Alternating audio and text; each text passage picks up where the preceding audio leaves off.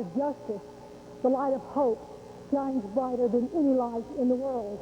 So come often, pray to God here, and let us be united that we will make that message of love the message that the world needs to hear in this time of great tragedy. President Bush has asked that later in this service there will be an offering for those organizations and institutions that are reaching out to those lives who have been rent apart by this tragedy. So I'm not ashamed to say to you today, be generous in that, because there are many who will need our care in the days ahead. Thank you, Mr. President, and welcome to all of you to the Cathedral Church of St. Peter and Paul, the National Cathedral, and most importantly, a house of prayer for all people.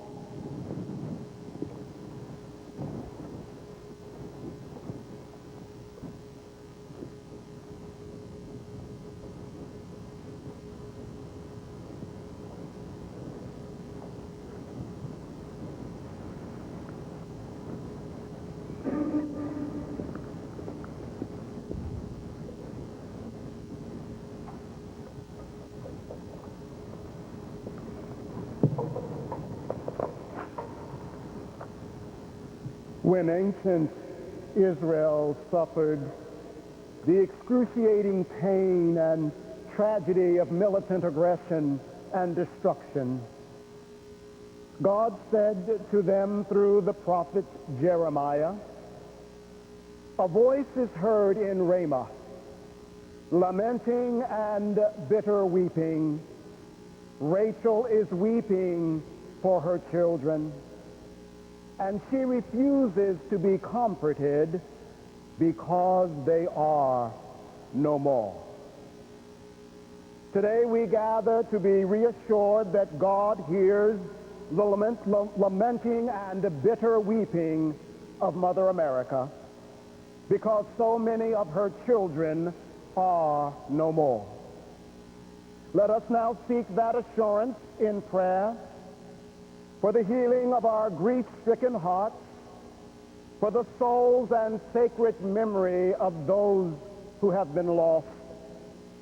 Let us also pray for divine wisdom as our leaders consider the necessary actions for national security. Wisdom of the grace of God, that as we act, we not become the evil we deplore. Let us stand and pray together.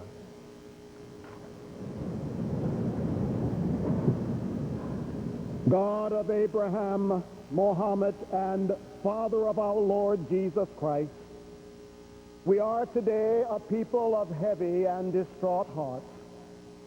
The evil hand of hate and cowardly aggression, which has devastated the innocent in many other lands, has visited America this week, and too many of her children are no more. But we know you are not the God of hate or cowardice, but of courage and of justice. So we gather this day asking that you provide us healing as a nation. Heal our grief. Soothe our suffering hearts. Save us from blind vengeance, from random prejudice, and from crippling fear. Guide our leaders, especially George, our president. Let the deep faith that he and they share guide them in the momentous decisions they must make for our national security. We also thank you for the courage of flight crews and passengers in the face of certain death. We thank you for brave volunteers, police, and emergency workers who labor tirelessly even as we pray. We thank you for the outpouring of generosity by businesses, unions, agencies, spiritual communities, and individual citizens. Yes, Lord, your Spirit is at work. So grant us wisdom, grant us courage, grant us peace for the facing of this hour. Amen.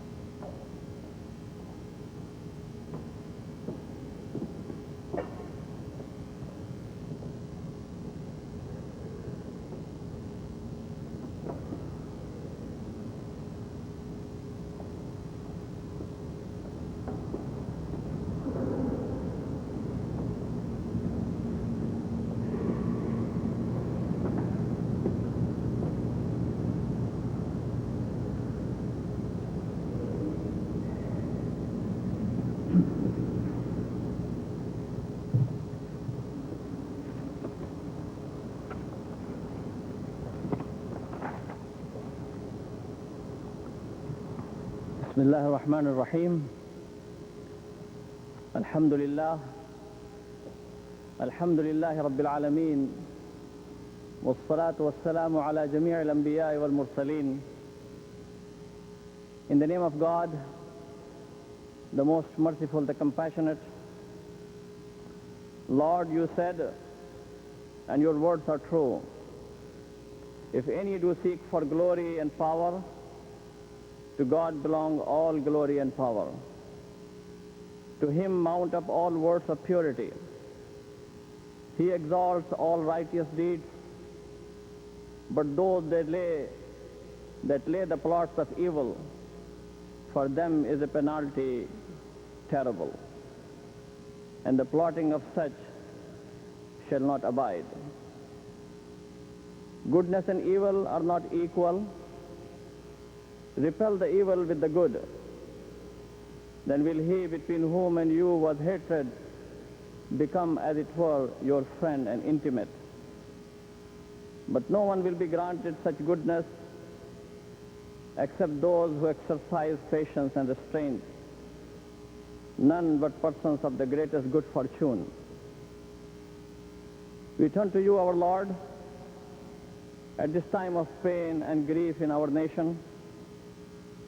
We see the evil of destruction and the suffering of the many of our people before our eyes. With broken and humble hearts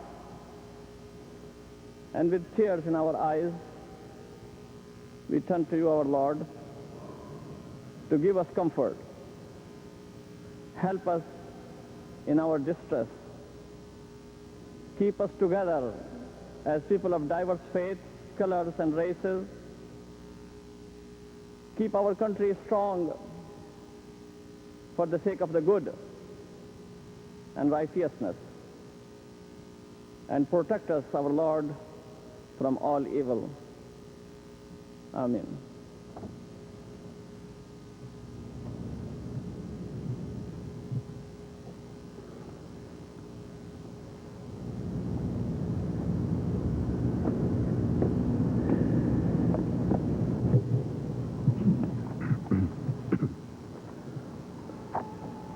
The author of the Book of Lamentations wrote his poem after he saw the dreadful destruction of his beloved city of Jerusalem.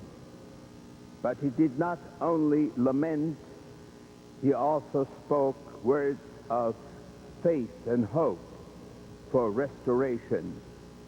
As we read these lines, we as Americans reaffirm our faith and our hope that security and peace will be fully restored in our country. The steadfast love of the Lord never ceases. His mercies never come to an end. They are new every morning. Great is thy faithfulness.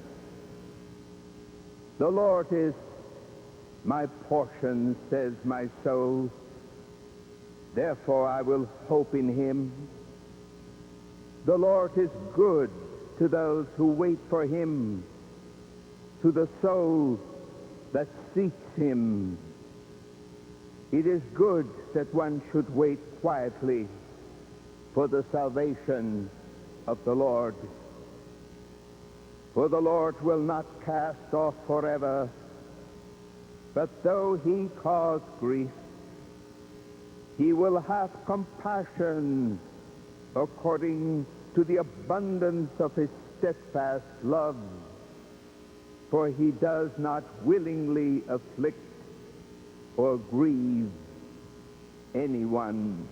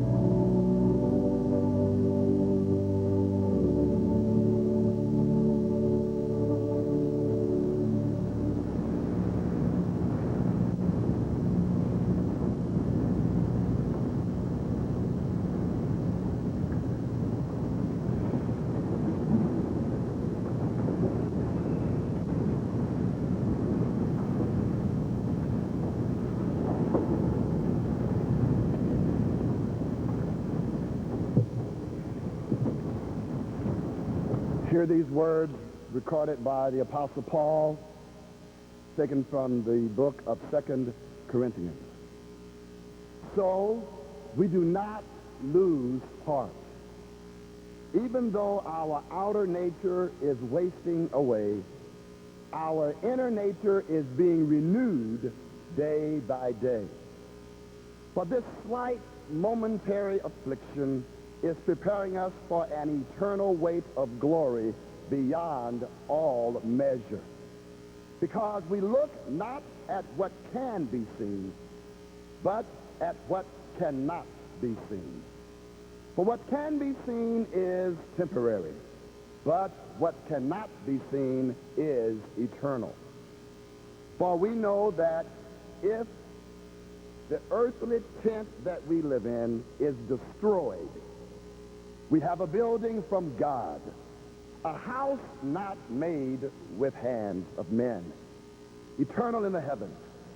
For in this tent we groan, longing to be clothed with our heavenly dwelling, if indeed when we have taken it off, we will not be found naked. For while we are still in this tent, we groan under our burden, because we wish not to be unclothed, but to be further clothed, so that what is mortal may be swallowed up by life. He who has prepared us for this very thing is God, who has given us the Spirit as a guarantee. So we are always confident. So we are always confident, even though we know that while we are at home in the body, we are away from the Lord. For we walk by faith, not by sight.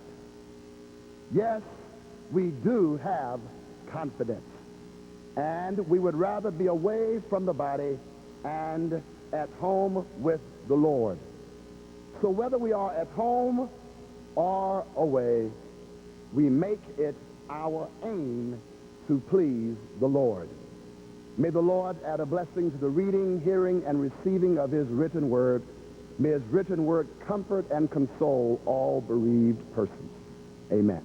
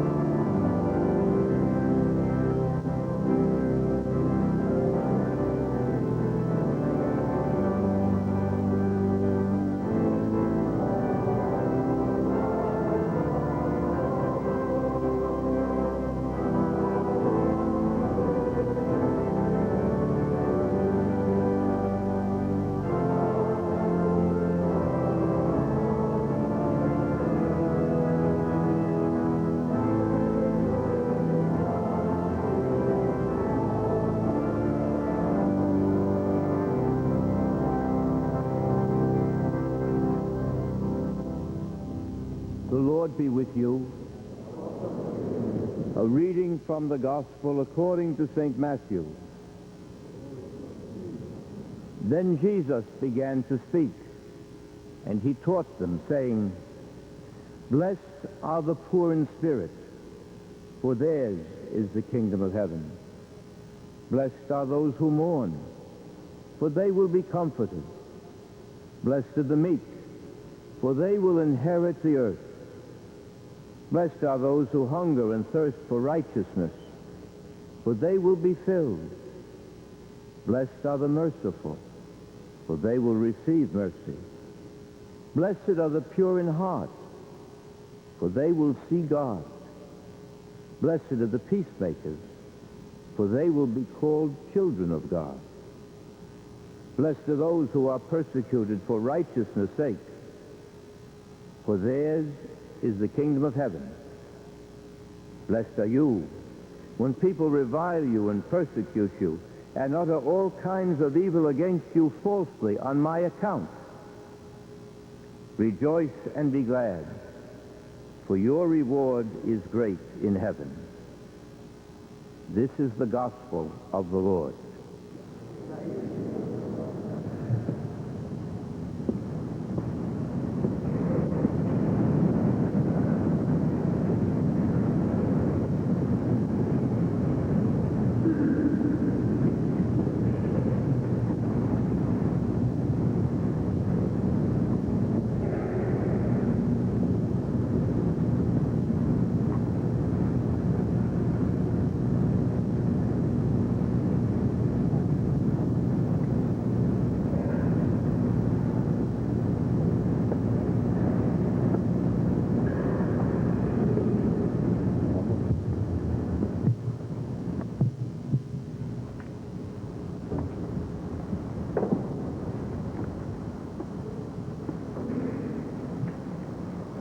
President and Mrs. Bush, I want to say a personal word on behalf of many people. Thank you, Mr. President, for calling this day of prayer and remembrance. We needed it at this time. We come together today to reaffirm our conviction that God cares for us. Whatever our ethnic, religious, or political background may be, the Bible says that he's the God of all comfort, who comforts us in our troubles. No matter how hard we try, words simply cannot express the horror, the shock, and the revulsion we all feel over what took place in this nation on Tuesday morning. September 11 will go down in our history as a day to remember. Today we say to those who masterminded this cruel plot and to those who carried it out that the spirit of this nation will not be defeated by their twisted and diabolical schemes. Someday, those responsible will be brought to justice, as President Bush and our Congress have so forcefully stated.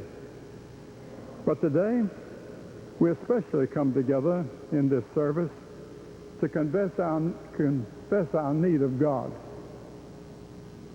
We've always needed God from the very beginning of this nation. But today we need him especially. We're facing a new kind of enemy.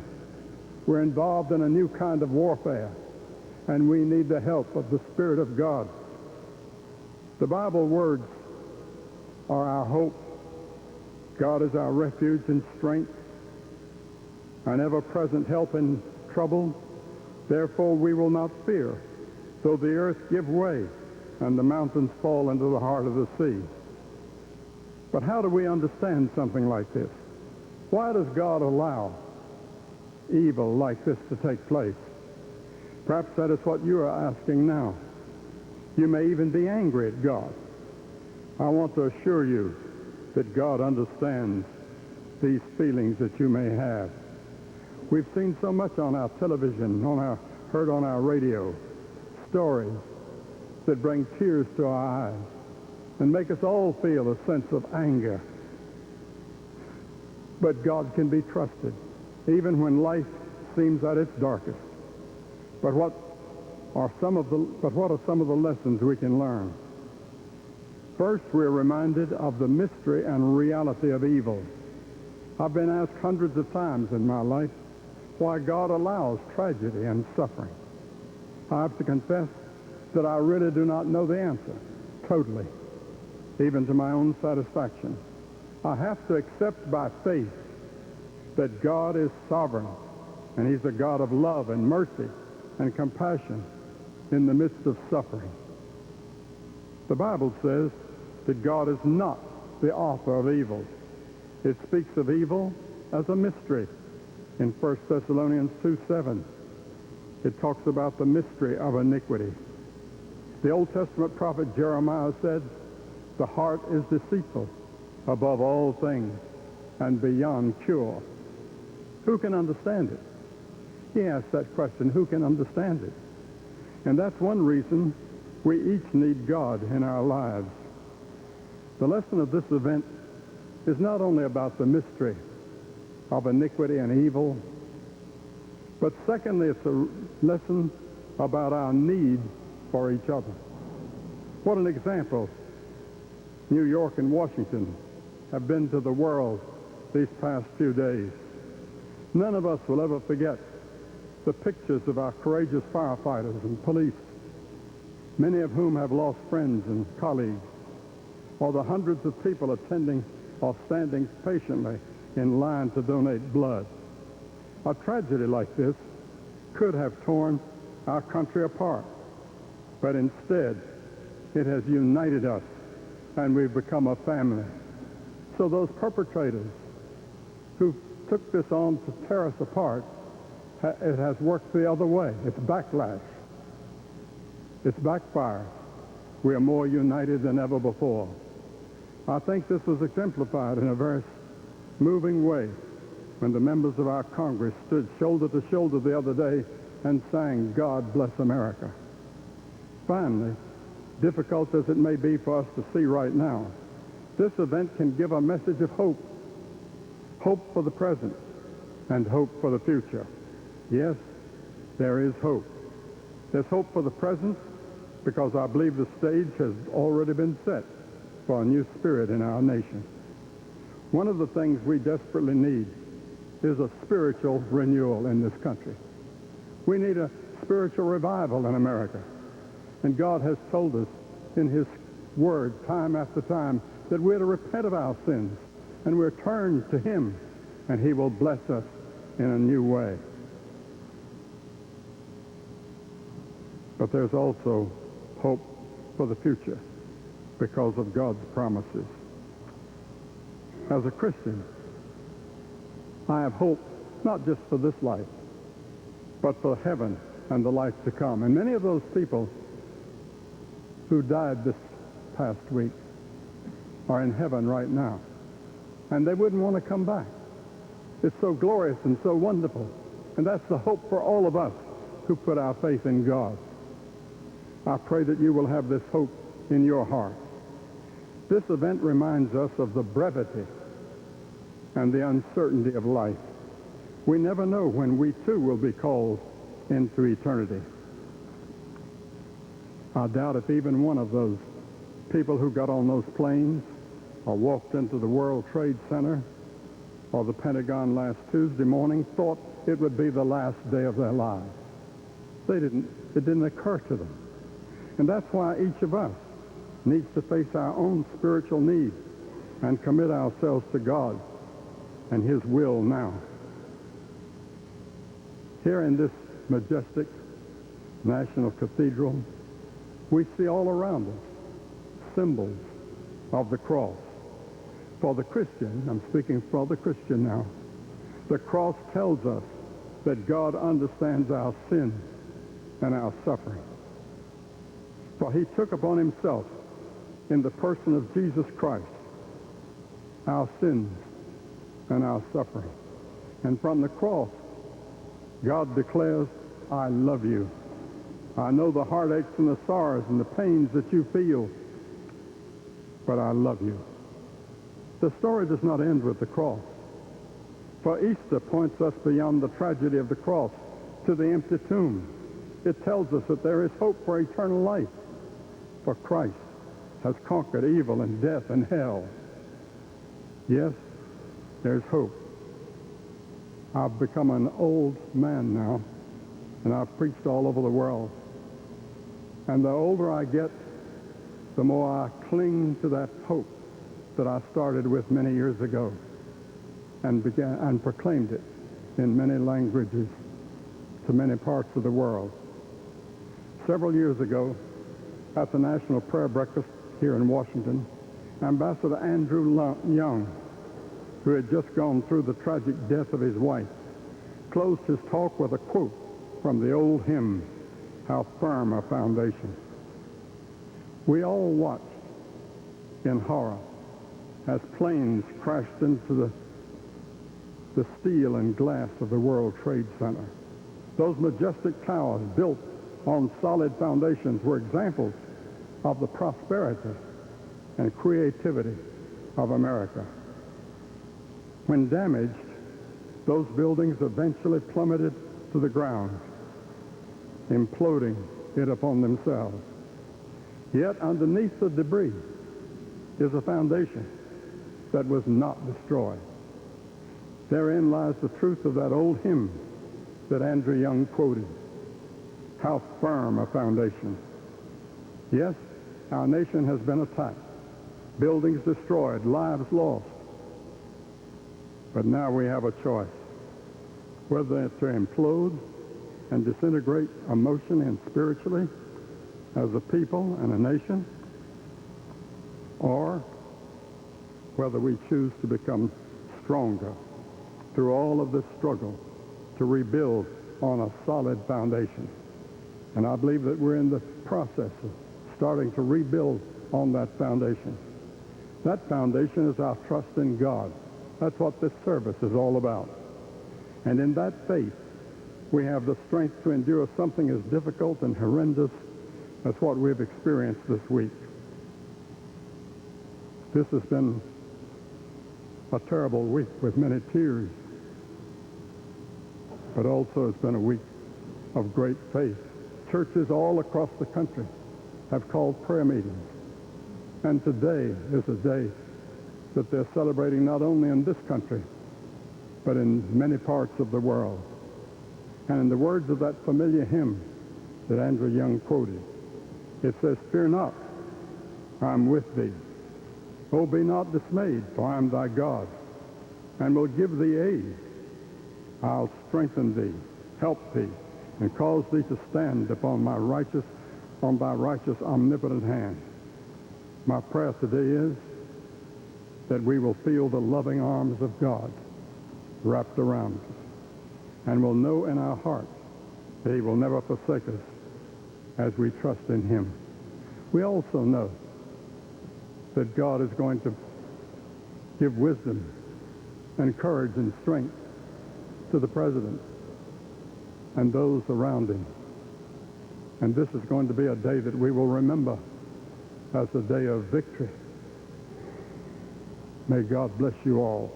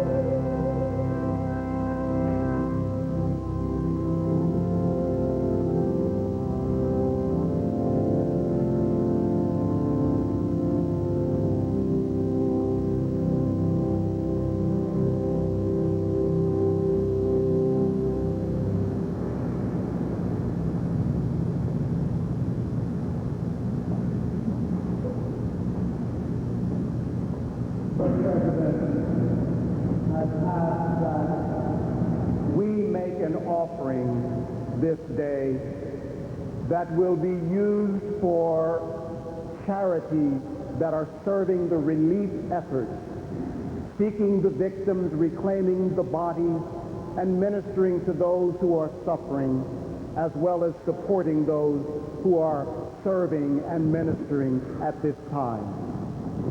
I say to those of you that are at home here in our nation and beyond, endeavor to join us by today making a contribution to a charity in support of this great effort.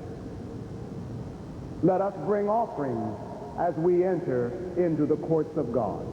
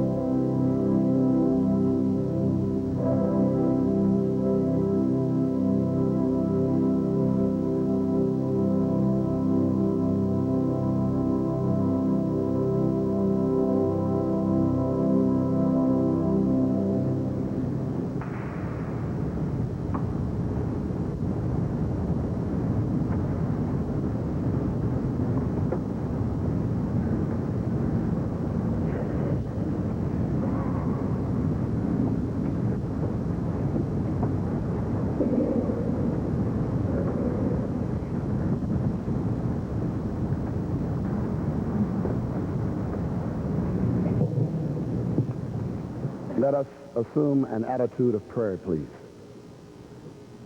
Almighty God, the supply and supplier of comfort and confidence, we pause now to thank you for our leaders. We pause now to thank you for all of our leaders, the seen and the unseen, the known and the unknown, those who have led in the limelight and those who have led in the shadows.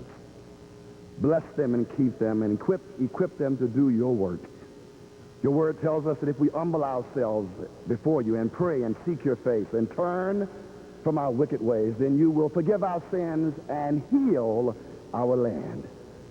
So, Lord, as our leaders humble themselves and pray and seek your face and turn, use them to perform and perfect your primary will for this nation, for our allies, and for the entire world. Respecting persons of all faiths and traditions, I humbly submit this prayer in the name of Jesus the Christ. Amen.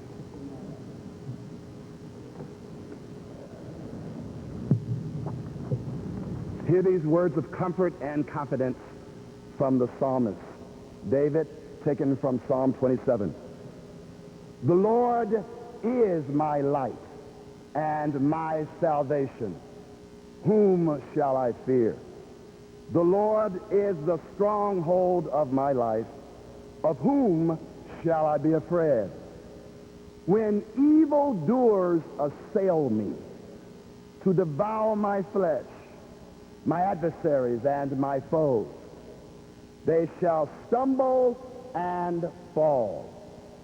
Though an army encamp against me, my heart shall not fear. Though war arise up against me, yet I will be confident. I would have lost heart unless I had believed that I would see the goodness of the Lord in the land of the living. Wait for the Lord. Be strong and let your heart take courage. Wait, I say, on the Lord. May the Lord bless the reading of his word. Amen.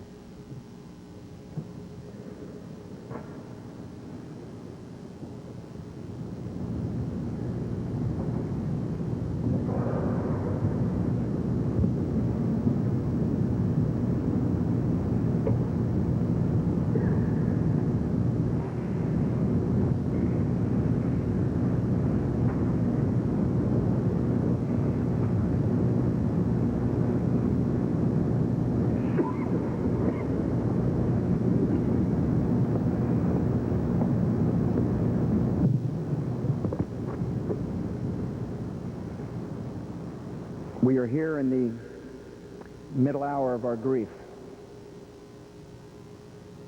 So many have suffered so great a loss, and today we express our nation's sorrow. We come before God to pray for the missing and the dead, and for those who love them. On Tuesday, our country was attacked with deliberate and massive cruelty. We have seen the images of fire and ashes and bent steel. Now come the names, the list of casualties we are only beginning to read. They are the names of men and women who began their day at a desk or in an airport, busy with life. They are the names of people who faced death and in their last moments called home to say, "Be brave, and I love you." They are the names of passengers who defied their murderers and prevented the murder of others on the ground. They are the names of men and women who wore the uniform of the United States and died at their posts. They are the names of rescuers, the ones whom death found running up the stairs and into the fires to help others. We will read all these names. We will linger over them and learn their stories. and many Americans will weep. To the children and parents and spouses and families and friends of the lost, we offer the deepest sympathy of the nation.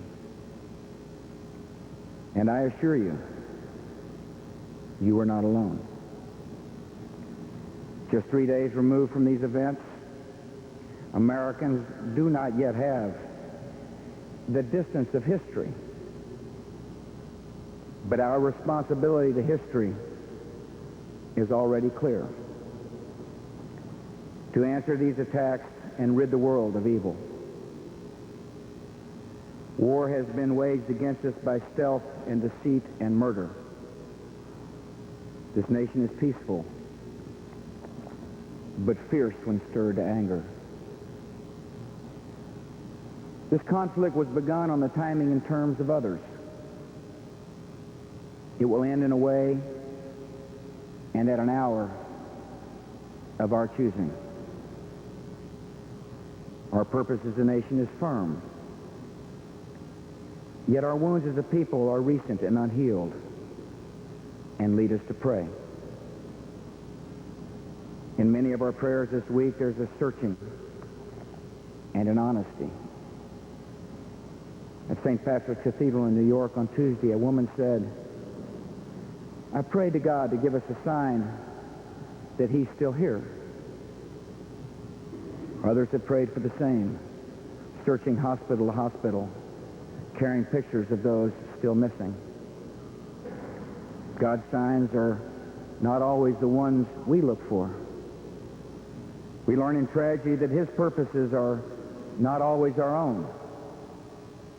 Yet the prayers of private suffering, whether in our homes or in this great cathedral, are known and heard and understood. There are prayers that help us last through the day or endure the night.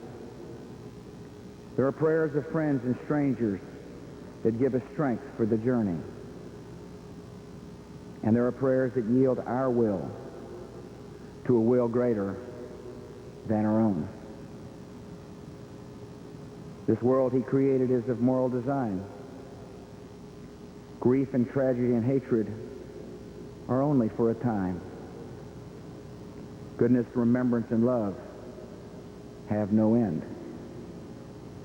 And the Lord of life holds all who die and all who mourn. It is said that adversity introduces us to ourselves. This is true of a nation as well. In this trial, we have been reminded, and the world has seen, that our fellow Americans are generous and kind, resourceful and brave. We see our national character in rescuers working past exhaustion, in long lines of blood donors, in thousands of citizens who have asked to work and serve in any way possible. And we have seen our national character in eloquent acts of sacrifice. Inside the World Trade Center, one man who could have saved himself stayed until the end at the side of his quadriplegic friend. A beloved priest died giving the last rites to a firefighter. Two office workers, finding a disabled stranger, carried her down 68 floors to safety. A group of men drove through the night from Dallas to Washington to bring skin grafts for burn victims. In these acts and many others, Americans showed a deep commitment to one another and an abiding love for our country. Today we feel what Franklin Roosevelt called the warm courage of national unity. This is the unity of every faith and every background. It has joined together political parties in both houses of Congress. It is evident in services of prayer and candlelight visuals and American flags, which are displayed in pride and wave in defiance. Our unity is a kinship of grief, and a steadfast resolve to prevail against our enemies. And this unity against terror is now extending across the world. America is a nation full of good fortune, with so much to be grateful for. But we are not spared from suffering. In every generation, the world has produced enemies of human freedom. They have attacked America because we are freedom's home and defender. And the commitment of our fathers is now the calling of our time. On this National Day of Prayer and Remembrance, we ask Almighty God to watch over our nation and grant us patience and resolve in all that is to come. We pray that he will comfort and console those who now walk in sorrow. We thank him for each life we now must mourn and the promise of a life to come. As we've been assured, neither death, nor life, nor angels, nor principalities, nor powers, nor things present, nor things to come, nor height, nor depth can separate us from God's love. May he bless the souls of the departed. May he comfort our own. And may he always guide our country. God bless America.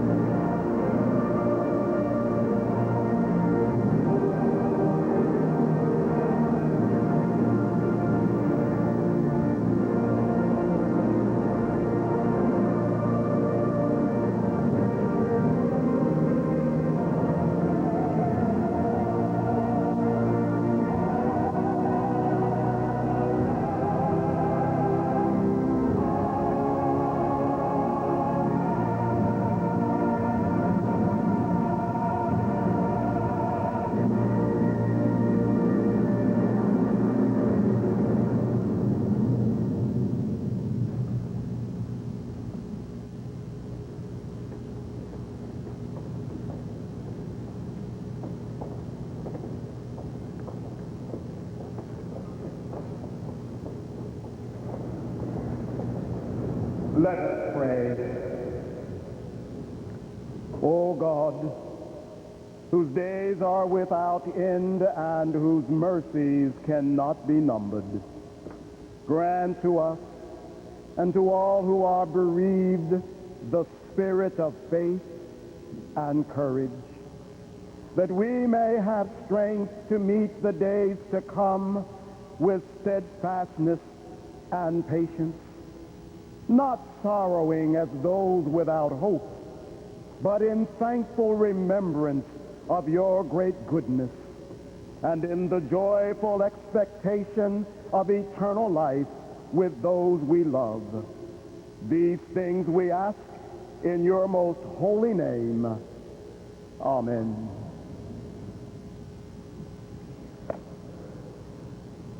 Go forth now into the world in peace. Be of good courage.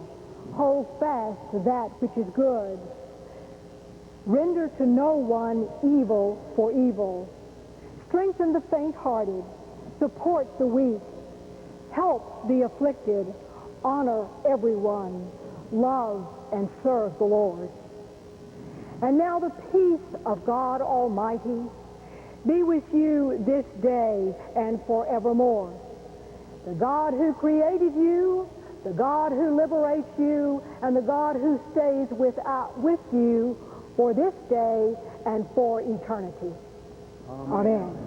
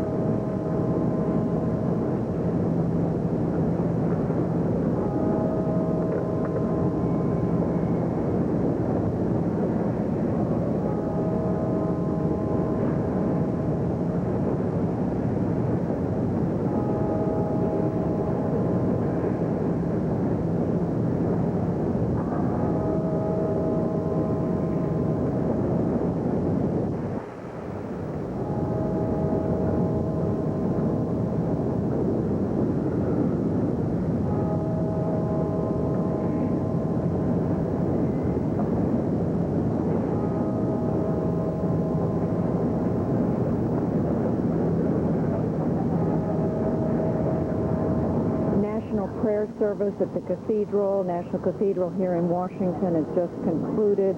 As we listened to the sound of tolling bells, we heard the Reverend Billy Graham say, "This is a tragedy that could have torn this country apart. Instead, it has united us." He said, if the terrorists wanted to tear this nation apart, it's worked the other way. He also talked about underneath the World Trade Center, which crumbled after the two airplanes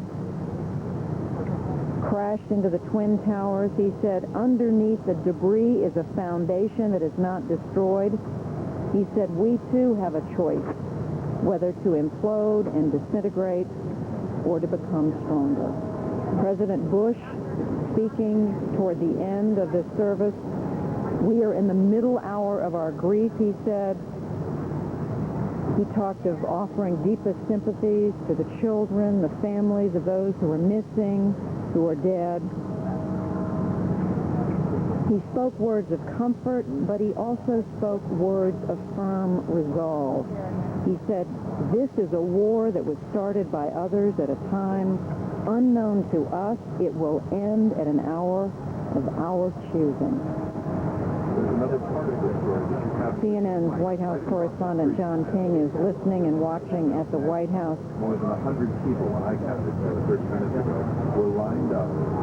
And I'm here now at the cathedral with the Reverend Franklin Graham.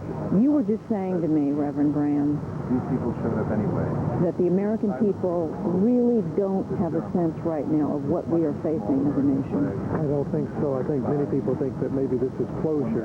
Thank God. But in some ways, this is the beginning of a long struggle for our way of life. And I believe there is a war that is in front of us. And my father spoke of the hope. And we as a nation, we need that hope. And we talk of the hope as Christians that we have in faith in Jesus Christ, God's Son. And he spoke of that foundation which you mentioned, and the foundation that we have as a nation, which is there. And even though we have been attacked, our foundation needs to be on Almighty God. And we as a nation, we need to turn back to God and build on that foundation which was started by our forefathers many years ago. And of course, the President talked about ridding the world of evil. And one day I believe that will happen when God comes and when Jesus Christ, the Son of Almighty God, establishes his kingdom here on earth. We'll see evil removed. But till then, evil's going to be present with us, and it needs to be fought, and we need to oppose it, and we need to work for good in this world while we have the opportunity. Your father spoke with remarkable energy. You were telling me he's 83 years old. He walks with a cane. Sometimes now he walks slowly, but his words were vigorous and they were strong. It struck me, Reverend Graham, he said at one point, we come together to affirm our conviction that God cares for us, whatever our ethnic, political, or religious background. He was speaking to everyone. He was, and God does care for all of us, and he loves all of us. And that's what my father wanted to get across to the nation, that God is a God of love, and he's a caring God. I mention that because this is a time when many of us might be tempted to look at those of Arab backgrounds from the Middle Eastern part of the world and just in a blanket sense turn against those people. And we should do that. I have many Arab friends, many Muslim friends, wonderful people who, of course, are just as broken-hearted and disgusted over the incidents of this past week as we are. And we should not just turn our hatred toward people of another race or of another religion. We need to focus on those that are actually responsible for this. And it wasn't a race of people that did this. It was a small group of people who have been on the destruction of this country, these Islamic fundamentalists that need to be stopped. So I just plead with people not to paint in a broad brush, so to speak, the people of the Middle East. They're wonderful people. Do you have any doubt, Reverend Graham, that we are headed for a war? Yes, I believe so. I really do. And how long it will be, I don't know. But you're not going to be able to attack these terrorists and defeat them in 100 days. It's not going to be a Gulf War. This is going to take time.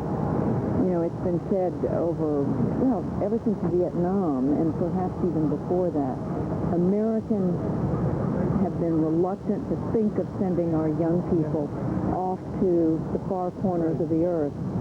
to die for causes that Americans didn't necessarily understand or support. But I hear you saying this is different. This is different. This is for the sake and security of this nation. And this may sound rough, Jude, but we need to use every weapon in our arsenal if need be to defeat this enemy.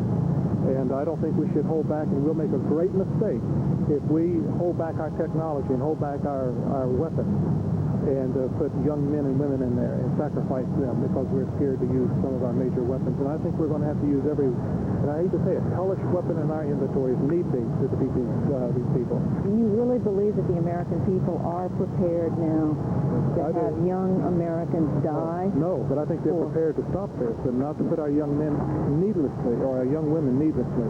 And yes, there may be some young men and women whose lives may be lost, and I pray not. And that's why I think we need to use these weapons that we have, and not our young men and not our young women, and just sacrifice them as cannon fodder. But let's use the weapons we have, the weapons of mass destruction if need be, and destroy the enemy. We're watching the front of the National Cathedral here in Washington. Just prayer service called just yesterday by President Bush just concluded. We're seeing an extraordinary coming together of presidents, former President Clinton, former President Gore, whom, as I mentioned earlier, President Bush specifically asked to come to this service. Many of the people in the cathedral, members of Congress, members of the Bush administration, but also families suffering. We saw people clearly emotionally moved, having a hard time holding back their emotions. And we can only assume they are families of those who missing and dead at the Pentagon and perhaps in New York City. And I think the president's message is probably one of the greatest speeches I have heard in recent times. Especially, I think it's the greatest message he's ever given a speech. And I think he touched the heart of America with his words.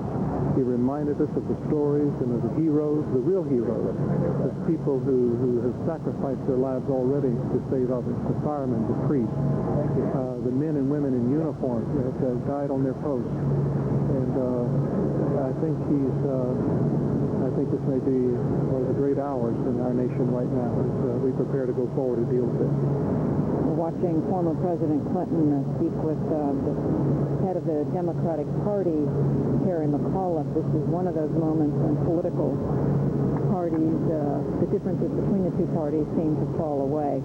Aaron Brown joining us now in New York. Aaron, it seemed to me that the president wanted to make a point of the character of Americans, and we're watching President Clinton, as we all are, affected emotionally by this. But President Bush said, "It is said that adversity introduces us to ourselves." He said that's true of a nation as well. He said, he quoted Franklin Delano Roosevelt line. He talked about the warm courage of national unity that we are basking in this difficult moment. I was struck, Judy, by the beauty of the cathedral, of the words, the music, in contrast to the utterly obscene look of the Pentagon and the World Trade Center.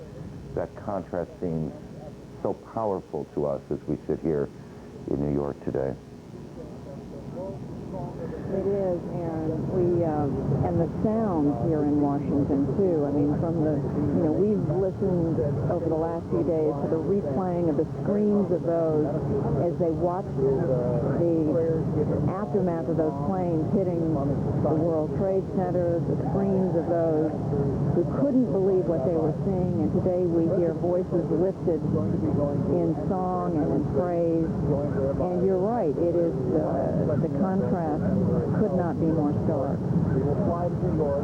And we also, as the service was beginning, we were quite moved by the services that were going on in other places, from quite literally Maine to California, all across the country, as Americans of all faiths gathered on this Friday, this memorable week, unforgettable week, gathered together and worshiped and cried and hoped for better days.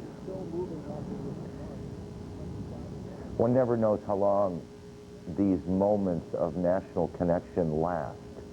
But while they are occurring, while they happen, and they almost always occur in the country's most difficult moments, they are quite moving. Former Senator, presidential candidate Bob Dole there. Aaron, I really believe, and you know, I guess it's being said over and over, this country hasn't seen anything like this since World War II. We haven't had an occasion to come together with this sort of political and religious unity, ethnic unity, you know, all those words that Billy Graham spoke. Whatever our backgrounds, we join together as a country. And you think back to the challenges this nation has faced in the last half century, and I can't think of a time when the country has seemed more united than it seems right now, and will need to be as we face whatever lies ahead. It certainly speaks to how strongly the events of Tuesday shook the nation, that those buildings could come down, that the Pentagon could be hit, that so many lives could be lost, that a vulnerability could be exposed, is so utterly shocking, I think, to Americans, that it made it important to join hands. And however long it lasts, whether it's days or weeks or months, who knows, certainly there will be days and issues coming up where political differences will emerge again, as they always do. But one wonders, can't know, but wonders if something profound here has happened.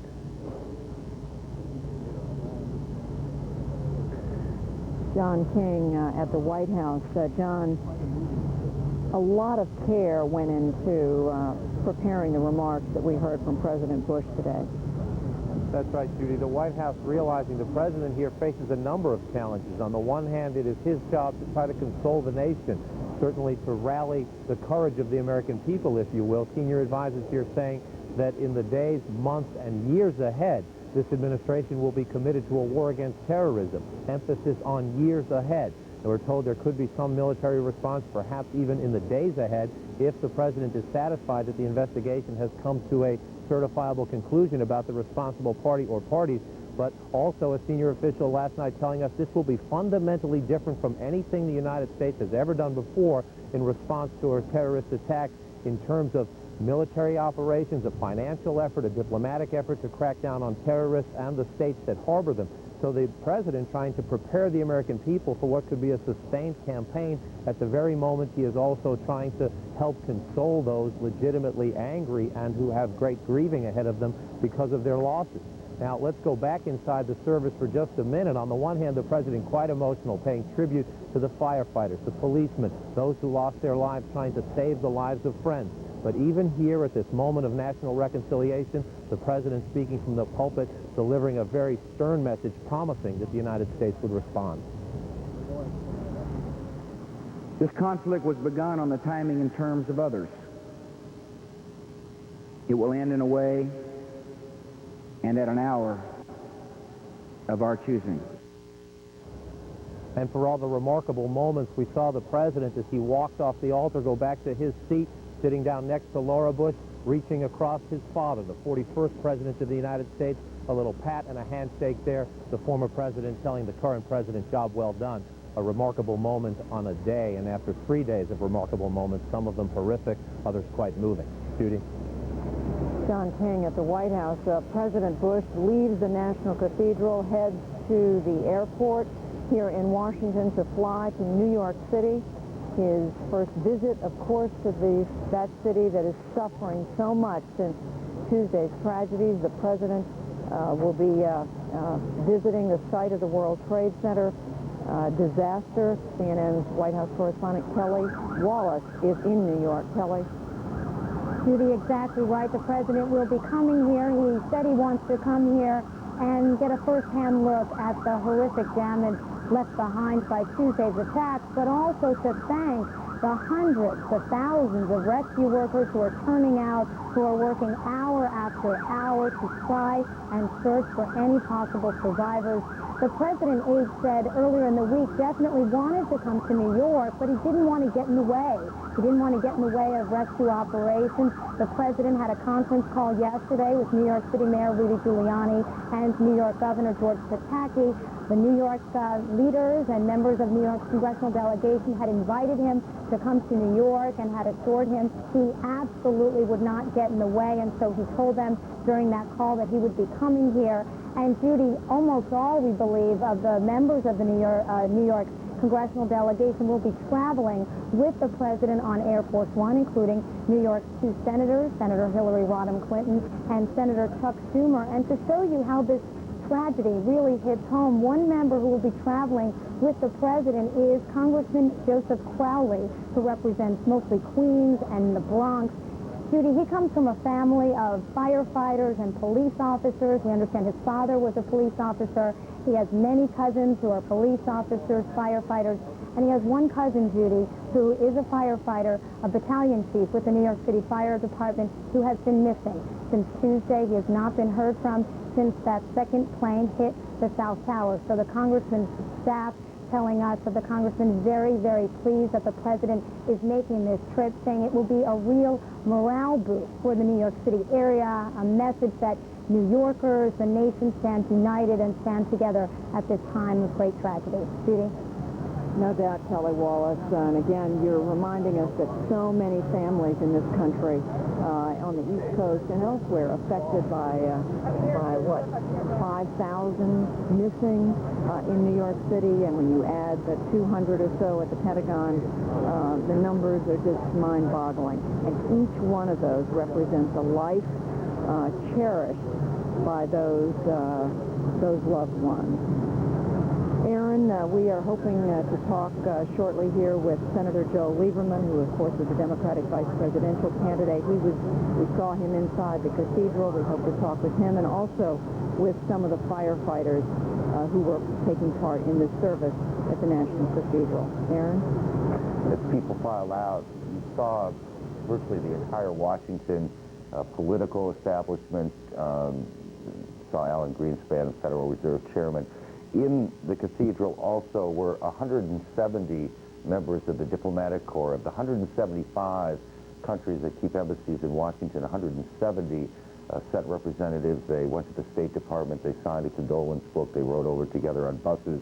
It speaks to how this tragedy, this catastrophe, has shaken not only the country, but how it has awakened in many ways the world at large, and they have stood countries around the world with the United States.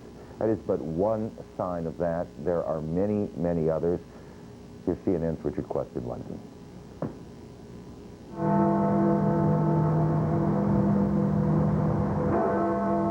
As the clocks across Europe chimed, a silence descended. 3 minutes to remember those who had died. In Paris, sightseers came to a standstill. In Britain, crowds gathered outside the American embassy, while members of Parliament stopped their emergency debate to remember. At Heathrow Airport, too, passengers, many of whom had been stranded, stopped as well. From Berlin to Brussels, it was the same. Politicians and people united in a moment of quiet thought and prayer. Even at Harrods, London's famous department store, announcements asked for 3 minutes of respect. And when it was all over, a service of remembrance began at St. Paul's Cathedral. Britain's Queen Elizabeth joined the American community to pay tribute and remember.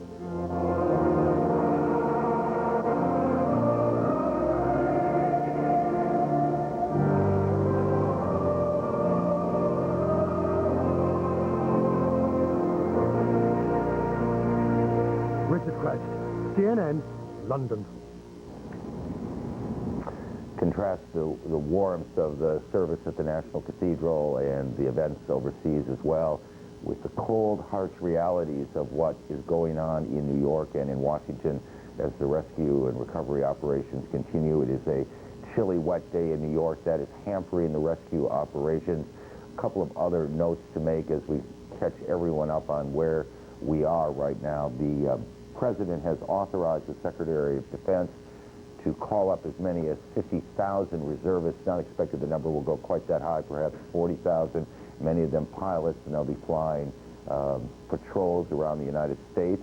And other soldiers will be brought in to help do some relief work. People here in Washington who are trying to manage the scene, the crime scenes, that's what they are, look very weary, very tired, and they'll get some help when the reservists are called up. CNN's Martin Savage has been for the last couple of days down and around Ground Zero. It is a wet and difficult area today. Marty, good afternoon. Good afternoon to you, Aaron. And throughout the service, throughout the morning, throughout all of last night, it was a very cold rain and a very bitter and biting wind that was blowing through the streets of New York, passing through the area where the desperate search for survivors is continuing. It is a mood that perhaps weather-wise is not reflected across the country, but in feeling, it seems to go that way. For the rescuers, the weather has been very problematic for them, especially in the last 12 hours. The rain has been difficult for them because it makes it very treacherous just moving around that very big debris pile that measures about 100 feet tall. Once used to be 2 towers, 110 stories tall. On top of that, though, is the wind. We've already told you a number of times about the structural damage and the concerns about a number of buildings that remain standing but may not be fully sound.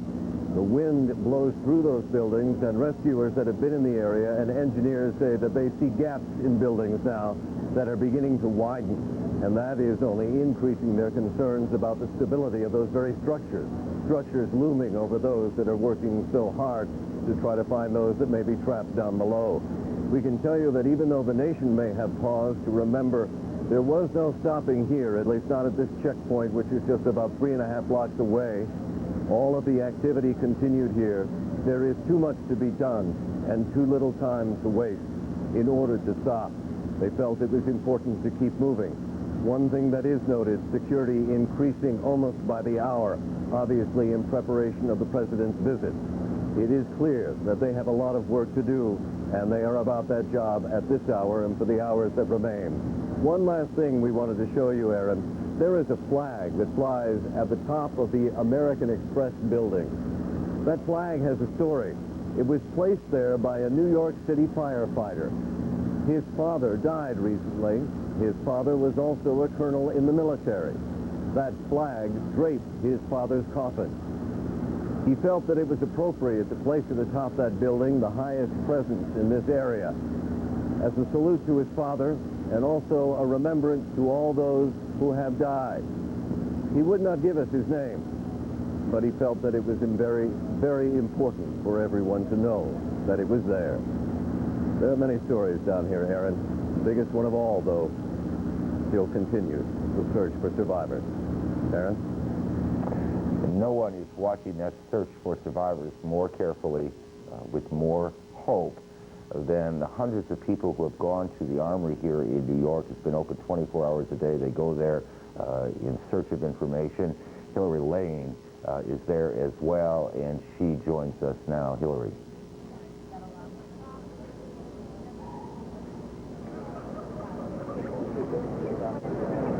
Hillary, can you hear us? Yeah, Aaron, I can hear you. Let me tell you a little bit about what is happening behind me. We are at the Missing Persons Bureau, which is the giant armory that has been set up for these purposes. There are 2 lines here, one for people who still have to file missing persons reports, and I have to tell you, there were hundreds of people in that line yesterday, and there's nobody in that line today. There is another line on the other side of the building, and that is for people who've come back with more information. Apparently, inside, they've been asking people to bring in dental records if they have them, to bring in hairbrushes if they have them. All of that information could be used for DNA purposes, for DNA sample testing that is sure to take place as they do recover bodies from the wreckage downtown. Now, I'm here right now with Shuktan Shin, whose brother was working on one of the higher floors at Fiduciary Trust. You said you spent hours in line yesterday, and today you appear to be incredibly frustrated. Tell me what's happening. basically, we have spent hours and hours in line waiting to see Liz. This is at the center in St. Vincent's and at the Armory. It's just a process that we had to go through. And, we went through it again and again and again with the people that are trying to help us. And it's just very, very frustrating. And at this point, after not finding any news, we are very desperate. One of the things that was happening, you were telling me earlier that you hadn't been able to contact anybody from the company. And as we were standing here, Alan Lum came by. You're looking for your cousin. You saw Mrs. Shinstein. You started to talk to her. So tell me what you saw and what you have told her. Well, the first thing I noticed is that, and everything, her brother from Fiduciary Trust, well, it so happens one of my partners, John Bosco, had barely escaped, right, from Fiduciary Trust with his life, and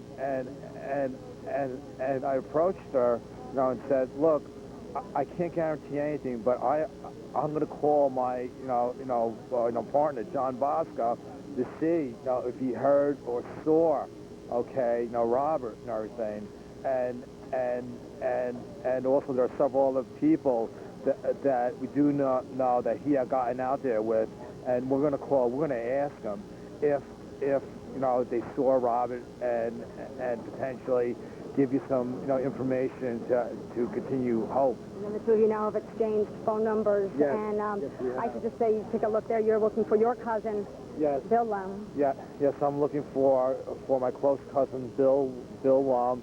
He was in One World Trade Center. I think he was working on the 100th floor. Last time somebody heard from him was 8:20 in the morning, because Bill always gets there early, and that's the last time some of his coworkers had heard from him. Well, thank you, and good luck to both of you. And thank you for sharing, and I hope that you can provide each other with some information. Thank you. And Aaron, this is what's happening here. There are people milling around. They've been putting up posters, many of them washed away now by the rain, but still walking around trying to meet up with anybody who would have any information, going from hospital to hospital. One of the final stops that the people who come to the Missing Persons Bureau make after they fill out the paperwork, after they meet with a detective, is to go downstairs and to check the many lists of people who have been admitted to hospitals, or the short list at this point of people who have been confirmed dead. So it's a hard place. The other point I have to make is that this morning I spent a good amount of time talking with one of the Red Cross representatives, a man named Jack Herman, who coordinates all of the disaster mental health services. He said they have about 100 counselors inside milling around. He said those counselors are hugging and crying along with all of the families who've come here today and yesterday as well. Aaron. Hillary, thank you. It is such a desperate scene down there. Thank you. We, on the other side of the monitor, on the right side there, see the president's helicopter on the lawn of the White House. The president beginning that short, hour-long or so journey here to New York, where he will join with political leadership here in support of the rescue workers and in support of all of those who have lost their lives and all of those who are waiting at the Armory for word on a loved one, and all of those who have been touched by the tragedy. Judy. Aaron, here at the National Cathedral in Washington, just a short time ago, we heard President Bush saying, we see the character of a nation in what we've seen in the last few days, and we see that in part in the work of the rescuers. We have two rescuers with us right now who heard the president's words and who took part in the rescue efforts at the Pentagon in the last few days. I want to introduce them to you now. This is Dennis Young, a firefighter based at Fort Myer in Virginia, but at the Pentagon when that American Airlines plane hit the building, and also Captain Dennis Gilroy. You're also based at Fort Myer. Yep.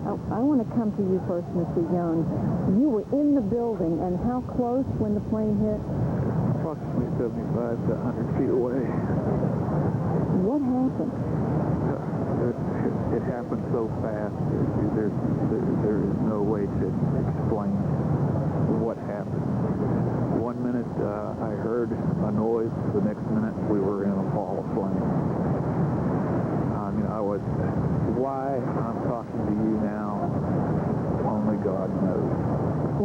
unconscious? No, ma'am, I wasn't. I walked out of the building without scratch. Everybody that was in the building with me and the 2 firefighters that was with me, all were injured. How I got out of that building without anything happening to me, God himself can only tell. Well, you're a firefighter with 18 years experience. You were at the fire station, which is inside the Pentagon. What did you do when you realized that it happened? What did you do next? I obviously got out of started to get out of the building, and I went out into the app bay. And when I walked into the app bay, it was literally pieces of fire here and there from the explosion. The app bay being where we store the truck at. Fire truck. Yeah. And I had gotten my firefighting gears. I just picked it up in my hands and walked outside. When I walked outside, I had realized what had happened. I mean, there was pieces of airplanes everywhere. Were there people? There were people trying to get away from the Pentagon. I helped maybe 3 of them out, and then I went out into the field and I put my bunker gear on, and then I went back and I've got some rescue equipment or first aid equipment and took it out to where some of the people were injured, but I only helped about 3 or 4 people. And then by that time our captain was down there at the fire station. Captain Dennis Gilroy, 24 years experience. How did you learn what had happened? What happened? We were in the middle of an ARF class at Fort Myer, and it was our second day of an ARF class. ARF is an acronym for Aircraft Rescue Firefighting. So it was our second day of this, ironically enough, and we were just talking about the fuel loads and so forth of different aircraft and where the fuel pods are located. And we heard the crash, actually we heard a noise, and then one of the other firefighters that was with Mr. Young, which was Alan Wallace, and the second one was Mark Skipper. Those 2 individuals had just finished checking the fire truck for the day and had it parked outside, and they come around the side, and they were in front of it, and they saw the aircraft coming towards them. They ran. They were both rendered They saw the aircraft coming. Approximately 25 feet off the ground is what they told me, and both of those are off. One of them's here today. And Mr. Wallace, he went home to Ohio to be with his family. They saw the aircraft coming. They ran. They had no other reaction. To get out of the way. Yep, as far away as they could as possible. They made it approximately 25, 30 feet, and one of them was rendered unconscious, and that was Mr. Skipper, but briefly. And then they got their composure back together, realized what was going on. They connected up with Mr. Young. Between the combination between the 3 of them, they rescued approximately 8 to 12 people out the windows. The windows of the Pentagon? Yes, ma'am, which were no longer there, of course. Right. And they did what they could. They tried to get the fire. Did these people survive, or? I don't know at this point. Most of the people that come out of the windows were people that were pretty much physically able to get up, but they needed some assistance. Now, Mr. Wallace tried to start the fire truck that we had there, a brand new fire truck that was on location. He got it running, however, it was totally incapacitated, no use to him. But he was able to use the radio to put out the mayday that they'd been hit by an airplane. And being in the class, we had the radios on there, so we knew exactly where they were, and I knew at least one of them was alive at that time. So we responded from there, and we knew quickest ways in. We was one of the first units there, along with Arlington, and they were coming in on South Park, and we was coming in a different way. So we was able to get our truck up on the pad and set up a water curtain to try and help more people out and to cover our guys, and we just went from there, and it just escalated after that. Mr. Young, how long did it take you to realize it was an airplane? Immediately, you saw that it was an airplane that had come? The time frame from when it actually heard the noise, seen the explosion inside the building. I mean, you could see the explosion inside the building without being outside. until I got out, I can't tell you how long that was, but it wasn't very long. But it seemed like it took forever. And you say you don't know how you survived. No, I don't. I mean, there's no reason why I should be talking to you right now. You heard the service today. Were you both comforted by the words you heard today, Reverend Graham and others, the President? It's the start of the healing closure for us, and you know, with the nation behind us and the world, when the healing will continue. Also, I'd like to say, you know, my prayers are with our brothers and sisters in New York, and hopefully they'll find as many as they can. Were you comforted by the words you heard today? Yes, I was. I think God spared me, and I hope that He spares our country and my fellow firefighters. That's basically what I can say. Dennis Young, Captain Dennis Gilroy, and Dennis Young, we thank you both. Thank you both for being with us. Two heroes, Aaron. And there are many out there. Whether you are here in New York or in Washington or indeed around the world, because many of the people who are missing, in fact, are foreign nationals who work in the investment community down in the Trade Center. If you log onto our website at CNN.com, we may be able to be helpful in identifying the missing and connecting and getting you information and the like. What you need to do is contact us. Make sure that you send a contact phone number with the picture of your loved one so that people can get in touch with you. The picture will be posted on the website along with the contact numbers, and you need to know that.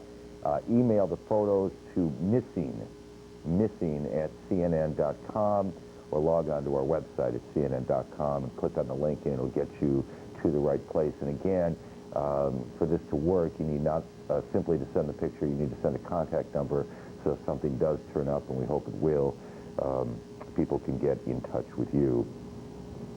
The Justice Department has now identified 19 of the suspected hijackers on Tuesday. That is just a part of a very broad, in fact, international investigation that is going on. CNN's Mike Betcher is handling the investigative side of this, and he joins us now from Atlanta. Mike. Well, Aaron, earlier this morning we had a list with 18 names, but this is the updated list. Let's take a look at it. The only difference between the FBI list and the list we presented to you this morning is that additional name and some slight changes in spelling. On American Airlines Flight 11, which was the flight from Boston to Los Angeles, which flew into the second World Trade Center tower, Walid al-Shari was a passenger, Wael al-Shari, Mohammed Atta, Abdul Alamari, Satam Sugami. On United Flight 175 from Boston to Los Angeles, which struck the South Tower, the first tower to be hit, Marwan al-Shehi, Fayez Ahmad, Mohad al-Shari, Hamza al-Ghamdi, Ahmed al-Ghamdi. On United Airlines Flight 93, from Newark to San Francisco, that is the plane that crashed in Pennsylvania in the field. The names are Ahmed al-Haznawi, Ahmed al-Nami, Ziad Zara, Saeed al-Ghamdi. And finally, American Airlines Flight 77 from Dulles to Los Angeles. That is the aircraft that rammed the Pentagon. And this is where the additional name has come in. Originally there were 4, now there are 5. The additional name will come at the end. Khalid al-Dihar, Mahed Moked, Nawaf al-Hazmi, Salem al-Hazmi, and Hani Hanjour. That is the additional name provided by the FBI today. So that official list out, it was released during the service. So let's take a look at this and this list and see where some of these people have gone. One in particular, Mohammed Atta. We know quite a bit about him and the trail he took starting back in the 1990s when he lived in Hamburg, Germany. Now this was a transatlantic operation. Shortly, a few years after he lived in Hamburg, he came to Venice, Florida in May of 2000, and there he had his initial flight training in Venice, Florida, where he learned how to fly at a flight center there. Later on, we tracked him to Coral Gables, Florida, And in Coral Gables, he rented an apartment. The man who was giving him flight training there was a person who didn't like having Atta in his house and another man. Atta was staying in that home, so Atta had to find a new place to live, and that was in Coral Gables. At Opelika, Florida, we know that he went to a place called Sim Center, which is a flight simulation company. Now, at Sim Center, he and two other men bought 6 hours of training time in a 727, in a simulated 727 cockpit. They paid $1,500 cash for that. Later, back to Hamburg, Germany. That was in February, and if you saw us yesterday, those pictures of the German police raiding an apartment there, that was the apartment of Mohammed Atta. They also looked at 7 other apartments in Hamburg, Germany. For some reason, he went there, and then he returned to this country at Pompano Beach, Florida, where he went to a rental car company called Warwick's. And at Warwick's, he rented 2 cars over the period of about a month. That second car he had for about 2 weeks, and he put 3,000 miles on that car, so he drove a considerable distance. He could have gone up and down the Atlantic seaboard in that amount of miles, so we don't exactly know what happened there. After that, he went to Palm Beach County, Florida, and this was just last week. And in Palm Beach County, Florida, he took about 3 hours of flight time in a Piper aircraft. He said he wanted to get his skills back, a refresher course. From there, he went to Boston, Massachusetts. He rented a car there at an Alamo rental car. He drove it on the morning of the hijacking to Portland, Oregon, and then took an early flight from Portland back to Boston, and then back on that ill-freighted aircraft that flew into the World Trade Center tower. Now, Mohammed Atta is an interesting figure. One of the things we have to look out for here is that there are several different people around the world with the same names, but we've talked to Israeli sources who said they have been seeking a Mohammed Atta, a Palestinian. They said he's been wanted for terrorist acts in Israel, but we are not sure if it's the same individual. Aaron? There's a phenomenal amount of detail there. Let me ask you a couple of questions. First of all, do the names themselves tell us anything about where their allegiances, whether, look, the question here is, do they have a connection, and can we tell that by their names to bin Laden or anyone else who might be of interest right now? Well, we're attempting to do that, and intelligence officials have been trying to do that for a couple of days now when they got those names together. We do know that more than half of the names are either prominent Saudi names from the south of that country or Yemeni names. But I was told by one source there is the possibility that these names may not be the real names of the actual hijackers. I have the bin Laden manual for Al-Qaeda that's issued to followers of bin Laden, in which they talk about using cutouts, so to speak, stealing somebody's identity. It's a tactic they use all the time, so it's something we got to be really careful. There could be some names on this list that maybe there's another Mohammed Atta out there, and so we're trying to be very careful. But certainly the FBI must have a lot of confidence in this, Aaron, to release this as it is right now. We see the president, Mike, that you were talking, walking up the steps, getting into Air Force One for his trip to New York. Assume Air Force One will be pulling away shortly. Mike, if you're still there. Yes, I am. We know now, or at least we have 19 names that we believe are either real names or aliases of some sort of the hijackers. Is there much you can tell us about the broader investigation that's going on in Germany, in parts of the United States as well, for people who may have either information about what went on or may have been complicit in one way in what went on? Well, let me tell you, good intelligence sources worldwide are telling me that one of the groups they're looking at that could have been one of the major groups behind this is Egyptian Islamic Jihad. Now, that group has close ties to bin Laden, it operates under the umbrella, oftentimes, of Al-Qaeda, which is the umbrella organization run by bin Laden. Al-Qaeda itself is not a group. It's more like the corporate board, and these companies, these smaller groups, which work in cells of 18 to 20 people, they are the ones that go out and do it. They're looking very close at these North African groups, some Algerian groups, and that. Now, that's not to say, when I say Egyptian Islamic Jihad or an Algerian terror group like GIA, that's not to say they're operating from those countries. For example, Egyptian Islamic Jihad members have had to flee Egypt because President Mubarak has been very successful in tracking those people down, put a lot of heat on them, and so these cells from that organization have been operating in Afghanistan and also in areas of Pakistan for the last few years. So that is obviously the neighborhood of bin Laden, and that's one of the groups they're looking at. Mike, thanks. Again, it is remarkable how much detail that investigators have been able to put together in a relatively short period of time, and we assume, as seems reasonable, at least here, that that's just what they are telling us, that very likely, they have a whole lot more detail on these 19 men and their movements and their connections and the rest, and we'll be continuing to work on that. It is also, I think, quite remarkable to a good many Americans that you could find 19 people out there, perhaps more, who have such hatred for the United States that they would not only commit this awful act that went on in New York and in Washington and kill themselves in the process. It is less difficult for people abroad to imagine that. They see this kind of hatred directed at the United States perhaps more than we do here normally. Christiana Amanpour now on why the United States has such problems in the world. These pictures of Palestinians celebrating the terrorist attack on the United States horrified all those who were in mourning.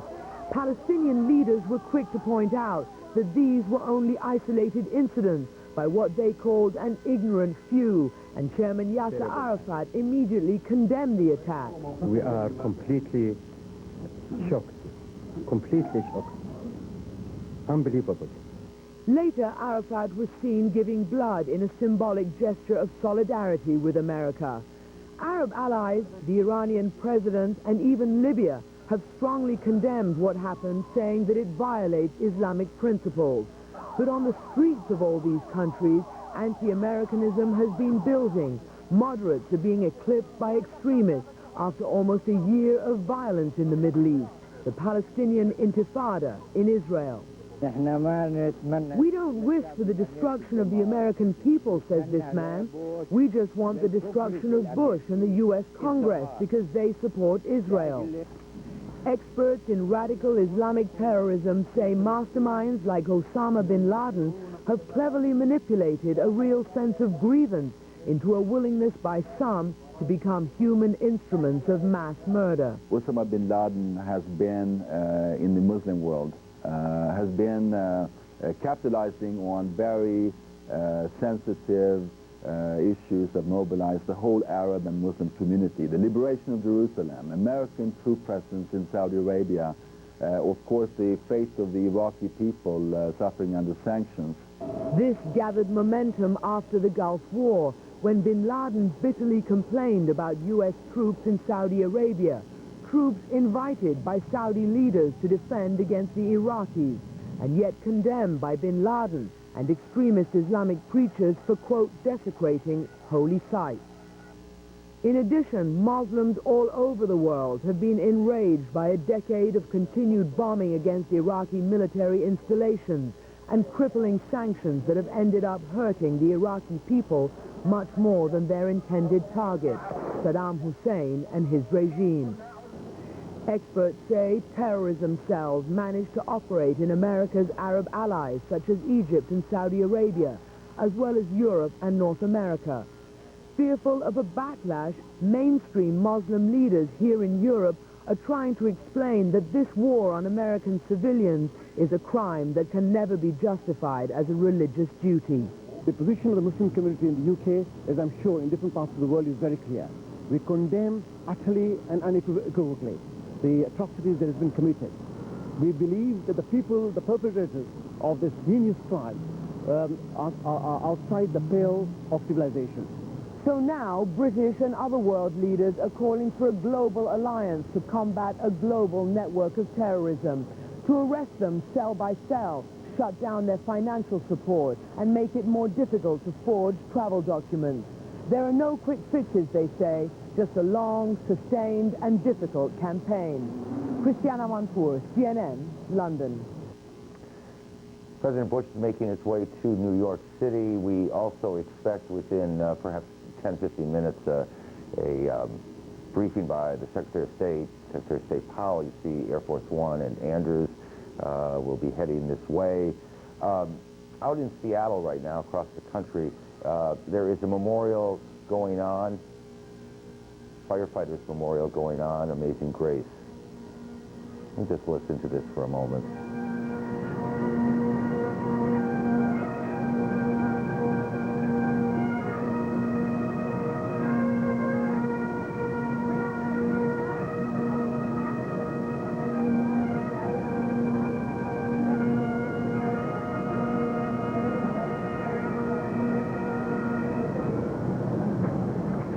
Among the dignitaries there, the Governor Gary Locke, but as you can tell, this is not about dignitaries. This is about people, in this case, Seattleites, who have come together for their moment together.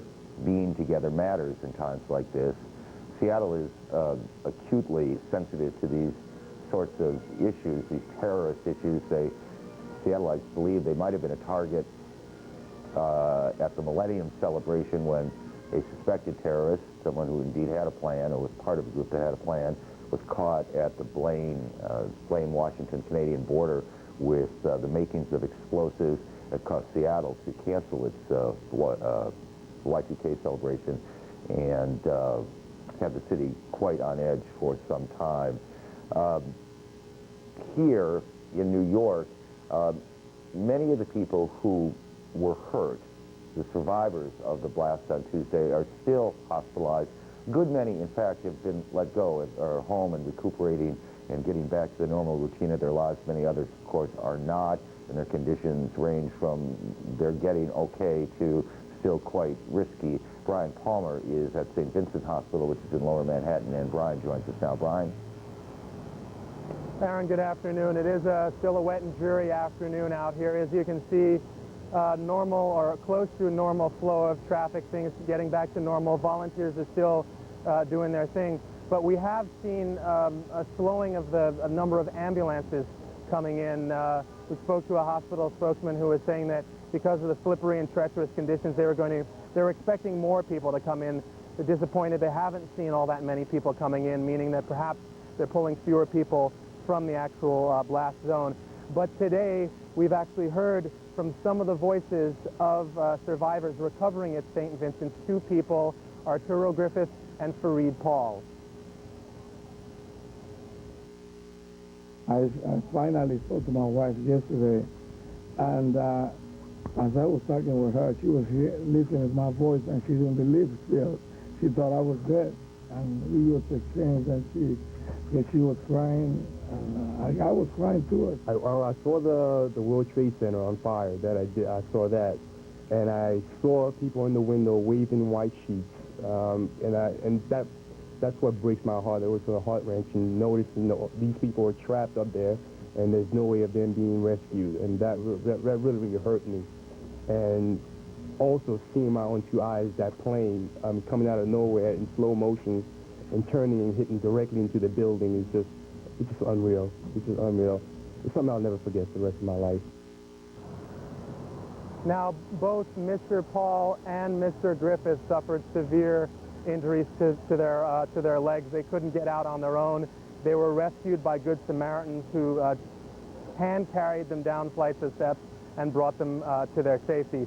Now, today we also had a visit from New York Governor George Pataki. He spoke to some of the doctors here and some of the survivors. His message was one of thanks, but he also expressed some concern that fewer people were being brought here from the blast zone. But he said, quote, miracles happen. There still could be some people brought up here. That was the message today, Aaron. Brian, before we let you get away, as you know, so far today at least, no survivors from the blast itself have been found, taken to the hospital.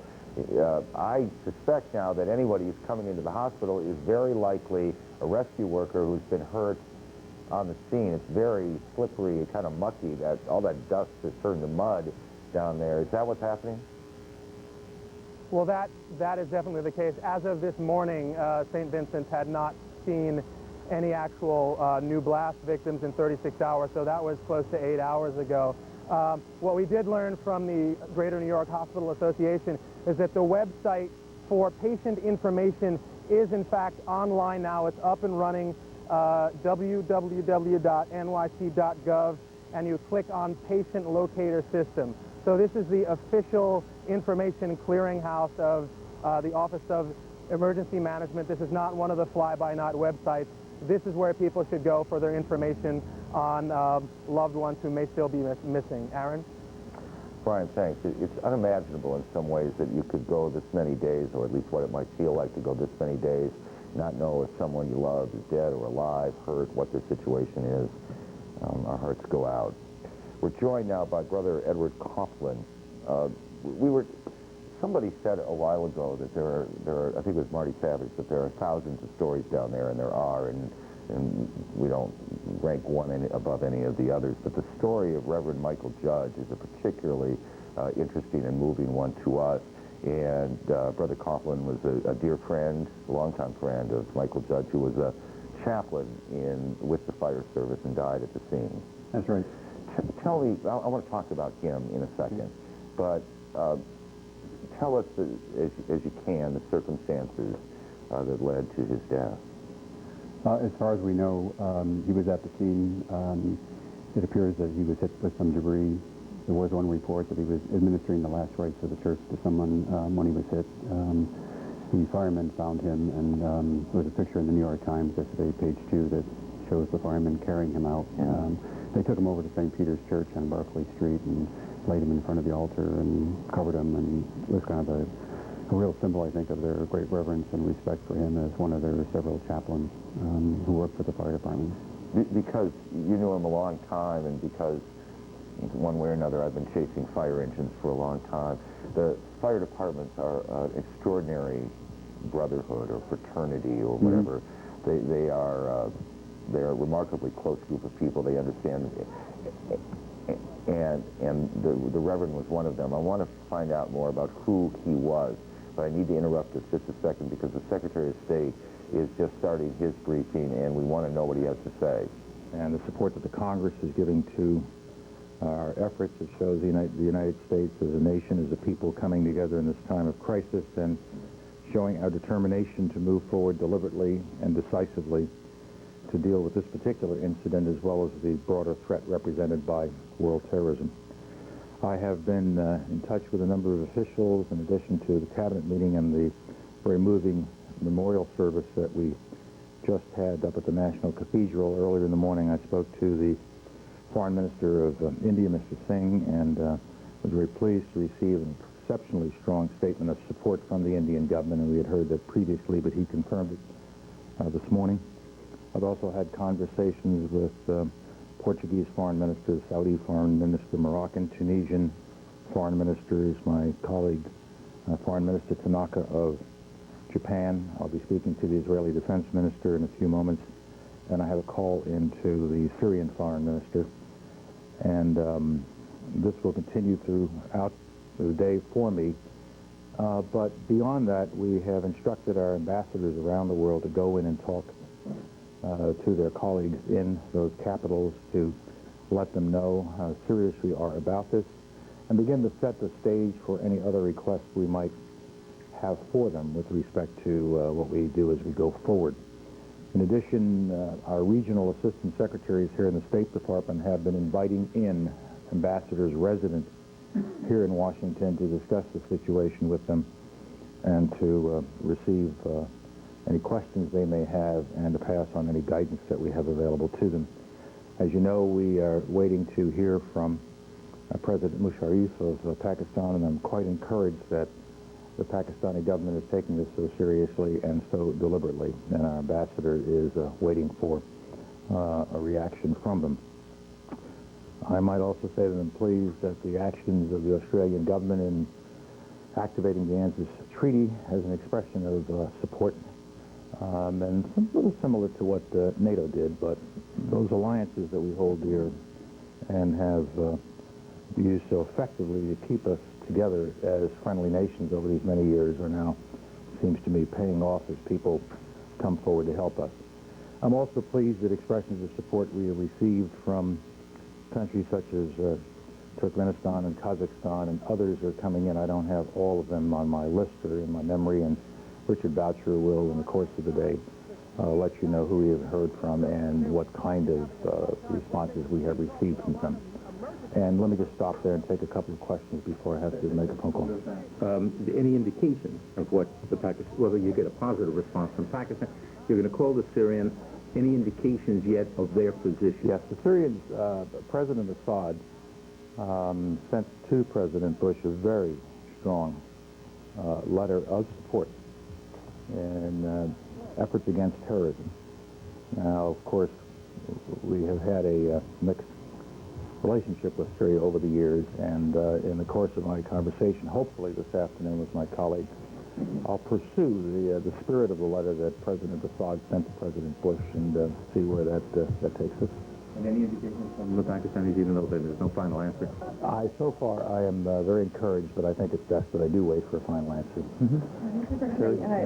Indian media says that that government handed over some maps to you today of guerrilla camps and other training areas that Afghanistan is said to be using. Can you confirm that that's... I can't confirm it. I just don't know. Richard could chase that down for you, but I can't confirm it here. It wasn't mentioned to me in my phone call at about 9 or 9:30 or 10, whenever I had, or about 10:30, I guess it was, with the Indian Foreign Minister. Secretary, we've heard a lot, yourself and other cabinet members and officials say, as we reach out to countries and ask for help, you're either with us or you're against us. Now, of course, we hope that all countries will be with us, but if we ask for something from a country, we ask them to root out terrorism in all its forms or to provide logistical or any type of other support that we need for any eventual military response. If they decline, if they say that they won't do what the U.S. asks, what are the consequences for, quote, being against us? I think we have to be careful as we go forward, and we intend to be. We're talking with countries that are friendly to us, and we will present requests to them and see what they are able to do within their capacity and within their political circumstances. But if we find a particular country, especially those that might be serving as a haven or as a well-known supporter of this kind of activity, and they are simply unresponsive, and we deem that unresponsiveness to be contributing to additional terrorism or to the fertile ground in which terrorism thrives, then that will certainly affect the kind of relationship we're going to have with them in the future. I am not threatening so much as I am saying this has become a new benchmark, a new way of measuring the relationship and what we can do together in the future and what kind of support we can provide to you in the future across a whole range of issues and activities. Mr. Secretary, the last 2 days you've been saying that how important you think it is that despite the events here, that the tragic events here, that it's still very, very important for the Israelis and the Palestinians to have high-level meetings between Chairman Arafat and former Mr. Perez. Now, Prime Minister Sharon has now called that meeting off. And secondly, you're speaking to the Israeli Defense Minister later. Are you going to bring up his comments that were quoted in an Israeli newspaper this morning in which he said that the disasters in New York and here were a catastrophe for Arafat because the Israelis had killed 14 Palestinians since then and no one had noticed? I don't know what we'll discuss. I haven't seen those comments, but I know him rather well, and I'm sure we'll have many things to discuss, but I won't prejudge what I might raise or what he might raise and announce it before he raises it or I raise it. I would still hope that a way is found for the Israelis and the Palestinians to meet. When they meet is a judgment for them to make. We have two leaders who have to judge their own interests. We believe a meeting is important to get the process started. This conflict isn't going away, and I don't think it's going to be solved by continuing conflict between the two sides. So I hope that conditions will present themselves soon so that a meeting can begin. But I think it is also fair to say that the events of the 11th of September have fundamentally changed the way in which people look at terrorism and acts of terrorism. Andrea? Well, Pal, as your strategy to fight global terrorism begins to take shape and as these international coalitions that you've been trying to build solidify, it's obviously a very different war that you're preparing to fight in that the enemy is not in one country. Could you explain this to us? Yeah, I was raised a soldier, and you're trained. There is the enemy occupying a piece of ground. We can define it in time, space, and other dimensions, and you can assemble forces and go after it. This is different. The enemy is in many places. The enemy is not looking to be found. The enemy is hidden. The enemy is very often right here within our own country. And so you have to design a campaign plan that goes after that kind of enemy. And it isn't always blunt force military, although that is certainly an option. It may well be that the diplomatic efforts, political efforts, legal, financial, other efforts may be just as effective against that kind of an enemy as would military force be. And the point the President made this morning is that the whole cabinet's involved, and we're going to use all the tools and weapons at our disposal to fight this campaign and to win this war. I only have time for one more, and I apologize. Let me see, who haven't I... Go. Do you have a message for the Taliban? Yes. Did it vote? That's the question. All right. The message is, to the extent that you are providing haven, support, encouragement, and other resources to organizations such as the organization headed by Mr. Osama bin Laden, that is attacking civilization, that is killing innocent people. And I would give this message to any other regime in any other country that might be doing similar things. To the extent that you are doing these sorts of things, even though we have not yet, notwithstanding words like prime suspect, we have not yet identified Osama bin Laden as the direct perpetrator, but the evidence, we have a lot of evidences mounting which will allow us to determine in the near future who it is.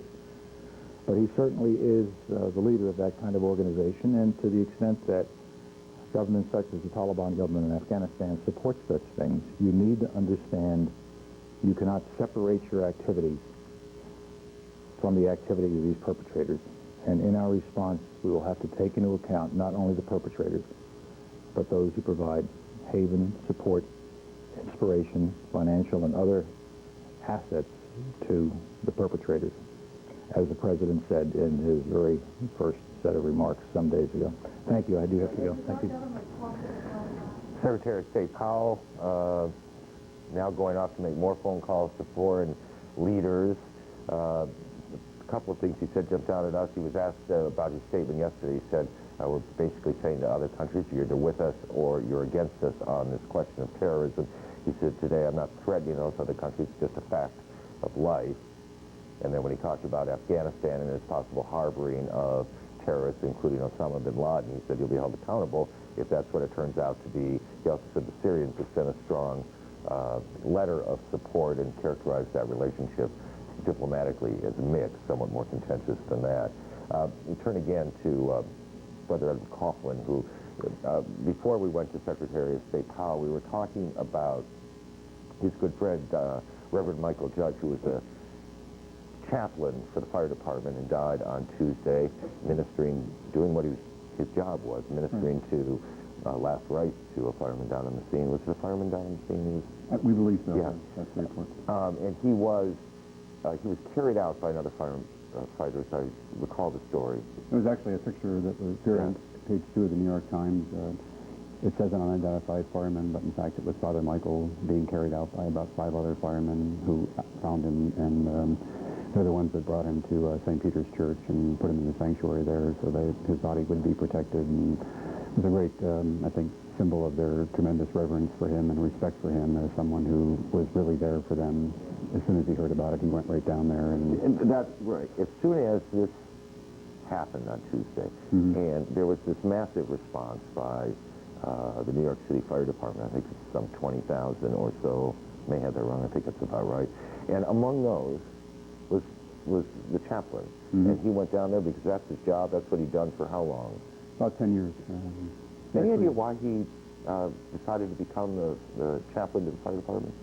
One of our friars had been a chaplain at the department for almost 20 years and died of cancer, and Michael kind of took over from him and moved into that slot a long time. Our friary on St. Francis on 31st Street is Franciscan Friary, right across from the firehouse on 31st Street, Engine 1 and Ladder 24. We had a long relationship, and Michael slipped into that role, and he and I think 6 other men from that house were killed in the disaster the other day, but he went right across the street, and one of those men drove him down there, and he went in to do what he could do as a chaplain to be with the men. That's the kind of guy he was. I want to talk about the kind of guy he was. How old is he? 68 years old. Probably seemed like he was about 40. Yeah, well, you look at the picture, and I don't know how current that picture was, but he doesn't look 68 at all when we put it up. He grew up here in New York, you know? No, he didn't. Actually, I'm sorry, he is originally from Brooklyn. Yeah. He's been a Franciscan for over 50 years, and his family now lives in Maryland. So, And all of this is horribly sad. Terribly sad. It's just a tremendous impact, obviously, on the fire department for all the different individuals they've lost. But the men across the street in particular, their engine was parked in front of the house for several days with the window blown out in the front, and many people were writing messages of love on there, and they have a picture of Father Michael and the various other men from their house that were lost, and people have been stopping by as many places with flowers and saying a prayer, and just a very touching kind of scene. I suspect the firefighters would say he was as much a part of what they do as they are, that he was a part of their family, and they're trying to show that. Thanks for coming in. Okay. You're very patient, waiting to a number of different things. Okay. It's nice to meet you, sir. Thank you very much. The business at hand. The business at hand in many parts of the country is trying to get back to normal. Normal is a difficult thing these days, and air travel is one example of why it is so difficult at the busy, very busy Hartsfield Airport in Atlanta. Hartsfield International. CNN's Bonnie Anderson joins us now to update us on that. Bonnie. Well, if you were to judge just by the terminal, by the numbers of people inside, by the traffic outside, by the comings and goings, it would appear that Hartsfield International Airport is back to business as usual, but it's not yet. While we're still hearing planes overhead, they're only back to a partial schedule. That means there are many more delays, many more people having to wait. But on a day like this, for many of these people, it's also then time to remember. Thousands of passengers going through the now tedious motions of air travel today. But beneath the surface, sorrow. It's a devastating thing to watch on TV. All you could think about is the families, what they're going through. It absolutely breaks my heart. For Ruth and John Coleman, hoping to get home to North Dakota today, certain images say it all. So the people who helped out, like the firemen and the policemen, I mean, who gave their life, you know, to serve others, I guess that's what really touches my heart a lot. Just seeing the picture of the policewoman with the 2-year-old at home.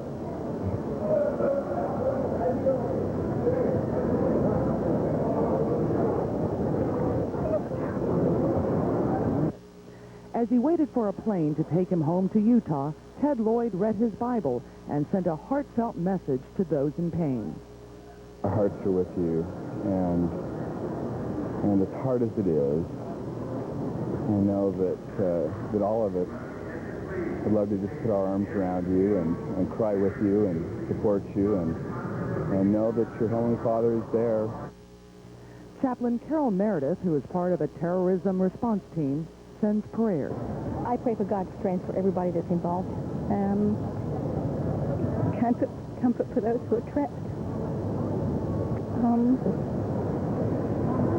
strength for those that are really hurt, the ones that are trapped and are injured severely. Hope for the rescue workers. At noon today, there was also a moment of silence. All activities stopped inside the terminal. People bowed their head in prayer. And now, with heavy hearts, many of them are continuing on their way home. Aaron?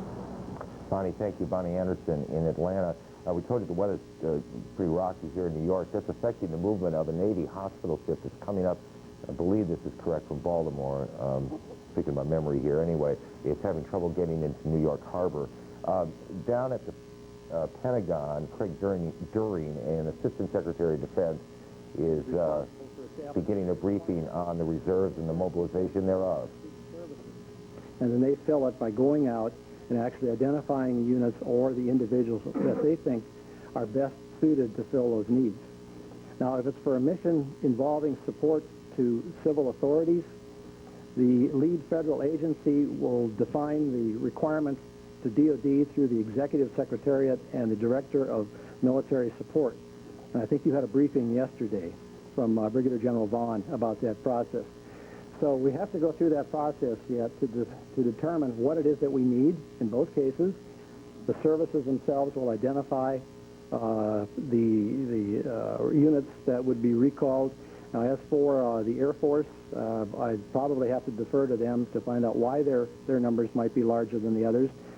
It might have something to do with the air superiority mission, but it would strictly be a guess on my part. But we've already been told by senior defense officials, in fact by Tory Clark, that the initial ones are expected to be within days. Is that not true?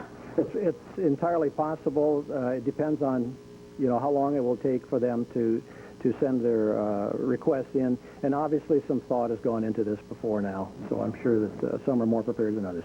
Yes, sir. So is this largely the Homeland Defense missions with the civil support being a smaller portion of this? And what are the Homeland Defense missions specifically? Well, the civil support, of course, would be, let me start with that first, would be the type of missions that you would see working with communities, working, the cleanup, the MP type actions, the chaplains, the mortuary affairs, whereas the Homeland Defense missions would be the more traditional military-oriented activities. And again, we'll just have to wait and see what the services ask for. I imagine they're putting their concept of operations together now. In other words, you don't know which is the larger portion. I do not know which is larger, quite frankly. I just haven't looked at that. And when you say more military type, do you mean the traditional, from the definition of, Homeland Defense. I mean, fighter pilots, things like that? Certainly most of the air superiority mission, if not all the air superiority mission now, is in the Air National Guard, for example. Has the Secretary signed the order for the 26 air bases to enhance air superiority mission at the 26 air bases? I honestly don't know. Did the President authorize that, or does he need to do it? Can the Secretary do that without authorized?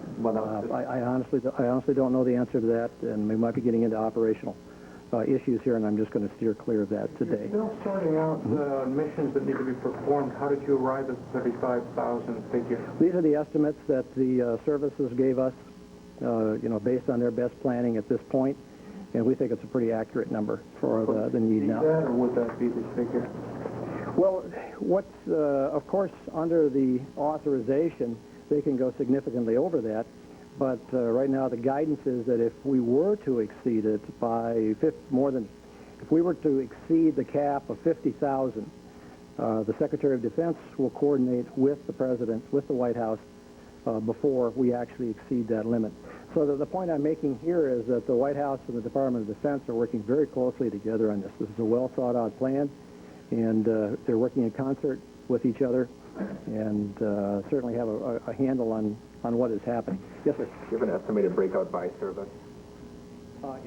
Pentagon spokesman Craig During talking about the mobilization of reserve units in a very broad, general way, talking about what those reservists, whether they be Air Force, Army, Marines, Navy, about 2,000 Coast Guardsmen and women, and part of that The best guess now, although the president has authorized up to 60,000 reservists to be called up, it'll be somewhat lower than that, perhaps 35,000 at least initially.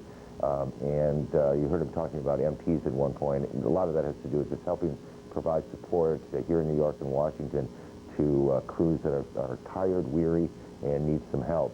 One of the things that the Secretary of State is demanding of countries is that they stop allowing money transfers from their country to suspected terrorists who might be living in other countries. That's one of the elements of that side of the story. Our David Ensor, national security correspondent, joins us now with more on how some of these items are playing into the investigation. David. Well, Aaron, before I get to the money, I would like to just mention one aspect of the law enforcement and intelligence side of the investigation that's going on now.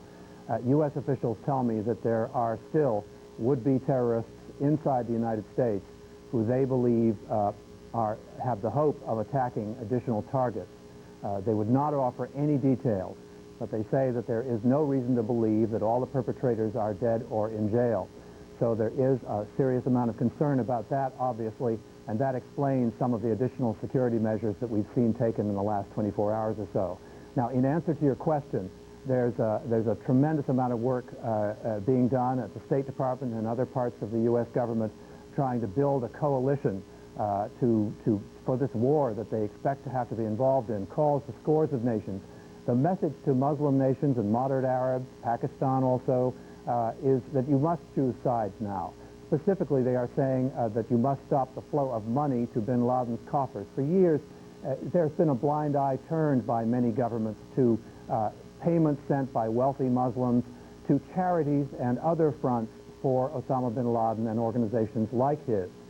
U.S. officials are saying there could be no more hedging of bets, and they're saying the U.S. will be watching closely to see whether that money flow is actively stopped or not.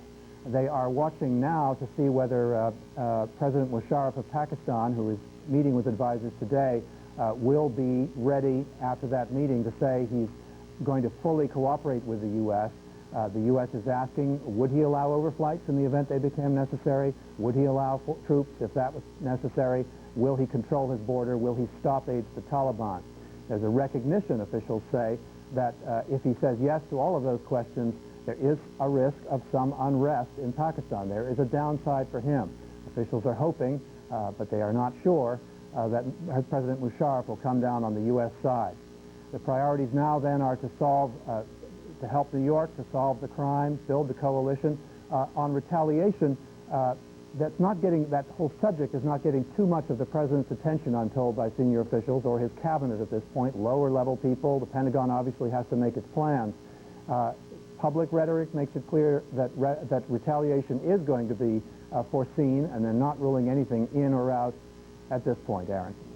I want to go back to the beginning, but let me ask you one question about the end, which is, just in the normal course of business, I assume that military people would put together a plan, an option, or perhaps several options, and then present it to the president. Doesn't need to take his time now. That's right. The senior people are dealing with those issues I mentioned before.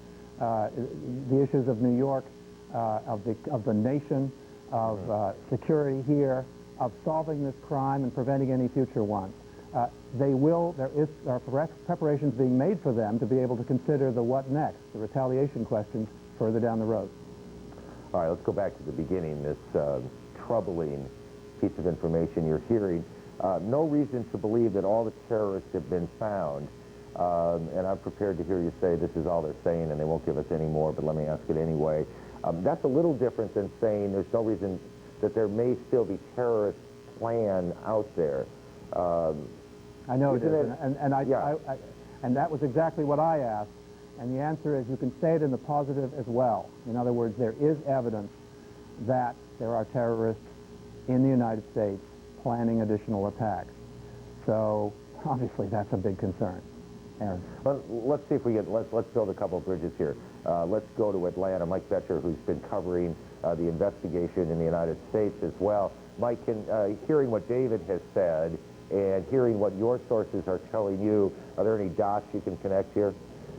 Well, the dots I can connect to the fact that there has been movement of some organizations to the United States over the past few years, evidenced by indictments in North Carolina earlier this year of, according to federal prosecutors, members of Hezbollah who they say were raising money in the United States.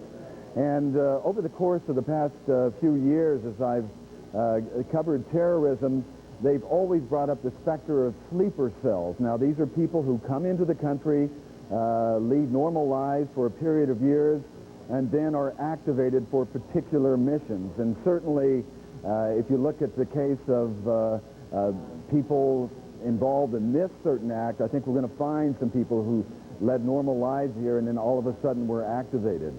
So those are the dots I can throw out there for you right now, Aaron. The Attorney General, I believe I heard this correctly. Guys, hang around because I'd like to pick up on this.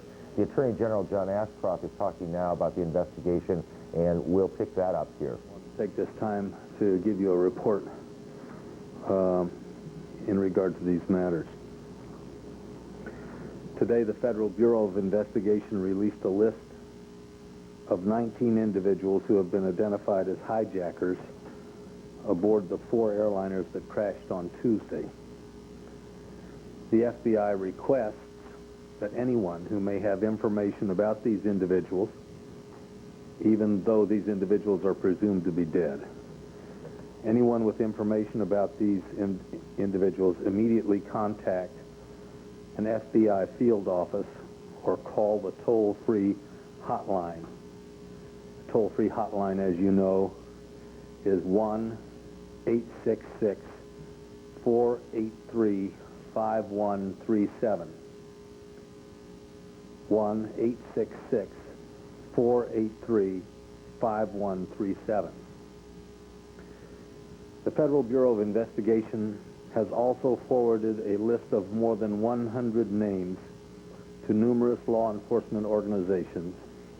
These are the names of individuals the FBI would like to talk to because we believe they may have information that could be helpful to the investigation. The organizations that we have submitted these names to include the Federal Aviation Administration, the airlines, FBI field offices, about 18,000 police departments across America, the U.S. Border Patrol, and the U.S. Customs Service. Now, the nature of this list is that it would be changing constantly as people are either removed from it or added to it. But we believe that the individuals on the list may have information that could be helpful to us in our efforts. I want to take this moment to extend our appreciation to state and local law enforcement organizations that have cooperated with this investigation, have acted responsibly, and have been very helpful to us. Their dedication and swift action has been essential to the progress of the investigation. I'm pleased now to call upon the director to give you some more information. Before we answer questions, I thought I would fill you in on the extent of the investigation to date. As of today, we have 4,000 FBI special agents who are working on the case in various offices around the country and on various aspects of the investigation, and we have 3,000 support employees also on the investigation. 20 FBI legal offices are running down leads overseas, and all 56 FBI offices around the country are engaged in the investigation. We have conference calls several times a day to make certain that everything is being coordinated appropriately. To date, we have had more than 36,000 total leads. Of those, over 30,000 have come in off the internet. 3,800 have been received on the FBI hotline, and another 2,400 have been generated through the various field offices. As you well know, and I picked up, we've conducted hundreds of interviews around the country. We've served over 30 search warrants in various places. Hundreds of subpoenas have been issued, and we have in the course of seizing some of executing some of those search warrants, we have seized computers, other documentary information that we are following up on. One other point I'd make before we respond to questions, and that is that we have dispatched sent to the various major airports FBI agents, teams of FBI agents, to assist in quickly resolving any incidents that may come up when passengers or passengers are attempting to board an aircraft or obtain a ticket, and there's some question raised, so we can minimize the inconvenience to the person who may well be stopped, and also swiftly resolve the issue. And with that, I believe we're happy to take whatever questions you might have. Director, have you obtained under seal or otherwise any fugitive justice warrant or level any kind of charges against anyone in this investigation? Well, under seal, I probably couldn't tell you, but I can say that there have been no FBI arrests at this time. Any detentions that have occurred have been pursuant to immigration holds where an individual has been out of status. On the list of hijackers, have they been connected to organizations connected with bodies? And I can't get into the details of that. Astonished you that... Sorry, we'll take one and then two. Yes, ma'am. Sorry. Astonished you that they trained, all their training came to the U.S., they were trained as pilots, and that they lived in the open, weren't hiding their identities here. Did any of that astonish you or shock you? Well, the tragedies quite clearly astonish and shock me and the country. The fact that there were a number of individuals that happened to receive training at flight schools here is news, quite obviously. If we had understood that to be the case, we would have, perhaps one could have averted this. But beyond that, I and I think everybody else is just astonished at the extent of the tragedy as a result of what happened last Tuesday. Yes, sir. Director, there were two people removed from the flight last night, I guess, in New York, and those two people's names appeared on the how were they able to board if their names were on? Well, I can tell you that that was pursuant to a watch list, other than those names were were on the watch list for reasons not related to this investigation.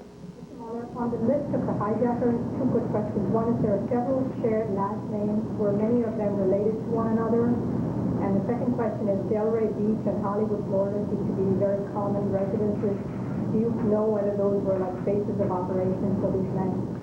I can't. We are still, while we have the names for the manifest and are still pursuing investigations of those names to try to document and absolutely be certain that the person who went down the plane fits with the name on the manifest. The further association of the names we're still investigating. And the Delray... All I can say that there are a number of places in the country, without specifying any particular place, where we have conducted a number of interviews and several search warrants, and executed several search warrants. Tell us about a D.C. police all-points bulletin being put out about a silver or gray minivan. They may be carrying a chemical weapon. I can't tell you anything about that. Yes, sir. What have you learned from the cockpit voice recorder and from the flight data recorders of the two planes? They're currently over at the NTSB, and I think the question should be directed to the NTSB on those at this instant.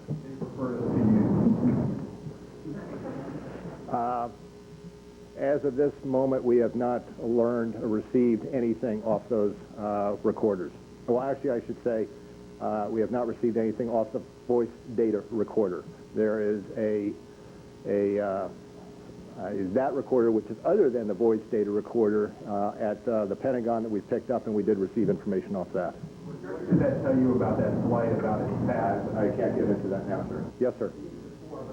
What confidence do you have the names on the list are actually the people who were on the plane as opposed to aliases or stolen identities? Do you have a level of confidence there yet? I think we have a fairly high level of confidence, but when we spoke to you yesterday, we had 18 individuals who we believed were The hijackers, we now have a 19th that our investigation has disclosed was probably one of the hijackers on that plane that left Dulles, and consequently, continuous investigation updates our confidence or level of confidence, degree of confidence in assuring that the person who actually was on the plane is associated with the name. Yes, sir. Don't identify any suspects or individuals who are still in the sort of large who may have been the leaders or masterminds of this conspiracy? I'm sorry, what? Identify any suspects who are, we believe, are still at large in the United States who are the masterminds or the leaders of this conspiracy? I cannot get into the details of the investigation. Suffice it to say, if we believe that there is somebody in the United States who was associated with this conspiracy and we had evidence upon which to base a charge, we would have and would level that charge. Yes, sir. Can you say anything about the immigration status of the 19? Are any of them out of legal status? I believe we tried to provide some of those visa details on the listing that we provided to you. I can say that some of them were out of status, yes. I'm not certain how many or which names or which individuals whose names appeared on the manifest and we believe to be a hijacker was out of status. Yes. It's common for the FBI to name a case agent in this case. Have you done that on this one? The investigation is being run by Tom Picard out of headquarters here with Dale Watson and numerous other, I would say, senior FBI agents assisting in various capacities. And the name of the investigation, sir. Has the investigation been given a name, and what is it? The FBI briefing goes on. There are a number of things we want to deal with there. Before we do that, the president is making his way to New York. We have a pool report from the flight from David Gregory, who is the pool reporter on it, and we can listen in on that now. Gregory traveling with President Bush, where he has just touched down at McGuire Air Force Base in New Jersey. I'm reporting from a government helicopter that is about to take off and accompany Mr. Bush, as he has just boarded Marine One and is preparing to tour the damage around the World Trade Center. The president was greeted upon his arrival just moments ago by Governor Pataki of New York and Mayor Giuliani. The three men were casually dressed, all wearing steamer jackets, windbreakers, and hats.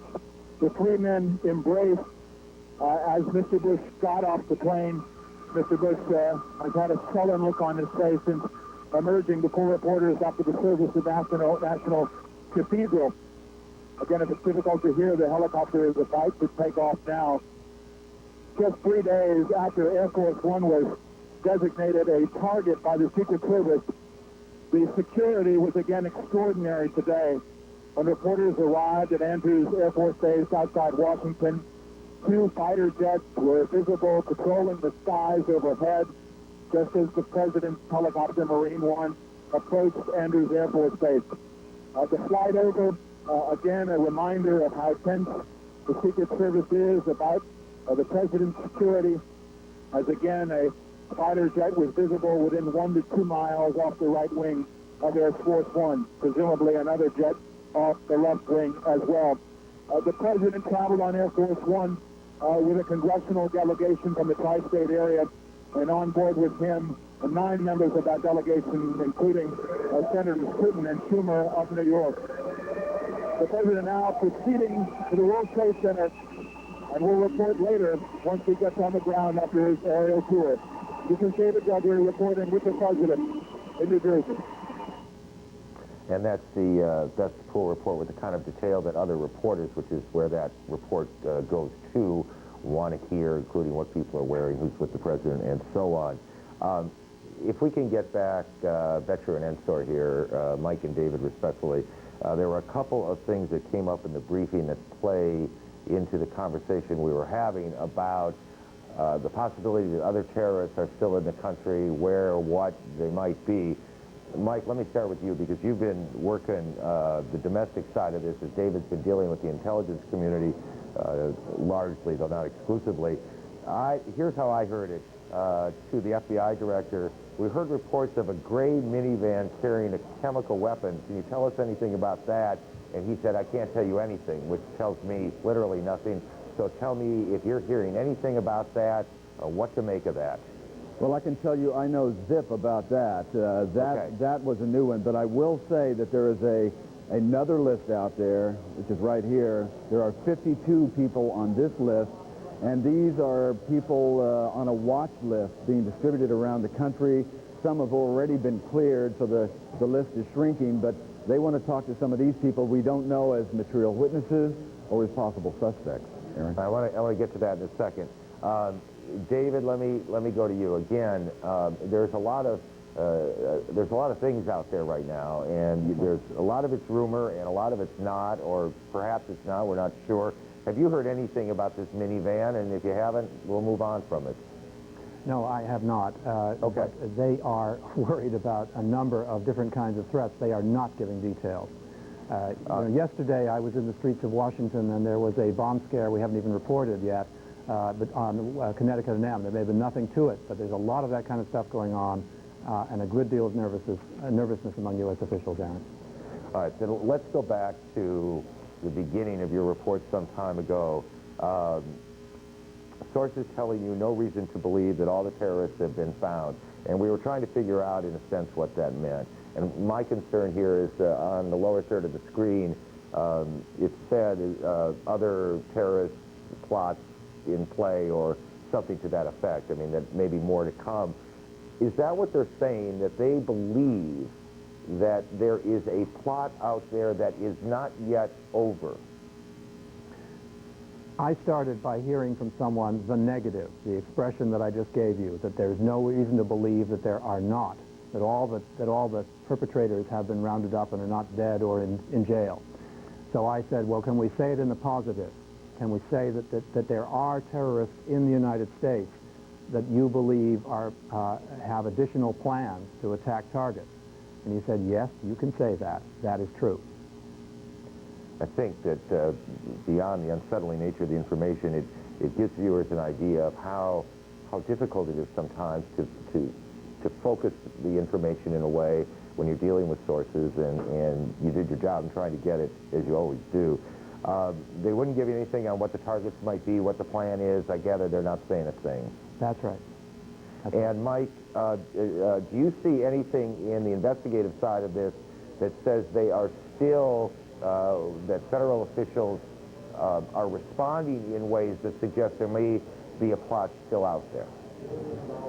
Well, I think the fact, a clue to that may have come from the press conference with the director, in which he said they are assigning FBI agents to various airports around the country.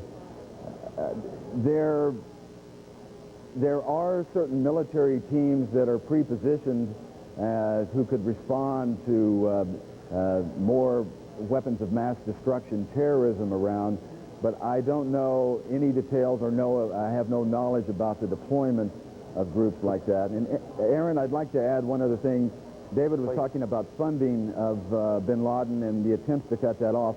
What we've seen in talking to terrorism experts who really know this Al-Qaeda organization is that a lot of these groups who operate under the Al-Qaeda umbrella, various terrorist groups from North Africa and others in the Middle East, have, with their cells, instituted a policy of self-sustainment in which they are raising funds on their own on the ground, basically using cybercrime. And a lot of, I attended a conference that had a lot of government intelligence officials in Scotland this summer, and it was called, the title of it was called Organized Crime and Terrorism, and how they're moving into organized crime, especially identity theft, in order to sustain themselves for the long haul so they can operate for years at a time somewhere and come through with missions like this. Mike, David, a lot of things have come up in just a very short time here. I know that you'll be back on the phones and working through some of this material. Thank you. And I apologize if I pushed you farther than you wanted to go or could go. We all have jobs to do today. Thank you. Mike Betcher and David Ensor are working the investigative side of this. Judy is back in the Bureau in Washington, I gather. Judy? Hi, Aaron. Yes, under warm shelter, I guess you could say, after having been at the cathedral this morning. You're talking with our colleagues about fast-moving developments in this story. Meantime, all across the nation today, in houses of worship, in schools, businesses, and in living rooms, Americans have been praying and remembering the victims of Tuesday's terror. But at Ground Zero in New York, in the ruins of the World Trade Center, search and recovery efforts go on with yet another complication. Rain has slowed and at times stopped the operation. Right now, President Bush, as we've been hearing, is in New York. He's there to see the devastation for himself and to see how the city is coping. Earlier, the president did attend a prayer service at the National Cathedral here in Washington, along with many other dignitaries, including former Presidents Clinton, Carter, Ford, and Bush, the first President Bush. In other developments, 3 days after the attack on America, the president has approved the call-up of up to 50,000 reservists for recovery missions and to defend the nation. Congress has approved $40 billion in emergency aid to help victims and to hunt down terrorists, among other purposes. The Justice Department has released the names of 19 suspected hijackers in Tuesday's attack, all of them believed to have links to Osama bin Laden. And the cockpit voice and data recorders from the plane that rammed into the Pentagon now are in the hands of authorities. They were recovered early today. Aaron. Judy, we shift gears a little bit with the president now here in New York. Spent some time on his visit to the scene, starting with White House correspondent Kelly Wallace, who begins our coverage. Kelly? Well, Aaron, exactly. The president at this very moment inspecting, getting a first-hand look at the damage. The president had said, aides said earlier in the week that he wanted to come here to New York, but he was concerned that he might get in the way, but that he was invited, of course, by New York City Mayor Rudy Giuliani, by New York Governor George Pataki, by members of the New York congressional delegation, and assured that he would not be in the way and that his visit would really be a morale booster for the city to show that the people of New York and the country stand united. Now, to give our viewers a little sense of this, the president's security is incredibly tight. The president traveling with a very small group of reporters, one of my fellow colleagues calling in what we call a pool report, giving us some of the sights and sounds of the president's trip here so far. And he talked about the intense security measures that are being taken. Of course, we know the White House told us just a few days ago that Air Force One, the White House had real and credible information that it believed Air Force One was a target of these hijackers. And so when reporters came to Andrews Air Force Base to get on Air Force One, they saw 2 fighter jets overhead as the president flew to the New York City area. The reporter noting that there was a fighter jet about a mile or 2 off the left-hand wing and likely to have another jet on the right-hand side as well. So security very, very tight. We know the president wanted to look at the damage, Aaron. He also wants to meet with and talk with these rescue workers. You know, he went over to the Pentagon a couple of days ago to do the same thing. And when he was there, Aaron, he said he was really overwhelmed by the devastation at the Pentagon. He said it made him sad, but it also made him angry. He said that the U.S. would not be cowed by terrorists, but he also sort of thanked the rescue workers and the Pentagon staffers for doing everything they possibly could to obviously see if there were any survivors there. So we're likely to get the same message from the president today to these workers. Again, the president trying to get a first-hand look here. Likely to be an emotional moment for the president, Aaron. I would think so. You know, in our cynicism sometimes, all of us sometimes see these sorts of moments, excuse me, Kelly, as photo opportunities and really don't understand how important they are, both, I think, to the president of the moment and to the people on the ground to get a visit from the President of the United States, particularly when they're engaged in such difficult work. Exactly. I was speaking to a staffer, to Congressman Joseph Crowley. I had mentioned earlier he's a Democrat representing Queens and some of the Bronx, and his cousin happens to be a firefighter, a battalion chief for the New York City Fire Department, who has been missing since Tuesday. He is one of the members who urged the president to come here, and one of his top aides to the congressman said that this would really be a very symbolic visit, that it would be important for the president to come here to send a message to the people of New York City, really to the people around the country that the people of New York, the people of the country stand united, stand together, grieving together, and try to come together at this tragic time and hopefully try to take steps so something like this never happens again. So here's members of Congress definitely very, very pleased the President coming here to send a message to the people of New York. Aaron? And it is a message. The President landed in New Jersey. Air Force One did at an Air Force base. He's making his way by helicopter. Martin Savage, who's been down on the ground near where the President will be, joins us now. Martin? Well, Aaron, one thing that can be said for certain is it's not really known, I guess, back up and start again. It's not known for certain if those people that are working as part of the rescue team, as part of the volunteers, are thoroughly aware of the impending visit of the President of the United States. And even if they were, it is possible that they may not be concerned. And that is not to show any disrespect to the President. It is the fact that the job that they have at hand in their minds and in most people's minds is far more important, the continuing search for survivors. You mentioned the weather aspect. One thing they have noted, the rain has stopped. Welcome news, because it had made conditions inside the work area extremely difficult for the firefighters and the would-be rescuers. That pile that they have been working on, the tunnels that they have been digging, and all of the work that they have been doing was made more treacherous by the fact that it was slippery, that it was wet, and that it was just extremely cold and bitter to work in. Now, with the fact that the rain has subsided and a little bit of drying is taking place, that's a good thing. The bad thing is the wind continues to blow here. Not so bad maybe where we're standing, but you get in the cross streets or you get in the upper buildings here. At times, those gusts can be strong. It's a concern because, as you know, there are a number of buildings that are considered to be unstable. They were concerned about them yesterday when there was hardly any wind. They're very concerned about them today when the wind is stronger. The wind loads that these buildings can take now is in question, and engineers reportedly have seen cracks in those buildings begun to widen, and those buildings loom over the heads of those that are trying to provide and care for any survivors if they can be found. In the meantime, this is a checkpoint. It's located about 3.5 blocks away from what used to be the World Trade Center. It is a beehive of activity, has been throughout the day. One thing we do know, though, people are coming out, but not necessarily people going in. An insinuation of the security has gotten that much tighter in advance of the President's arrival. Aaron? CNN's Richard Ross is also on the ground covering the President's visit to the site. Richard, are you there? Yes, I am, Aaron. And give me an idea where you are, Richard, and if you can see the President yet. No, I can't see the President. I am in Lower Manhattan, and we're still looking at the devastation of the scene here, Aaron, but it's still very quiet as the mayor has, in effect, cordoned off most of Lower Manhattan. You see a large group moving towards the site, and when we get back to that shot, it's difficult for us to tell precisely who's in the group, but they certainly are surrounded by a bevy of security, any number of people in New York, NYPD jackets.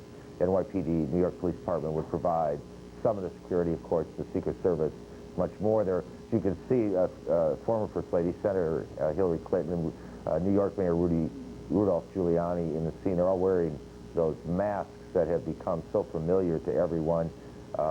We do not see the President in that shot. Off to the left of the screen this is a piece of tape earlier. New York's Governor George Pataki also in that group.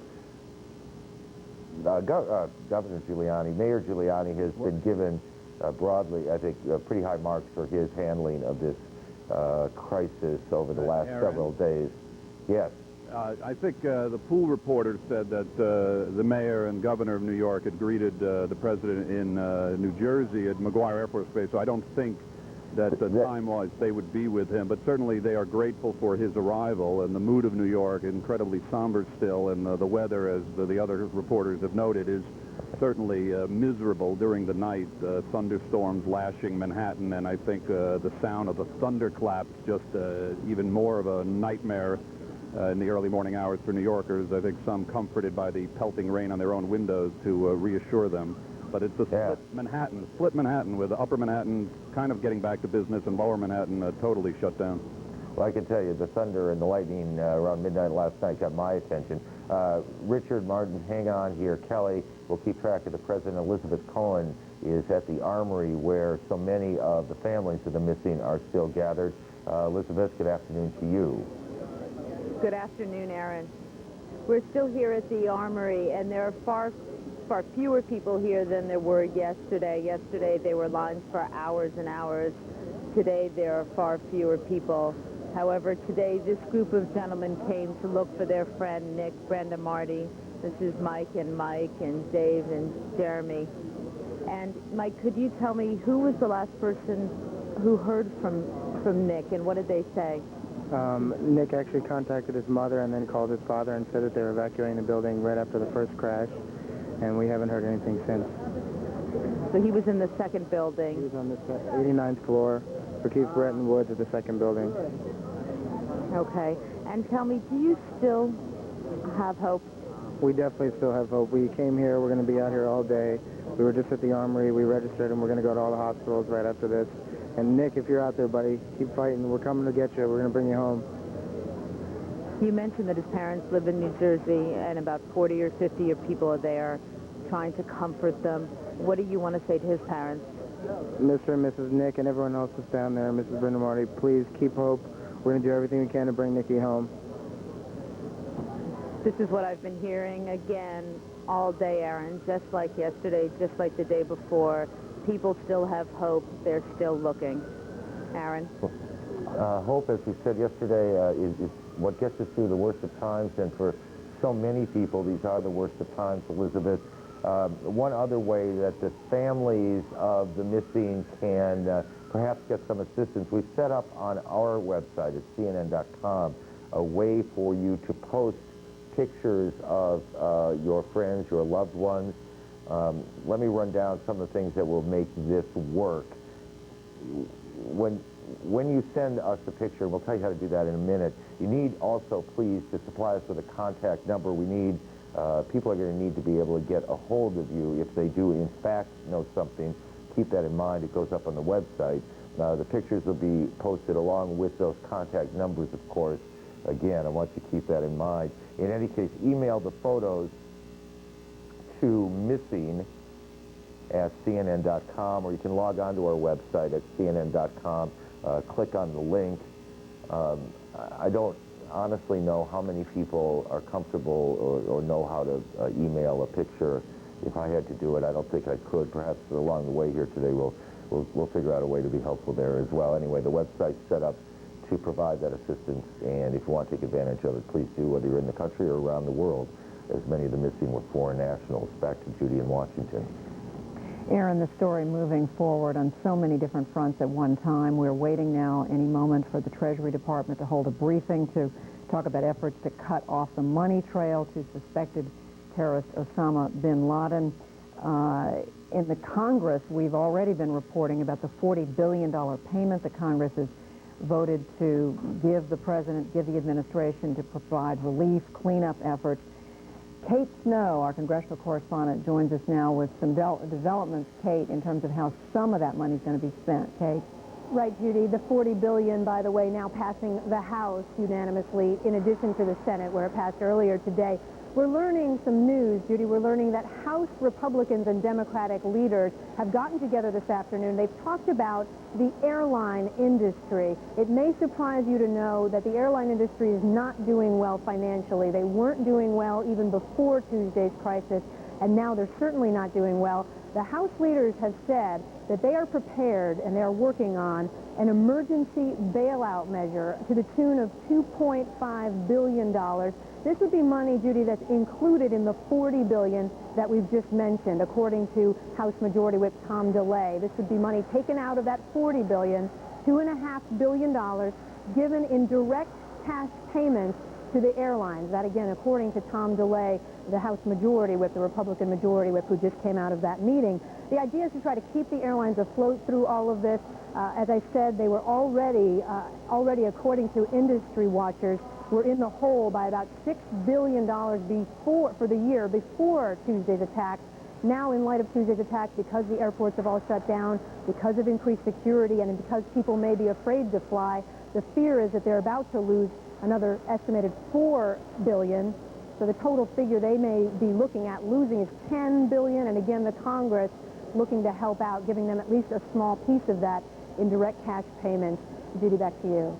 Well, Kate, that's an update on what they're doing on the fiscal front, if you will. What about on the military front, diplomatic front? They're talking about a use of force resolution. The Senate has already passed that, Judy. Earlier this morning, the Senate unanimously, everyone in the Senate voted in favor of a resolution. It authorizes the use of U.S. armed forces for those responsible for Tuesday's attack, and it very clearly says that the use of force can be used also to prevent future acts of international terrorism by those groups responsible for Tuesday's attack. The language is very important here, Judy, and they worked hard on the language. The Congress wanted to pass something to help the president, to give him some backing, but they wanted to be clear about what the president was authorized to do from their point of view. And again, he is now authorized by the Congress to use force against those responsible for Tuesday's attacks and against those who were responsible for those attacks should they be planning any future act of terrorism. They do not give a carte blanche, if you will, to the White House. They do not say the president can do whatever he wants, and that was something that was a fine point that had to be negotiated. Judy, as you know, there's always a little negotiation on Capitol Hill, but that's the way the language stands now. That has been passed by the Senate. We do expect it'll come up later today in the House. Judy. All right, Kate Snow bringing us the latest from Capitol Hill, what the Congress has been up to. We've been, as we said, we're watching for the Treasury Department to brief. We're looking at the trails of the investigation of this story. And, of course, in New York, where President Bush is touring right now, the ruins of the World Trade Center. But for now, we're going to go to our colleague Bobby Batista in Atlanta for Talk Back Live, which, of course, normally is seen at this hour on CNN. Bobby. Judy, thank you. This is actually the first time that Americans have been able to sit together and react to the events that happened on Tuesday, and we virtually have a mini United Nations, if you will, down here. We have folks from Germany, Ireland, Mexico, South Africa, and, of course, Americans who would like to react to everything that happened on Tuesday. So let me go straight to the audience and get some. Tony, you're from New Jersey. Yeah, I'm from Trenton, New Jersey, and I just want to start off by saying, I'm outraged about what I've seen so far and what's been done at the World Trade Centers, and also Washington D.C. and also in Pennsylvania, which doesn't get mentioned that much lately in the media. My main reaction and my gut feeling from an emotional side is that the U.S., once they have all the facts, that they should be swift and unrelentless in getting to the bottom of this and taking care of this whole situation. We also happen to have with us in the audience former UN Ambassador Andy Young, who's with a group here from South Africa. That was a nice coincidence. Ambassador, welcome. Your thoughts on what's happened this week? Well, it's horrible, and it's something that we've got to find a way to put an end to. But I think having gone through this here in Atlanta 5 years ago and still not having caught the terrorist who bombed Centennial Olympic Park right across the street, I think we have stopped terrorism in this country, even though we didn't catch the terrorists. And I think that that's one of the things that I wish we would focus on. What are the causes of terrorism in the world? I think we looked at America, we looked at McVeigh, and we began to define that sickness for the world, and particularly for Americans. And we made that kind of behavior unacceptable for Americans. And I hope we can do that on a global basis. Terrorism really did exactly the opposite of what they hope to do. They hope to demoralize America. We are more proud to be Americans than ever before. We looked at our values. We believe in our democracy. The free enterprise system has worked for us. We're strong in our religious faith, our commitment to education and the values of this society. And I think that we've got a battle of ideas, not just trying to get even with somebody. Thank you. And over here to Tracy.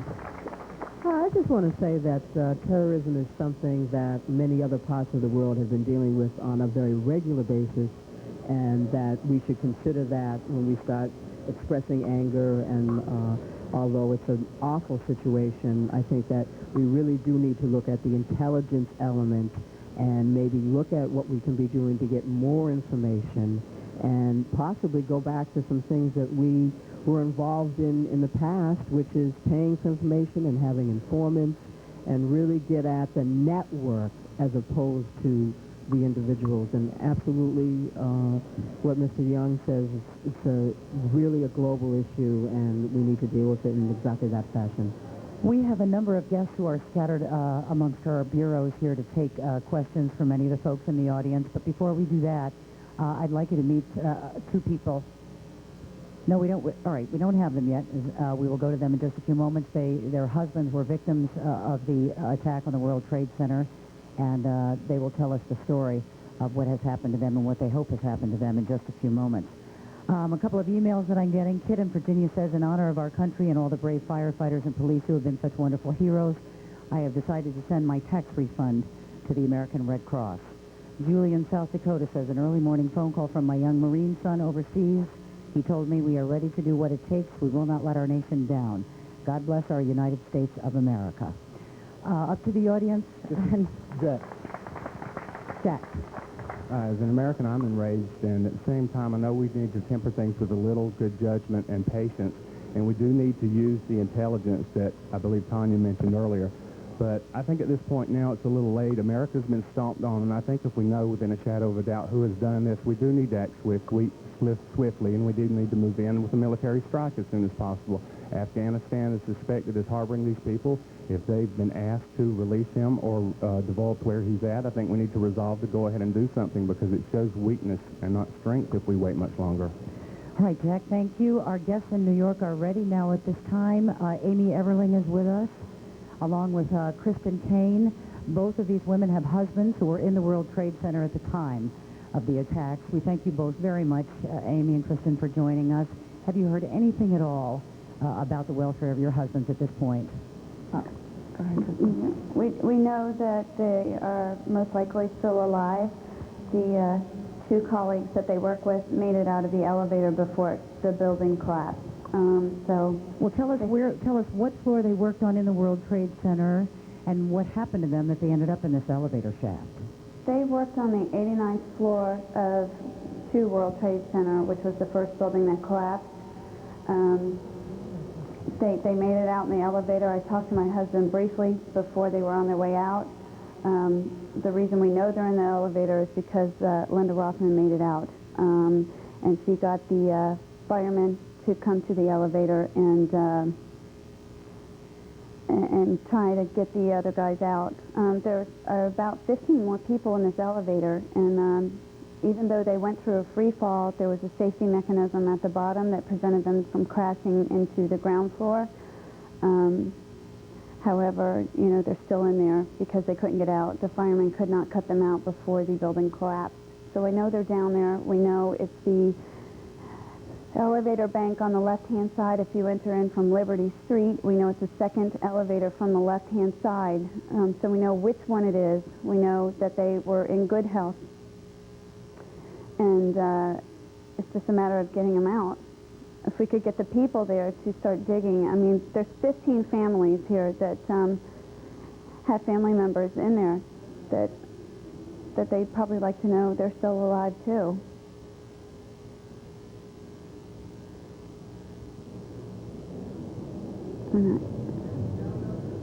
You're in New York? I do not. She's on the other one. I'm not sure they can hear us anymore in New York. Amy, Kristen, can you hear me? I hear you. Okay. I hear you now. Okay, we lost you there for a few minutes. Okay, so let me try to understand this. Your husbands and a bunch of other people got in this elevator. It went through this free fall, and the brake went into effect, which kept them from falling all the way. And they ended up between like the ground floor and the first floor. Correct. Yes, that's where they are. And so, okay. So firefighters are now telling you there is a good chance that they could still be alive because there's enough air in there? Yes. We're hoping, yes. Mm-hmm. How much air? We've been told 10 days worth of air. Possibly, yes. Possibly, yes. But I talked to Lauren Smith, which is also one of the young ladies who got out of the elevator. It's their colleague. And she said that there is a crack in the door, small enough for them to fit through, but air is coming in. It's just the water. What kind of help are you guys getting from rescue workers in New York to try to get to them? I have had an angel on the ground. His name is, he's an officer, Louis Savelli, and he's been giving me updates every now and then when he can. The last word I heard last night is that they finally secured the building enough to get inside. They're able to enter from both sides of the building now. And some firefighters, I don't know if this is true, but they're hearing tapping, and they know that there are people down there. It's just a matter of getting enough people or workers in there to get them out. So can they give you a rough estimate of when they think they might be able to they get have in there? Oh, I not. know, that's so frustrating. And that's the frustrating part, and it's not just us. We're here for the other family members of those people that are in the elevator with them. You know, there's 15 people that are still alive here, and if they're looking to find some people still alive, this is where they can go, and that's what we're trying to let everyone know. Tell us, if you will, about your husband. They work for the brokerage firm Keefe, Poyet and Woods. It was on the 89th floor. They're in the research department. The colleagues that they got out were also in the research department. The two women, the one woman is perfectly fine. She's home in Baltimore right now, so she can verify facts in this situation. They left before the building collapsed, but you know they were encased in the elevator, so we're hoping that that was the safest place to be at the time. The other young lady, Lauren Smith, is in the hospital at Lenox Hill. She was just transferred there yesterday, so they can verify the information with her as well. They're good men, you know, and I'm sure everyone out there, you know, their loved ones are just as wonderful. We just want them home. Well, our thoughts and our prayers are with you both, and the best of luck. Amy and Kristen, thank you very much. Thank you so much for the time. We're hoping for you. Let's go to Elizabeth Cohen here for a few moments. She's at the Armory in New York, where we're hearing a lot more stories like Amy and Kristen's. Elizabeth, are you there? That's right. Hi, Bobby. I'm right here. And I'm here at the corner of 26th and Lexington, where people have been standing in line to go inside to register information about their loved ones. The lines were around the block yesterday. People waited for an hour. Elizabeth, hang on just one moment. I'm sorry. I don't mean to interrupt, Elizabeth, but Marine One is landing in New York now with the president on board. Aaron Brown is in New York. Aaron? Helicopter landing, and the president will make his way to the location, as we have been telling you. I believe that's the president's helicopter. The first helicopter must have been in the advance team or security team. In any case, the president will make his way towards the World Trade Center site under very, very tight security. As you can imagine, on any presidential trip, security is very tight, especially so here. The pool report by pool reporter David Gregory talked about fighter jets flying on the wings of Air Force One, just off the wing of Air Force One, as they came up from Washington corridor.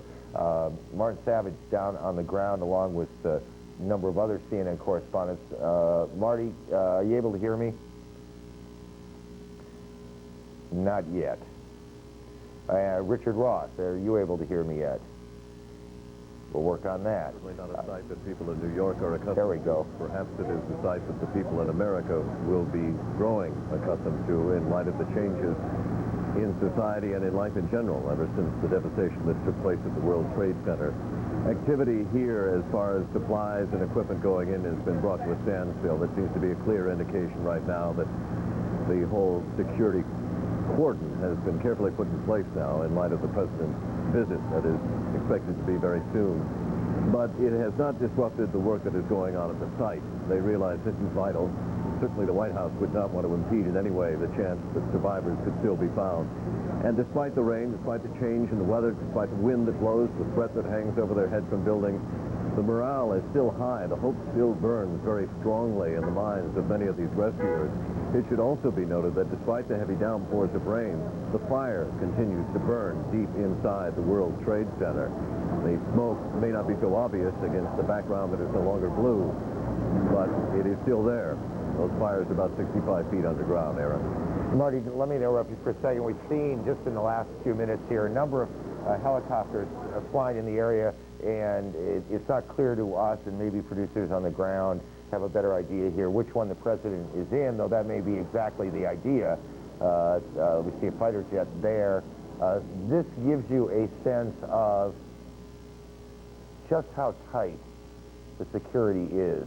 That fighter jet circling that helicopter, it looked to us, very low altitude to the rather dense clouds in New York today. It has been, for those of you just joining us, rainy, quite cool, and miserable down on the site and across the city. Kelly Wallace, up on the roof, I believe, has a view of this as she looks downtown. Kelly?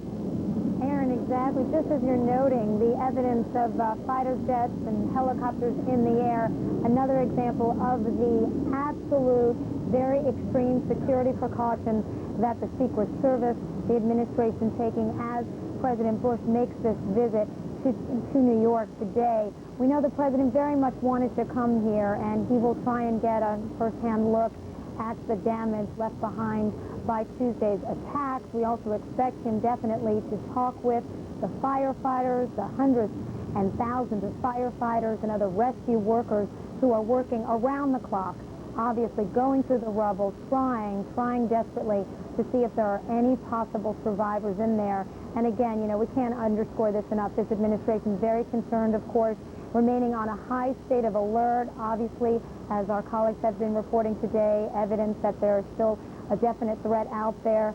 And so, of course, this White House taking every extreme precautionary measure to make sure the president, his aides, very safe as he tries to come here. A very symbolic move for the president. This, Aaron, the president taking on the very difficult role of trying to comfort a grieving nation, coming here to talk to the people of New York City, but also to send a message to the country to try to help them at this very difficult time.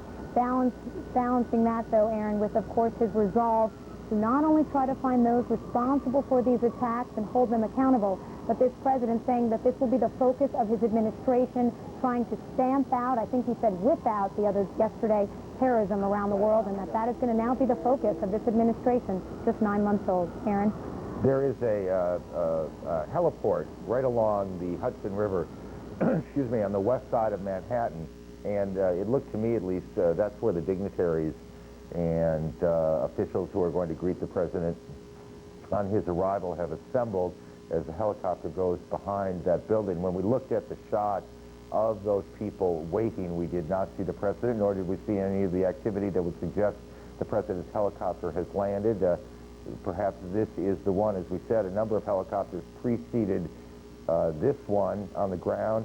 It may have been just other officials, excuse me, or it may have been decoys away to just further, I guess, the security that is already in place. Kelly, because you're one of the White House correspondent team here, do you know how long the president plans to spend on the ground here in New York? Well, it's interesting, Aaron. The White House really not trying to give too many details, trying to keep very private and under wraps exactly what the president will be doing here, in part because of, again, the extreme security measures that are being undertaken. So we know the president will be on the ground and will, again, look at the damage. We'll talk with some rescue workers. We expect this to be a relatively brief visit. We do know that because, again, the president not wanting to get in the way and interfere with any rescue operations, wanting to come here, give somewhat of a morale boost to these workers and firefighters and to the people of New York City and send a message to them, but also then get on his way and let that work continue when he leaves. We see helicopters continuing to circle in the area. That one I am positive, as I eyeball it, is not the president. That looked to me to be much too small. In any case, we wait for the president to put down at a heliport on the west side of Manhattan. Richard Roth is not far from there. Richard, what can you tell us?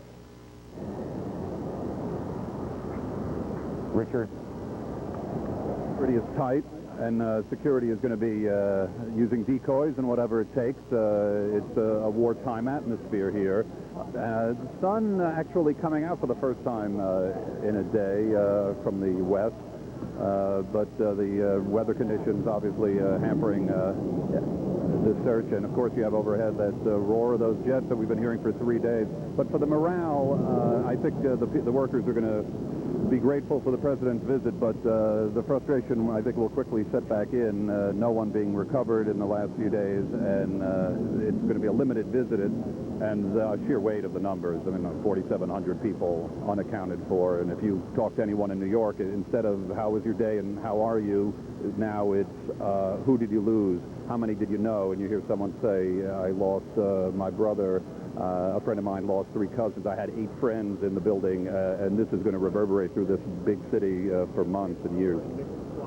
Somewhere in this group of helicopters that's circling the west side of Manhattan, the lower west side of Manhattan, looking for, waiting for the president to land, is the president and his helicopter. We haven't seen him yet. Excuse me. Yet another helicopter putting down, and we'll see if the president is on board this one. Suspect he is, to be honest. Kelly, you go on these trips all the time. Just as you've been watching this, does it just look different? Is there more, are there more things in play, more planes, more helicopters, more signs? Definitely, Aaron. I mean, as you know, of course, there's always tremendous security surrounding the president anytime he takes a trip in the United States or certainly around the world. So definitely security always tight. We are seeing beefed up security measures, things we haven't and don't normally see. But again, that is just another example of the situation that the White House and the administration now facing. We see, and again, we don't know for sure, but we do believe that is likely to be the president's helicopter. And the president, I believe, Aaron, was getting an aerial tour of to see the damage from overhead. And again, that was likely to be pretty difficult for the president to see. The damage and destruction, when you look at it from above, is pretty enormous. The president would then get down on the ground and view things firsthand from there and then talk to some workers. So as you know, Aaron, you saw the president in the Oval Office yesterday sort of balancing 2 emotions. You know this president to be a very emotional man.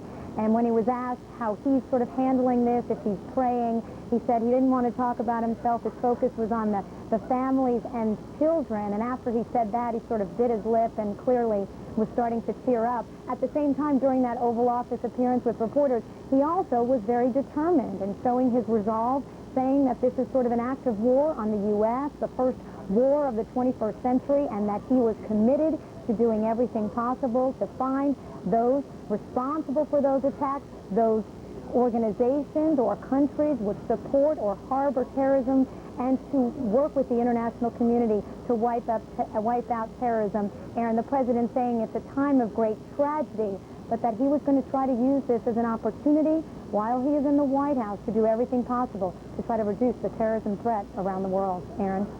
Before the president made his way to New York, he signed the formal declaration of a national emergency. That is a legal requirement that allows now the Pentagon to call up as many as 50,000 reservists. So the Pentagon briefing earlier today suggested the number will probably be somewhere between 35,000 and 40,000. Many of them in the Air Force, others in the Army, the Air Force flyers and support domestic patrols, as we understand it. Many of the soldiers and their support, the Army, will be in support of people on the ground here. We see the White House Press Secretary, Ari Fleischer, coming off and wait for the president to come off. As those of you who just may be getting home from work today, it has been a miserable day by and large in New York City. Cold, wet, rainy. That's what the president's walking into. Martin Savage. Well, Aaron, one of the things that I wanted to bring out to you is the fact that a comment that has been made by so many of the workers that have been here, that have traveled from so far.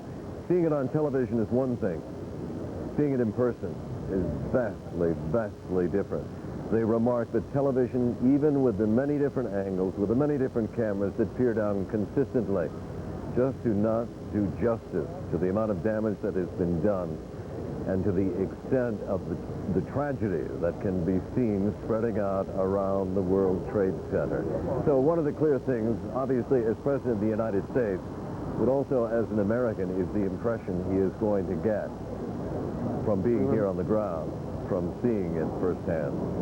Marty, we remember being with President Carter 20 years ago, after the eruption of Mount St. Helens, when he flew over the site. Judy Woodruff, in fact, was on that helicopter with us back then, and that's exactly what he said, that television doesn't begin to do justice to the magnitude of something as big as the event is. The screen remains the size it is, and it all has to fit in the screen, and when you see it in person, you do get this extraordinary sense of how large the area is. The other day, Gary Tuchman, who got quite close to Ground Zero, correspondent Gary Tuchman, talked about blocks and blocks, 10 blocks, I think, around the Trade Center that showed dramatic signs of destruction, buildings collapsed, heavily damaged, and so the president flying overhead in the last few minutes, no doubt got an impressive and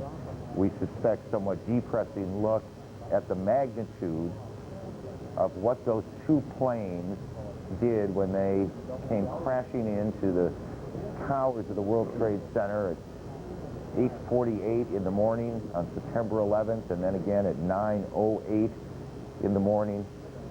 How long ago that seems. It does. Marty? Yes, sir. Are you seeing any sense of busyness? We just, there's the president dressed in looks like a khaki jacket, just behind the fellow in the red Coast Guard uniform. Governor Pataki with him, but they're moving behind that, looks like a fire truck to me, a Newark Airport fire truck. The heliport would be a relatively easy location to secure, relatively easy, because on one side is the river. That's in fact where they are. I believe it is. Yeah, I believe it is. But they're clearly along the water, and it gives you one less area that is difficult to control. Obviously, it's not a perfect area, nothing is, but that would be a little bit easier. We saw a number of congressmen from the New York area who were part of whatever delegation, formal or otherwise, is there to meet the president. The New York governor, George Pataki, who has been in the city rather than the state capitol since this all began. And we certainly expect we'll see New York Mayor Rudy Giuliani as well making the walk. The FEMA director has been in town, a longtime friend of the president, Joe Alba, and I believe in the pool report, David Gregory said that a number of the people on the president's plane were wearing FEMA jackets. Judy can join us now. Judy? Aaron, as we're watching these pictures of the president in New York, we can tell our viewers that White House correspondent John King has learned that the president has declared a state of national emergency today, a legal requirement, we are told, tied to the decision to authorize the Pentagon to call up National Guard and military reservists in the wake of what happened on Tuesday. John King reporting the declaration cites the attacks on the World Trade Center and the Pentagon and notes, quote, the continuing and immediate threat of further attacks on the United States, end quote. Now, of course, that's a reference to what investigative authorities are telling our reporters, that it is not wrong to assume that there still are people in the United States with plans to do further great harm to this country. The president also issued an executive order, we're told, John King learning, authorizing the Pentagon to issue that call up to Guard members and reservists, and he has sent a letter to Congress notifying them of all of these decisions. Again, this reporting coming from our White House correspondent John King. Aaron? I believe I saw this correctly. The president did not get into the usual limousine. He got in to one of those large SUVs that generally hold the Secret Service agents in the motorcade. I'm almost certain that's what I saw. It was one more small sign, but a sign nevertheless that security is quite tight. It looked also to us that a number of agents were in that SUV. The president making his way from the west side, from the Hudson River across now, and it's not very far, to the site, and there's a look at the site.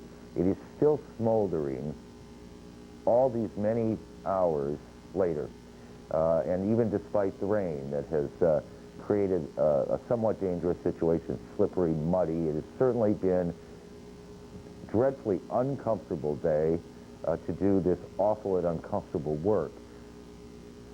Martin Savage has been down there all day, and he knows better than any of us here, certainly, how uncomfortable it has been for the recovery teams. Well, that's right, Aaron. It has been very difficult for the recovery teams. It's been difficult for the people who've been doing the digging. A lot of the digging work had been done almost by hand, literally bucket load by bucket load that is passed in a human chain. That is done because they say that there is so much smaller pieces of debris, dirt and papers and pieces of the building that are really too small to be handled, because what has happened is that they are trapped inside of steel girders, they're trapped inside of large chunks of concrete. So they cannot approach with the heavy equipment until this debris is pulled out of the way. The fact that it was raining so heavily made that work very difficult. At times it had to stop. The fact that it's dried out now means that the work can begin again.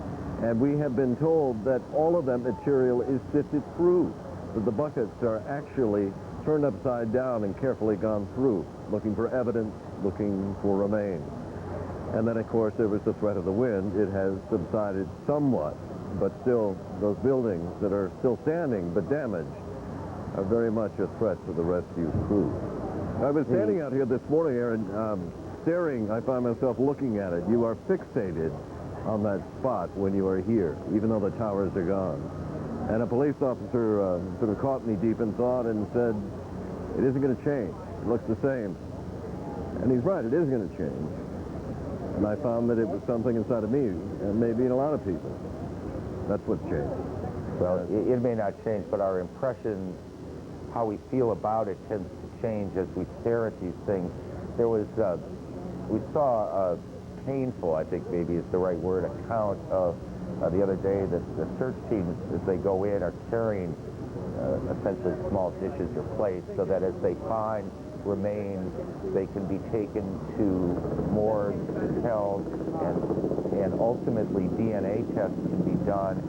This is how, in many cases, people are going to be identified, so families can, when that becomes necessary, have funerals for their loved ones, say goodbye in ways more appropriate than this.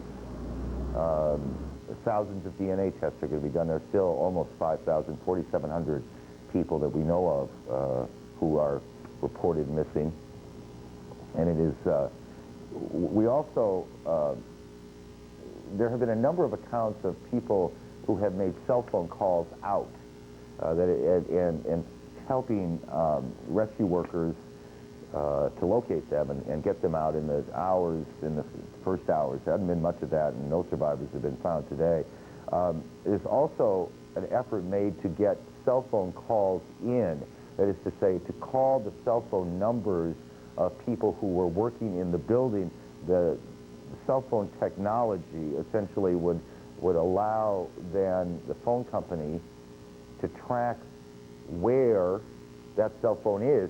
It also, if the phone is still working, the ringing sound itself might help rescue workers identify where someone is buried, possibly still alive, possibly not, but would help them locate someone. There was a report I heard earlier today that rescue workers, some of the firemen thought they heard some pinging sound, someone maybe banging against something, and I haven't heard anything on that since. So what we know for certain is that so far today, no more survivors have come from the site at all, Marty. You're right. When we talked to the rescuers that were coming out this morning, those that had worked the night shift, they said that they had not heard the typical sounds that had been heard days before. Yesterday, they were telling us of the cellular telephone calls that you were talking about. And they told us specifically what they knew about the individual. I'm not going to pass that along because it would only serve to give hope that may not really exist at this point to a family that waits. And then there were the tapping sounds, the knocking sounds that have been reported. And you know, it's a remarkable scene when you're down there at this search site, and there's literally hundreds, sometimes thousands of people at work at the same time. And there is a shout that goes out, quiet. And it's passed throughout the throng of the rescuers. And very quickly, that whole site becomes so silent, you can hear a pin drop quite literally. The engines are shut down. Everyone stands in place, almost holding their breath and listening, along with that person who thought they heard something, and above all, hoping. Time goes by, and then it all begins again. And Richard Roth is down on the streets as well, as Richard has been, as Martin Savage has been down there for the last several days. Richard? Yes, Aaron, I kind of struck by something maybe with a political touch that doesn't really seem that pertinent now, but and it seems almost meaningless, but for months there was so much talk in New York City. When would the new President Bush visit this city? There had been more of a Democratic turnout here. It was now Senator Hillary Clinton. It all seems so ridiculous now. Who would have thought months back ago that this is how the President Bush would return to the city? He'd already been here once before, but a brief visit, but it's incomprehensible that anyone could think about that's how George Bush would come to a city which is needed of a morale boost. And they're going to get one today by the visit by the President. Judy? Aaron, again, as we keep an eye on the President, what the President is seeing there in New York City, we are constantly watching the developments in the investigative front, and I can tell you that our national security producer, Chris Plant, is reporting that the Defense Department's investigating the possibility, as hard as this is to believe, that 2 of the alleged terrorists involved in what happened on Tuesday may have attended schools run by the U.S. military. Now, this is according to a senior defense official. This official didn't reveal the names in question, so we don't know whom he's talking about or other specifics, such as what kinds of schools they may have attended, but the official said 2 of the names released on Friday by the Justice Department, matching the names of people who had attended schools or courses sponsored by the U.S. military under a foreign military exchange program. Now, I should say that officials at the Pentagon are cautioning it's possible that these matching names are merely a coincidence, or that the terrorists were using false identities. And of course, we've been pointing that out on CNN all day long, that they may have taken on the identities of other people. Pentagon officials also wanting us to know that military officers from many countries around the world attend these U.S. military academies or courses every year. So this is done all the time, but what irony it would be if it turned out that one of these terrorists had been to school at a U.S. military-sponsored course. You're watching now in New York, streets of Lower Manhattan, a motorcade with the President of the United States. See some people on the sidewalks there. Don't know if those are civilians or firefighters, rescue workers, as the motorcade makes its way through the city.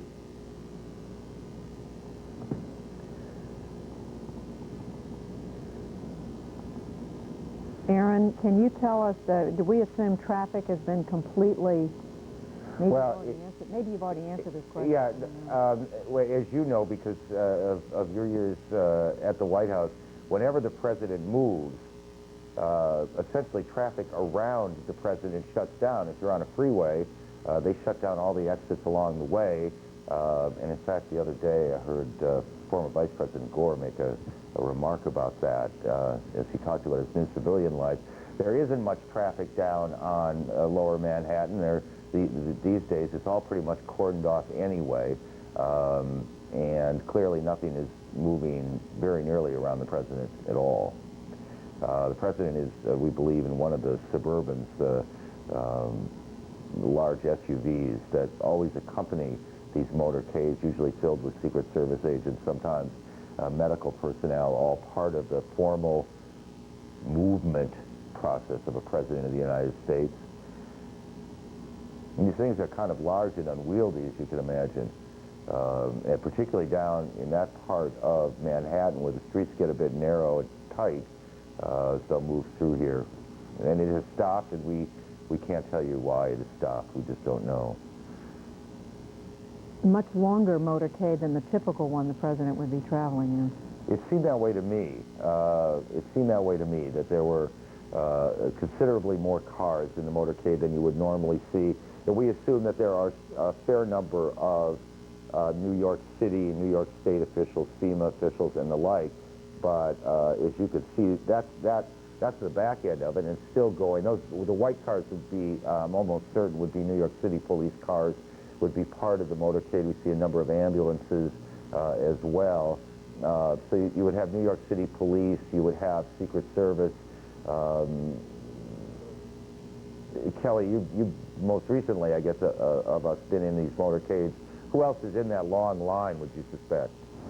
Well, it's hard for me to see from the vantage point looking at the monitor here, but as you and Judy both noting, obviously a tremendously long motorcade. You have senior staffers and those traveling with the president. You have a whole slew of Secret Service officers there. You have, New York City Police Department and ambulances on hand and more security measures than any of us really know. And as you know, Aaron, the U.S. Secret Service not talking about, and we certainly understand they never do, talking about the security measures that the Secret Service takes to make sure that the president is safe and sound. All we know is that the U.S. is really operating on a heightened state of alert, and that is expected to continue for an indefinite amount of time while there is still a concern about threats out there. So we just can't underscore the security situation. As we also noted yesterday, we saw it firsthand around the White House. We saw that the Secret Service decided to expand the security perimeter around the White House, basically closing off to pedestrian traffic several blocks around the White House and also to any vehicular traffic as well. So they are taking every step they can take to make sure that the president and his top aides are safe and sound. Part of what's so difficult right now for the administration, for the country in many ways, is that while the president wants to project a sense that things are okay, in fact things are something less than okay. This gathering at the National Cathedral today that Judy was at, most notably absent from that was the Vice President, who we gather was kept away for security reasons. They didn't want the President and the Vice President in the same location.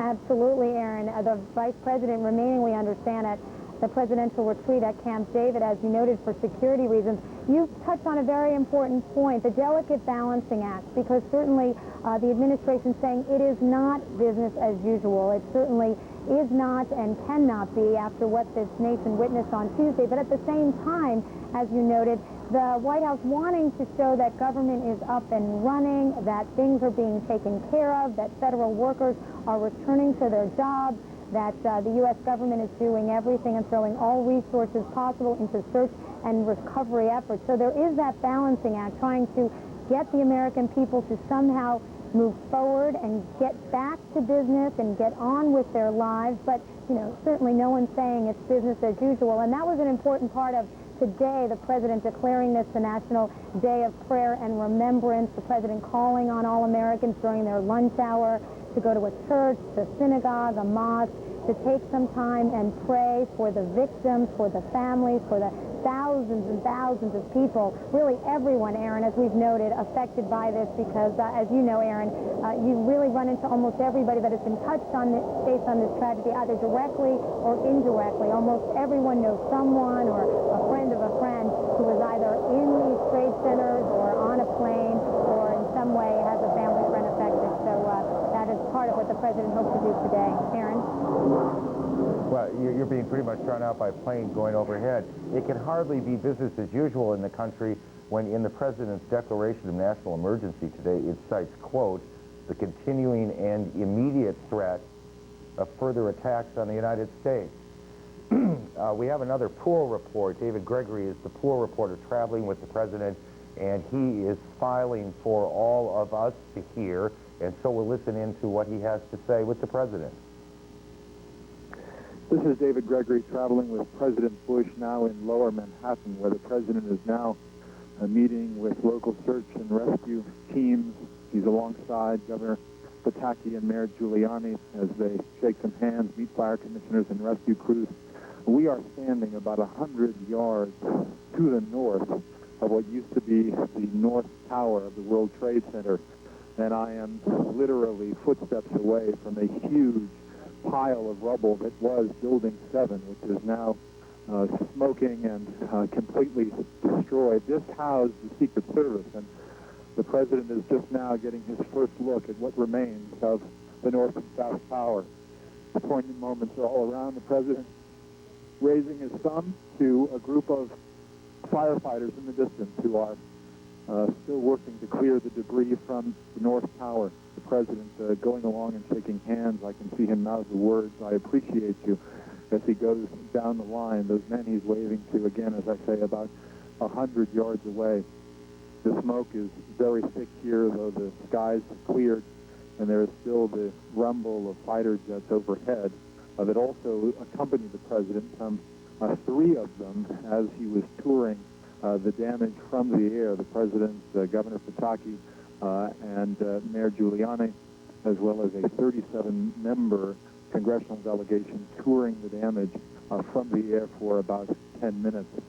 The President will remain here as he listens to members of the New York Fire Department describe to him Building 7, where, again, the Secret Service office was housed.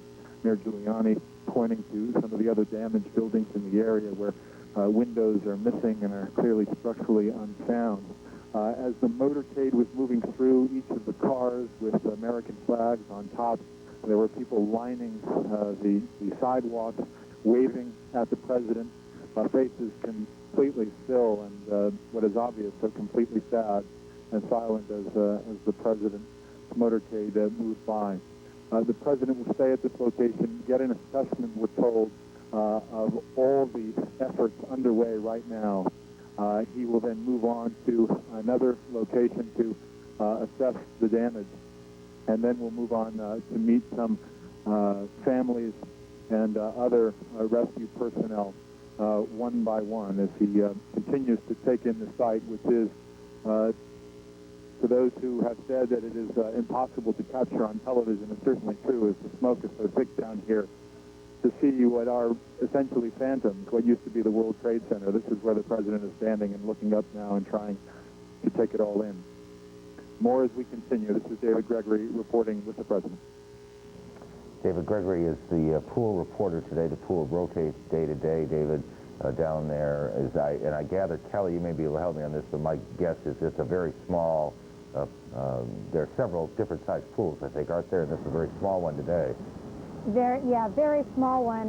Standard practice, though, is always to have one television correspondent and television crew with the President at all times, and that, of course, today it is David Gregory of NBC. I believe there will be certainly someone representing newspapers, the wire services, magazines, and radio.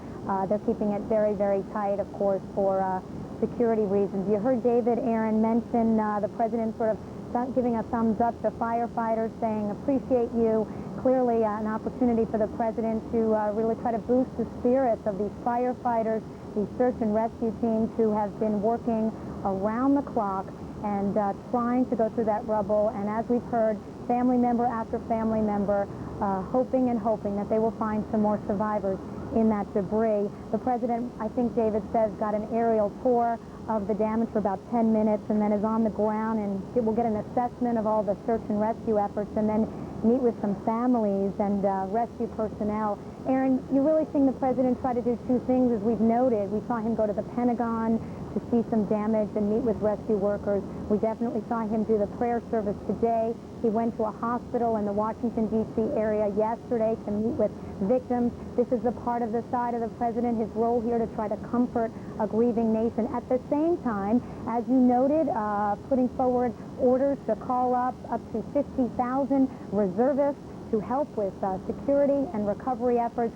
Also, the administration preparing the nation for what it calls a long struggle, saying there would not be just potentially one military response, basically saying that this will be a long, possibly multi-year campaign to find those responsible and to stamp out terrorism around the world.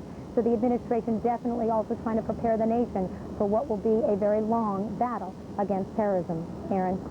Somewhere in that mass of people ahead of that girder we suspect the president is, and we also suspect as time passes we'll get some better pictures of the president down there, but we're probably not going to get him for a bit. The president was reluctant to go to the site until he was assured that it would not be too disruptive to the relief efforts and the rescue efforts, and we note it clearly has not disrupted the effort to cut that beam down, because you can see the torch, they continue to work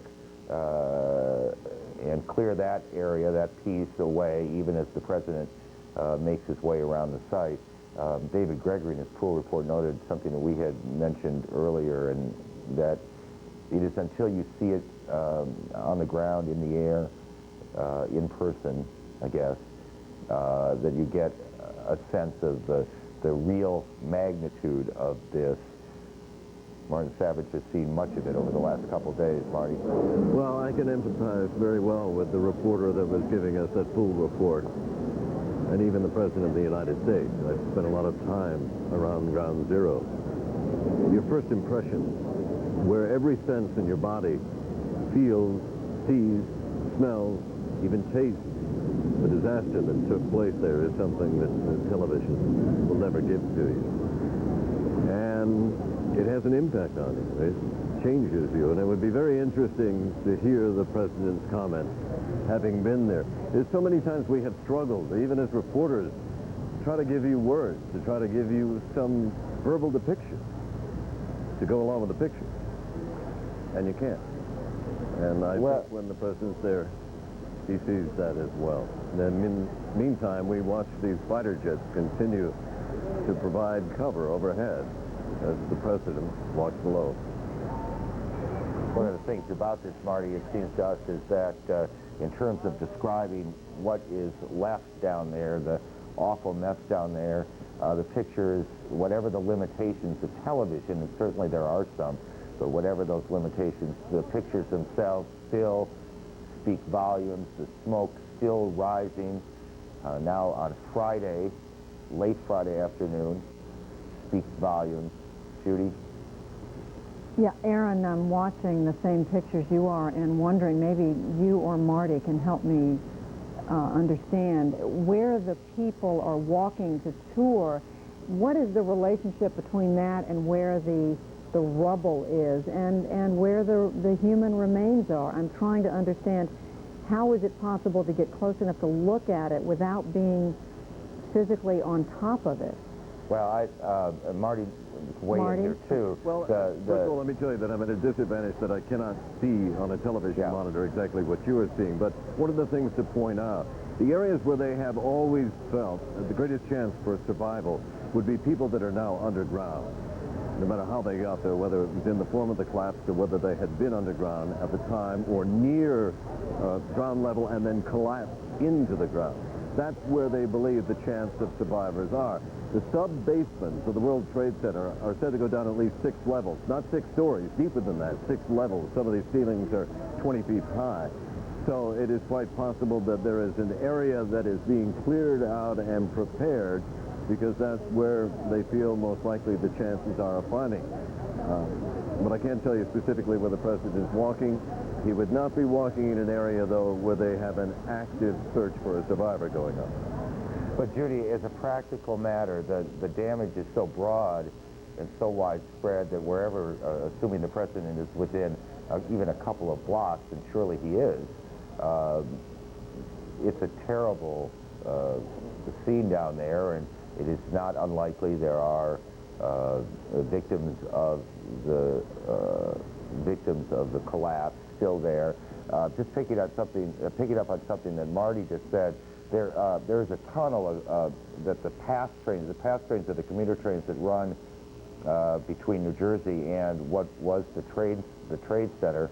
That was the end point, or the beginning point, I guess, depending which way you're going. And crews from the other side, from the New Jersey side, with the Jersey City Fire Department, continue to work through the tunnel.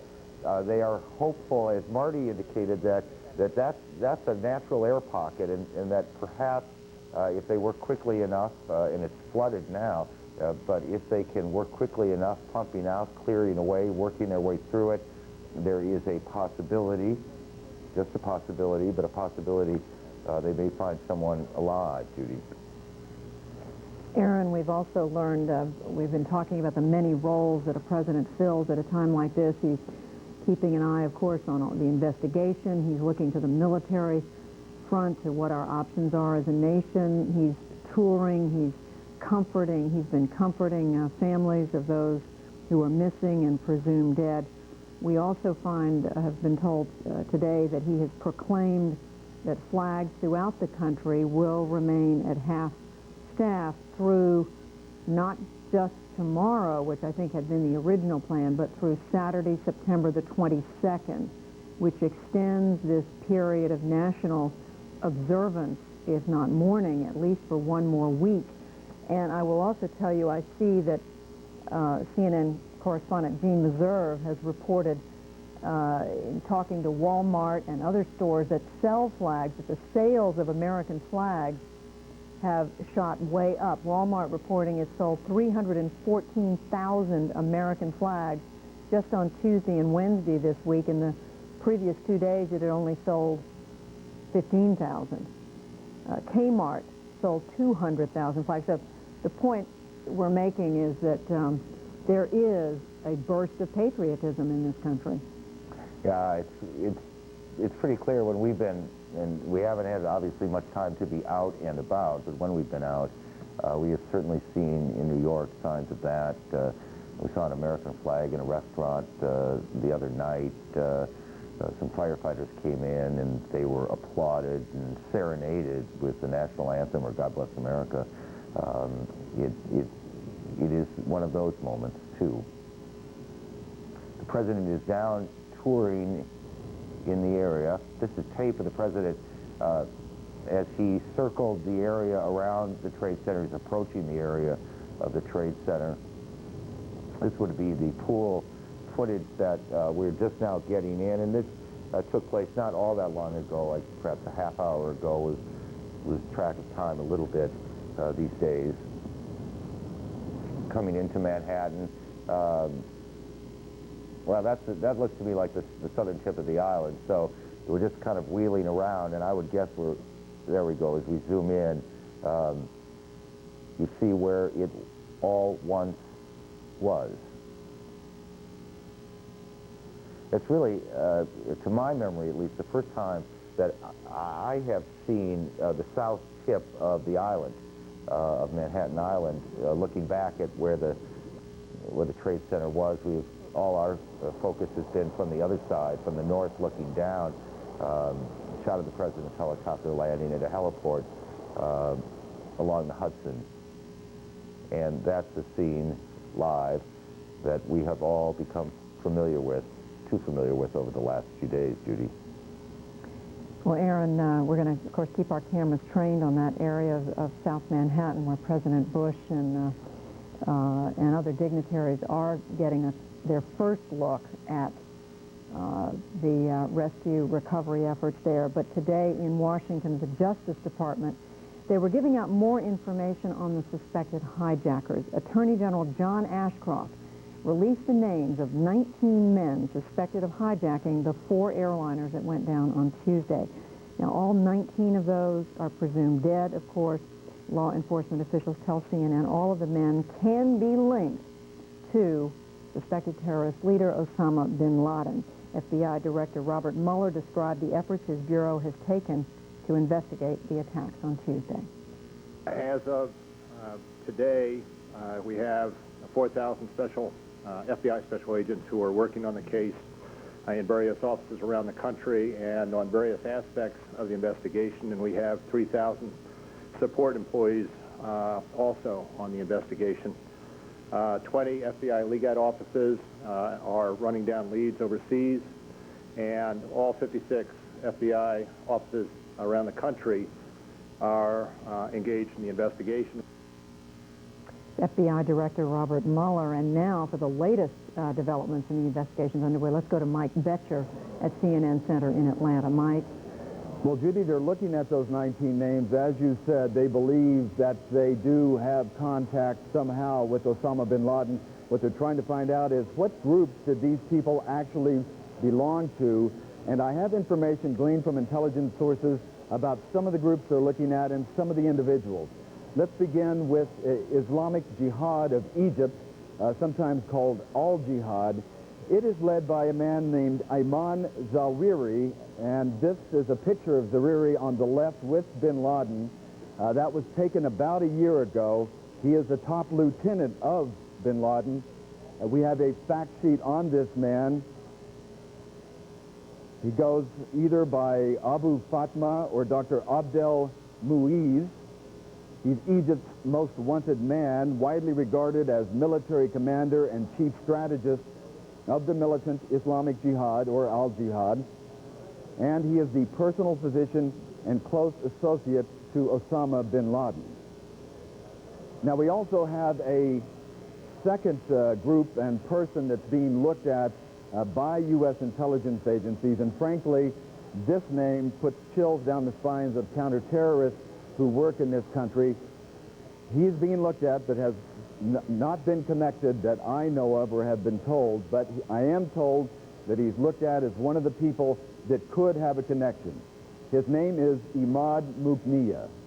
Imad Mughniyeh is well known in terrorism circles. This is not Imad Mughniyeh, actually. This is, we'll take that off. In fact, only one picture in the last 21 years exists of Imad Mughniyeh.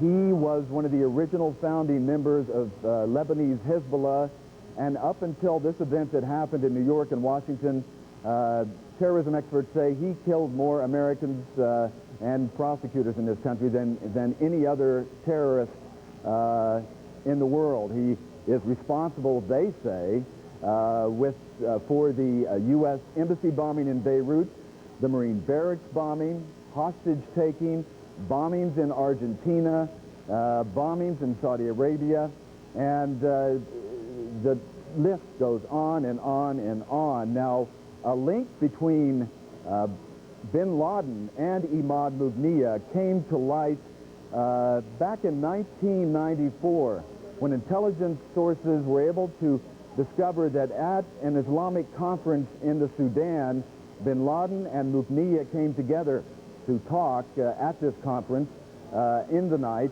and that they believe some of the seeds could have been planted back then in 1994 for what is happening now. Not the specific plan, but a general strategy. That's at least a theory they're working on or looking at right now.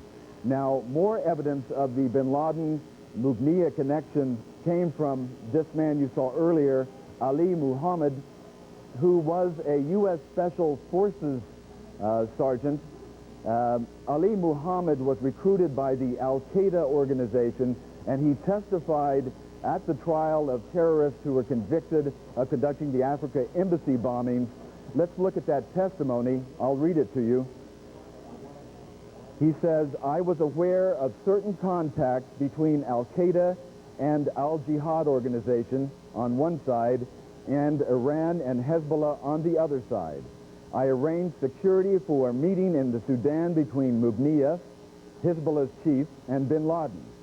Hezbollah provided explosives training for Al-Qaeda and Al-Jihad. Iran supplied Egyptian Jihad with weapons.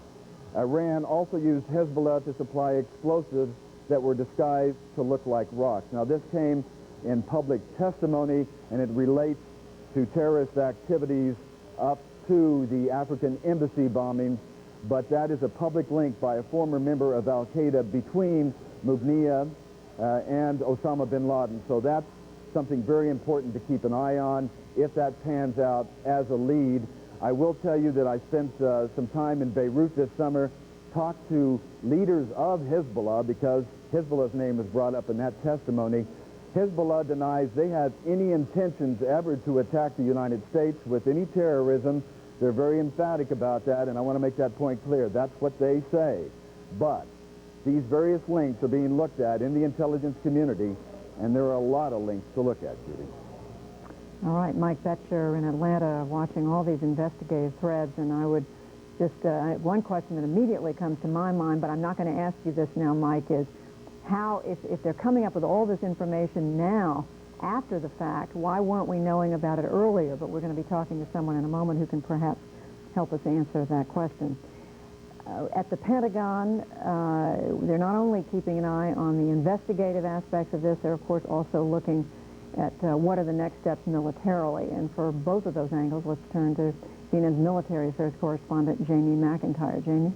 Well, Judy, the Pentagon announced today, as we reported last night, that the Pentagon has requested and President Bush has authorized a call-up of thousands of reservists to back up some of the people who are flying combat air patrols over the United States and also providing disaster relief.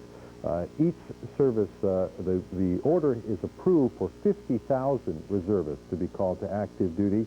Each of the services have reviewed what it is that they've been asked to do and identified requirements so far for about 35,000 reservists. The breakdown is about as follows. The Army is planning to call up about 10,000 people. The Air Force, 13,000. Many of those will be air crews and pilots for these planes that are flying, either flying over the United States, providing homeland defense, or on strip alert, waiting to be sent on a moment's notice to take to the air. The Marines will be calling up 75,000 people, the Navy 3,000, the Coast Guard 2,000. They're going to be providing everything from port operations to medical support to engineering support, support of civil authorities, even things like chaplains and military police will be called up. And initially what they're doing is they're asking for volunteers. You might ask, well, who are these reservists? And basically they're your co-workers, they're your neighbors. They're my cameraman today is in the military reserve. And the head of Reserve Affairs for the Pentagon said today that they're getting an enormous response from reservists who say they are volunteering for duty. We've had people who are knocking on the doors seeking to help. They want to serve. They want to be a part of this. They're very emotional. We've had to say, wait a little bit. You know, we've only had a matter of hours since this all began. We're proceeding along our way, and now we have the authorization to bring those people on board. Now, the way the U.S. military is structured today, it can't launch any major military operation without the help of reservists. That's part of the plan. But this mobilization is really geared more toward, as I said, homeland defense, making sure the United States is protected from any future threats, and support of civil authorities who are engaged in disaster relief. If the United States moves ahead with military action against suspected terrorists, that will probably necessitate another call-up of reserves. Judy?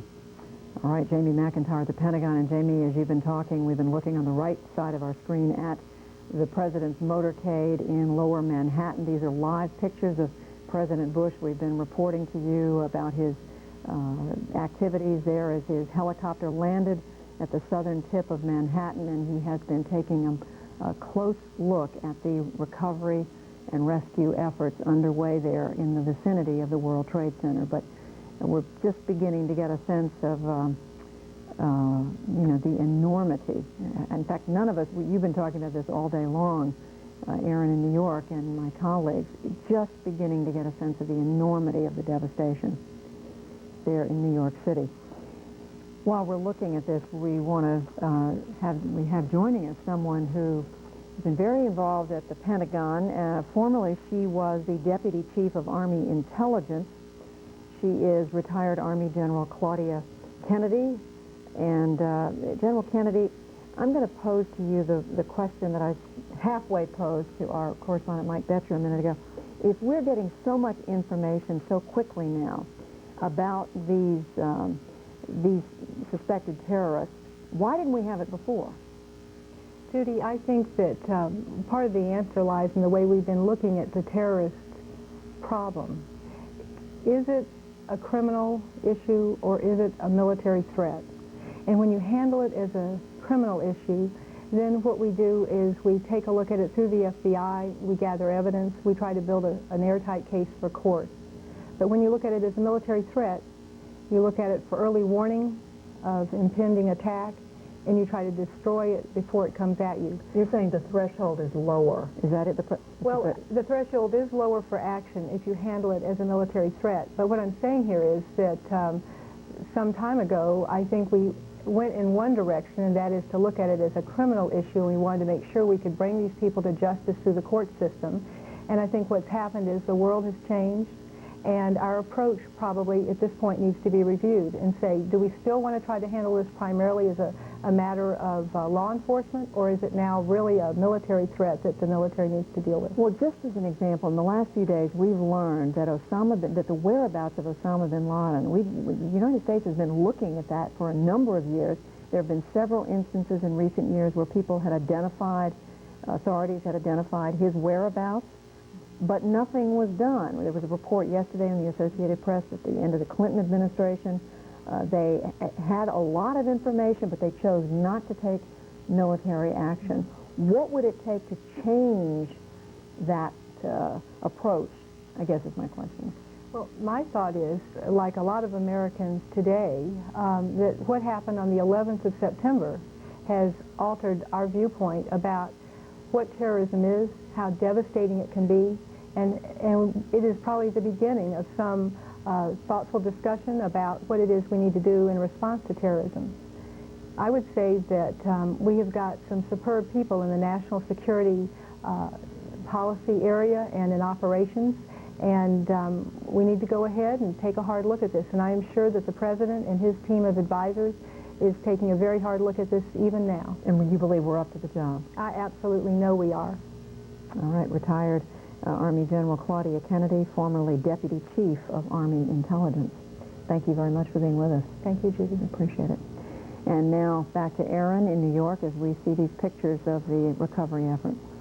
It's a New York Fire Department tent in the foreground there, and somewhere in the background we suspect the President is, and we're certain we'll get better pictures of this when the pool is allowed to get its pictures out. It's a very small pool with the President. Quickly, we mentioned a minute ago that there was some effort to work through the PATH tunnel, the commuter train tunnel from New Jersey to the World Trade Center, in hopes that there were people still alive in the tunnel. Officials now say that is off. There is nothing to salvage. Correspondent Jeff Flock has been working in the Midwest the last couple of days. He was in Wisconsin yesterday. He's in Dubuque, Iowa today, taking the pulse of the country from that vantage point, and he joins us now. Jeff. Indeed, Aaron, our cross-country tour continues. This is it's a window and door factory, Eagle Windows and Doors. Perhaps you've heard of them. This is one of the places, one of the countless places around the U.S. today that have been marking this day with moments of silence and other observances. And Darren, you were saying you don't want the President's job right now as we were watching him tour. I couldn't imagine the feelings and emotions that the President has right now. I am so much with him in spirit and in faith. I really hope the best for him. You folks are a long way away here in Iowa, but you feel very much attached and connected to what's been going on. How is that?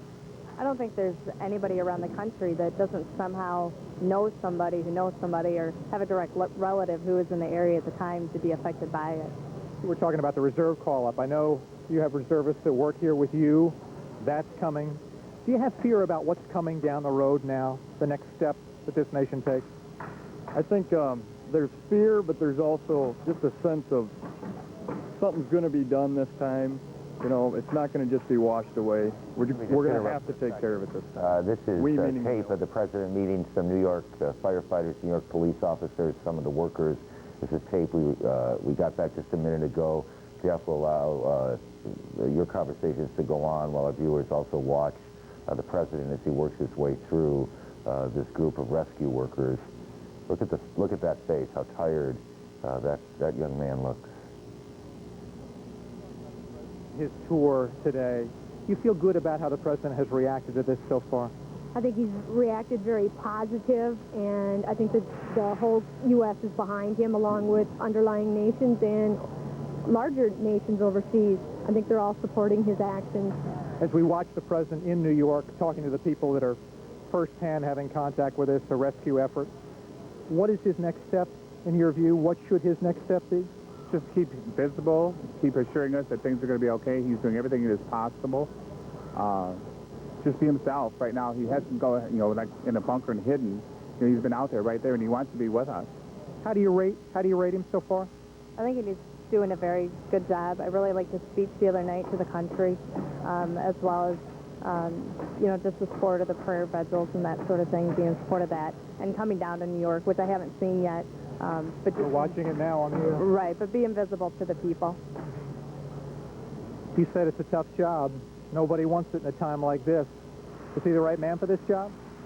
Oh, I think so, very much so. He's, I think, done as good a job as he could do over the past 8 months, considering what he's had to deal with. And I think that he'll come through shining just the way every president of the United States does.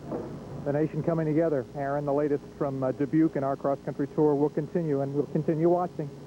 Jeff, thanks. Thank you very much.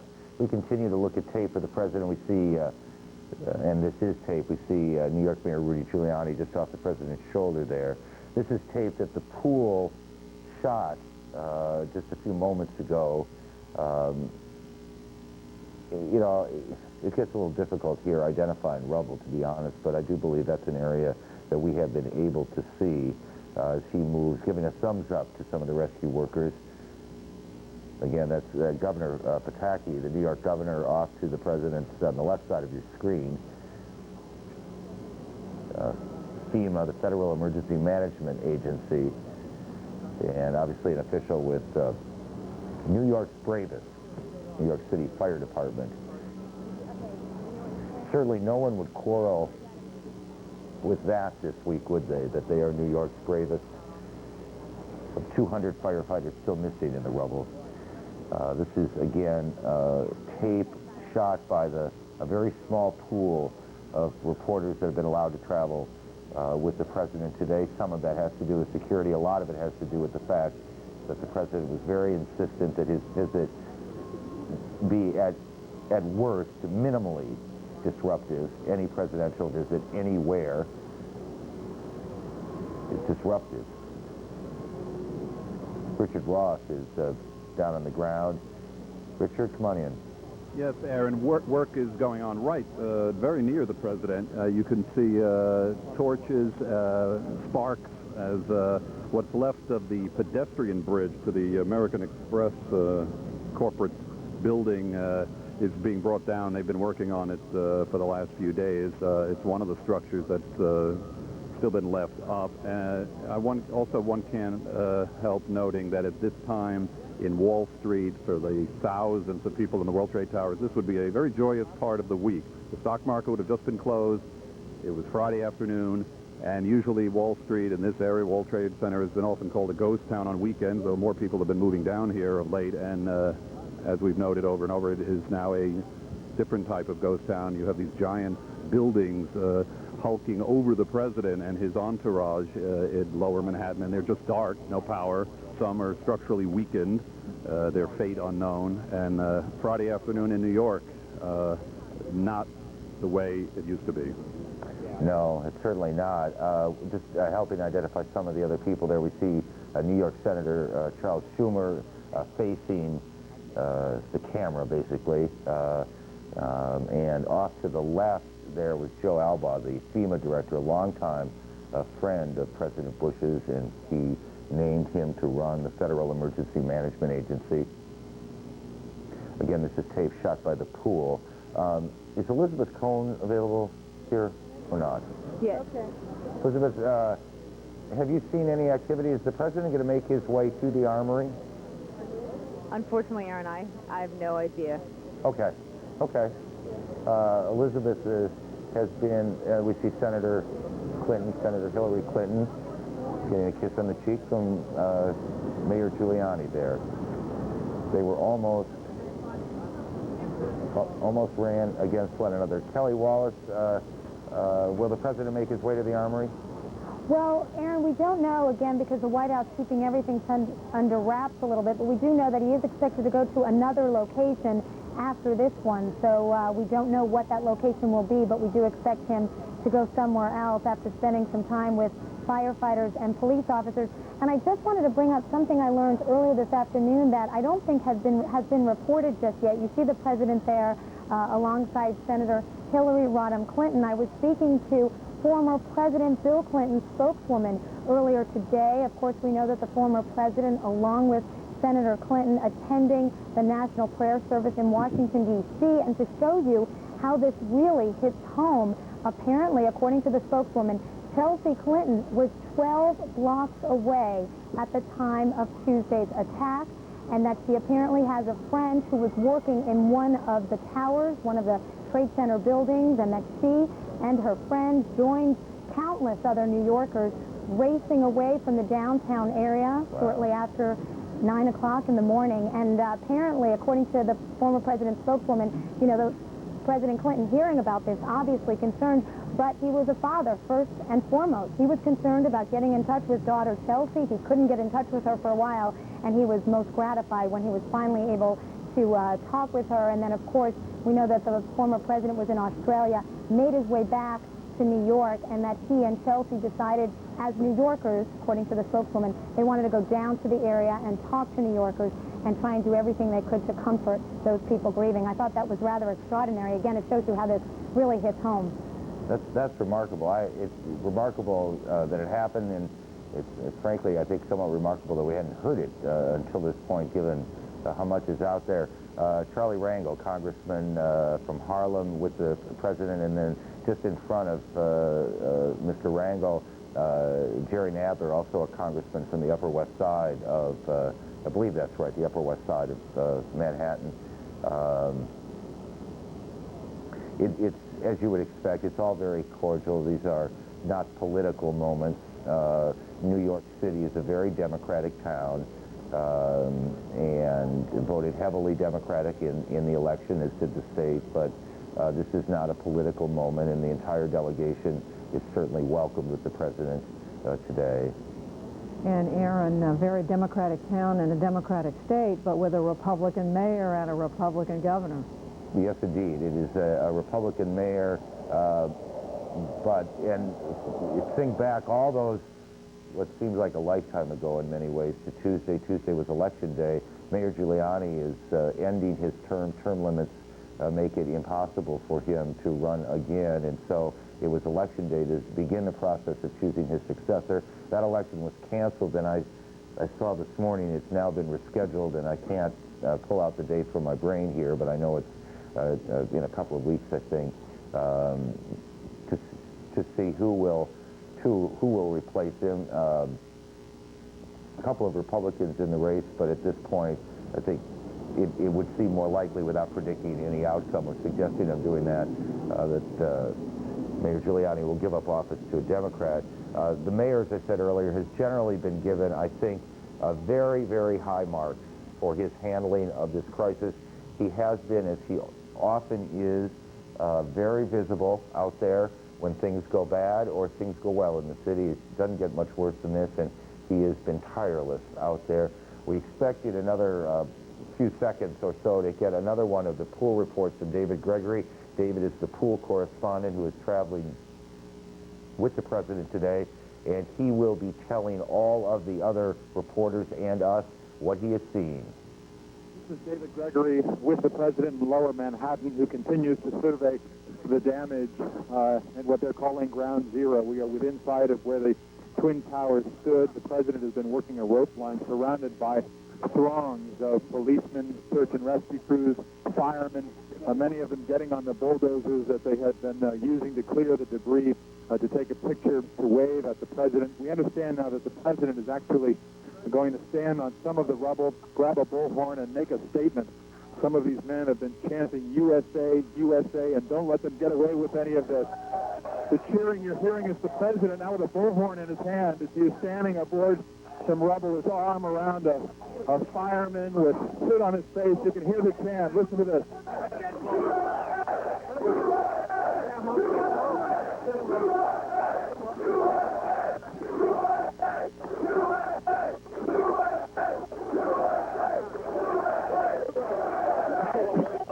The president about to speak now.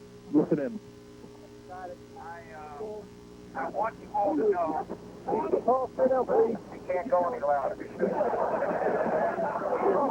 I want you all to know that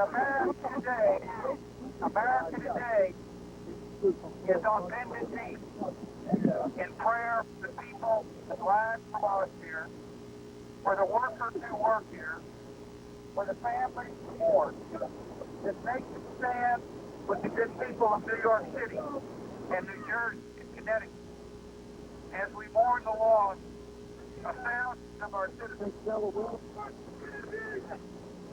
I can hear you.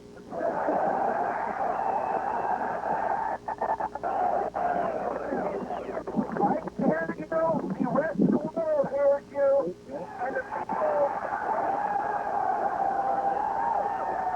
And the people who knock these buildings down will hear all of it soon.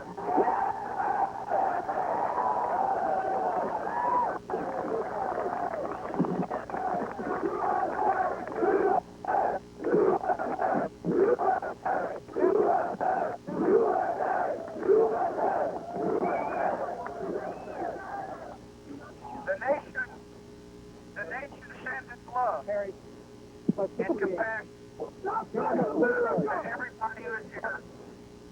Thank you for your hard work. Thank you for making the nation proud.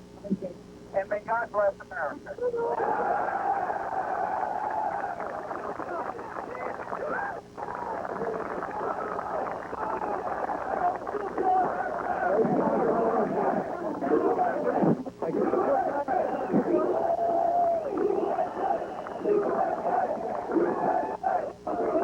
You can hear the chants that continue as the president climbs down off the rubble, grabbing a small American flag and waving it in the air.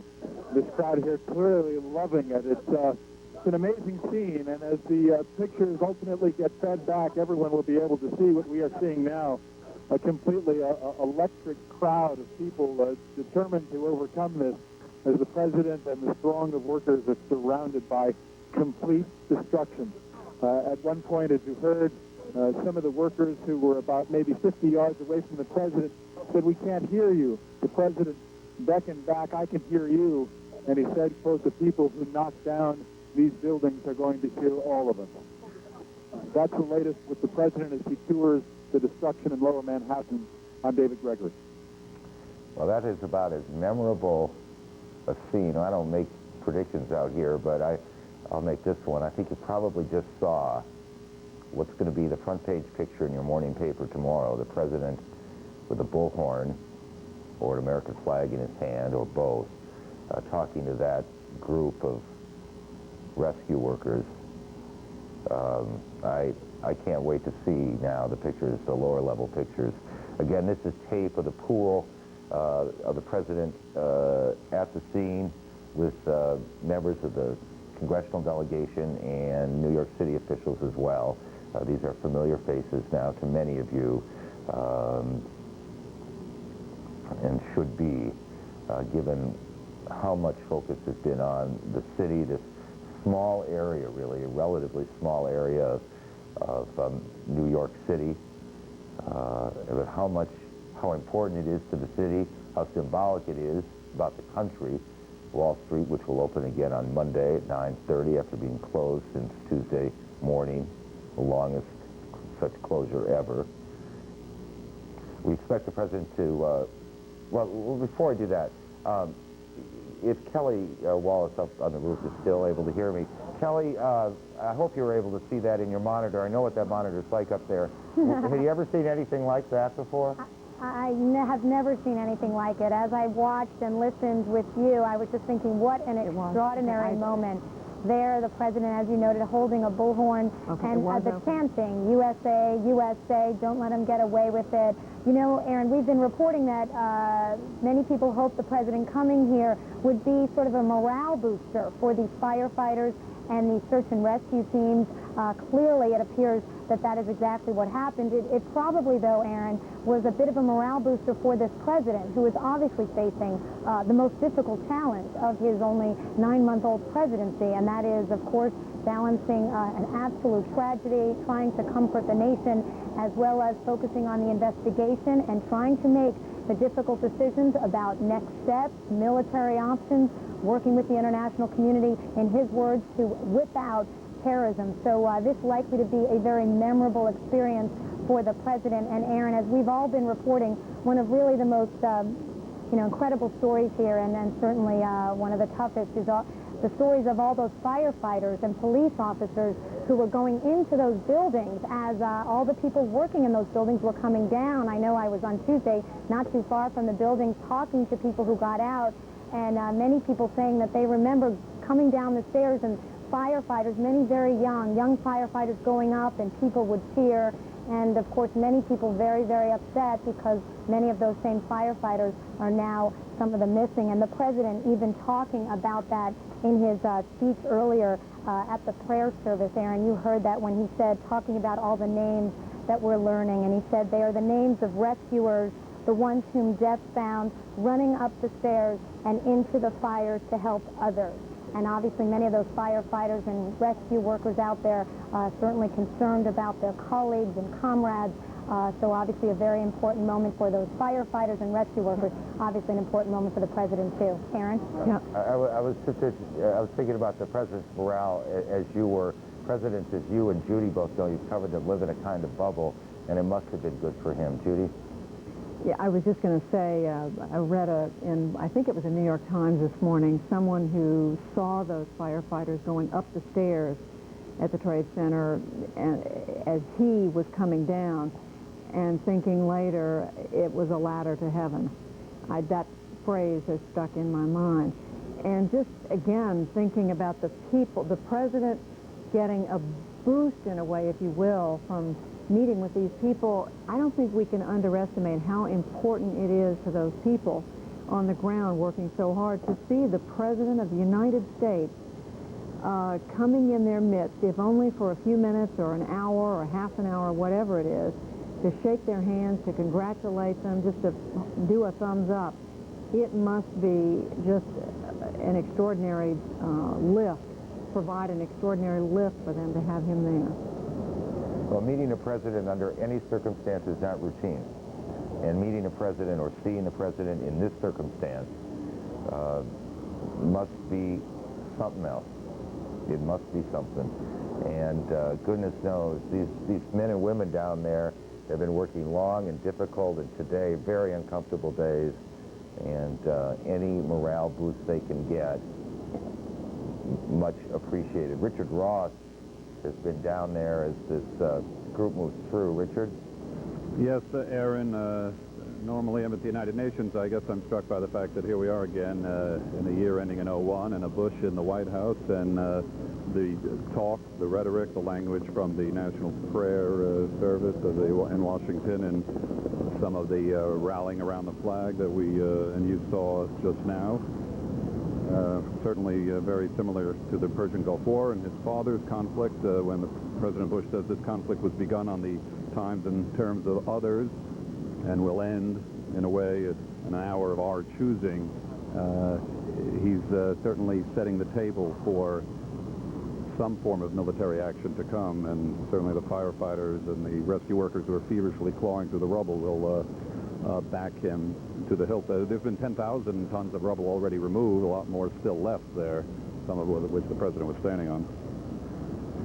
The president... No, Aaron...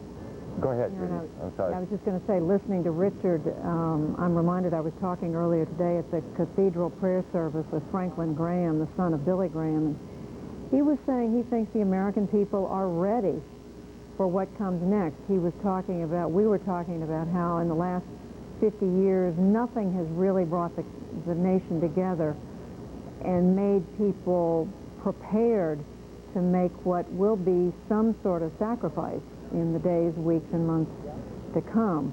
But this is different.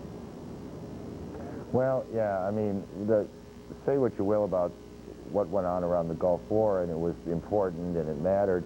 It was, I think, for many people in the country, they felt it was something the country had to do to engage the Iraqis. There was an economic threat and somewhat of a political threat, I suppose. But this has been a smack in the side of the head of the country, and that's wholly different, it seems to me, in the way people are reacting to it. This is, I mean, I was on the street yesterday. I thought people, you know, I've taken this personally. This is like personal business now.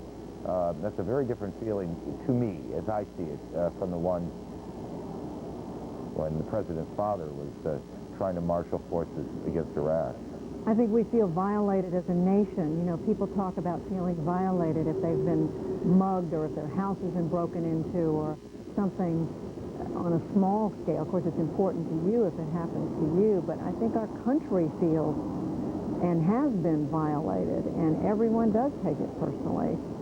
And when you hear the reporting of Jeff Flock in Dubuque and in Wisconsin yesterday, other correspondents in other parts of the country, you become aware that it's not just those of us here in New York or in Washington who have this sense of being violated. This is something, this wasn't an attack on New York and Washington. This was an attack on the United States, on institutions of the United States. And I think people have, in fact, taken it quite personally. If you continue to look at the bulldozers working the area, the president, it is not, I'll confess here, not clear to me whether he has moved on. We expect him to go to one more location, perhaps to meet with some of those. He has now met with some of the rescue workers, perhaps to meet with some of those sad and desperate people who are seeking their loved ones. We have at various times visited the Armory in New York, which has been set up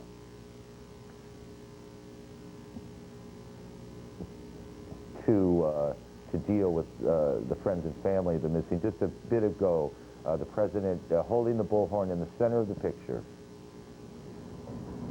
and addressing the rescue workers, firemen from all over the area, not just New York City, but from all over the area. At one point, they said, "We can't hear you," and he said, "I can hear you." And they were chanting, "USA, USA." There are hundreds of workers down there, and in that area, obviously everything came to a stop for a while.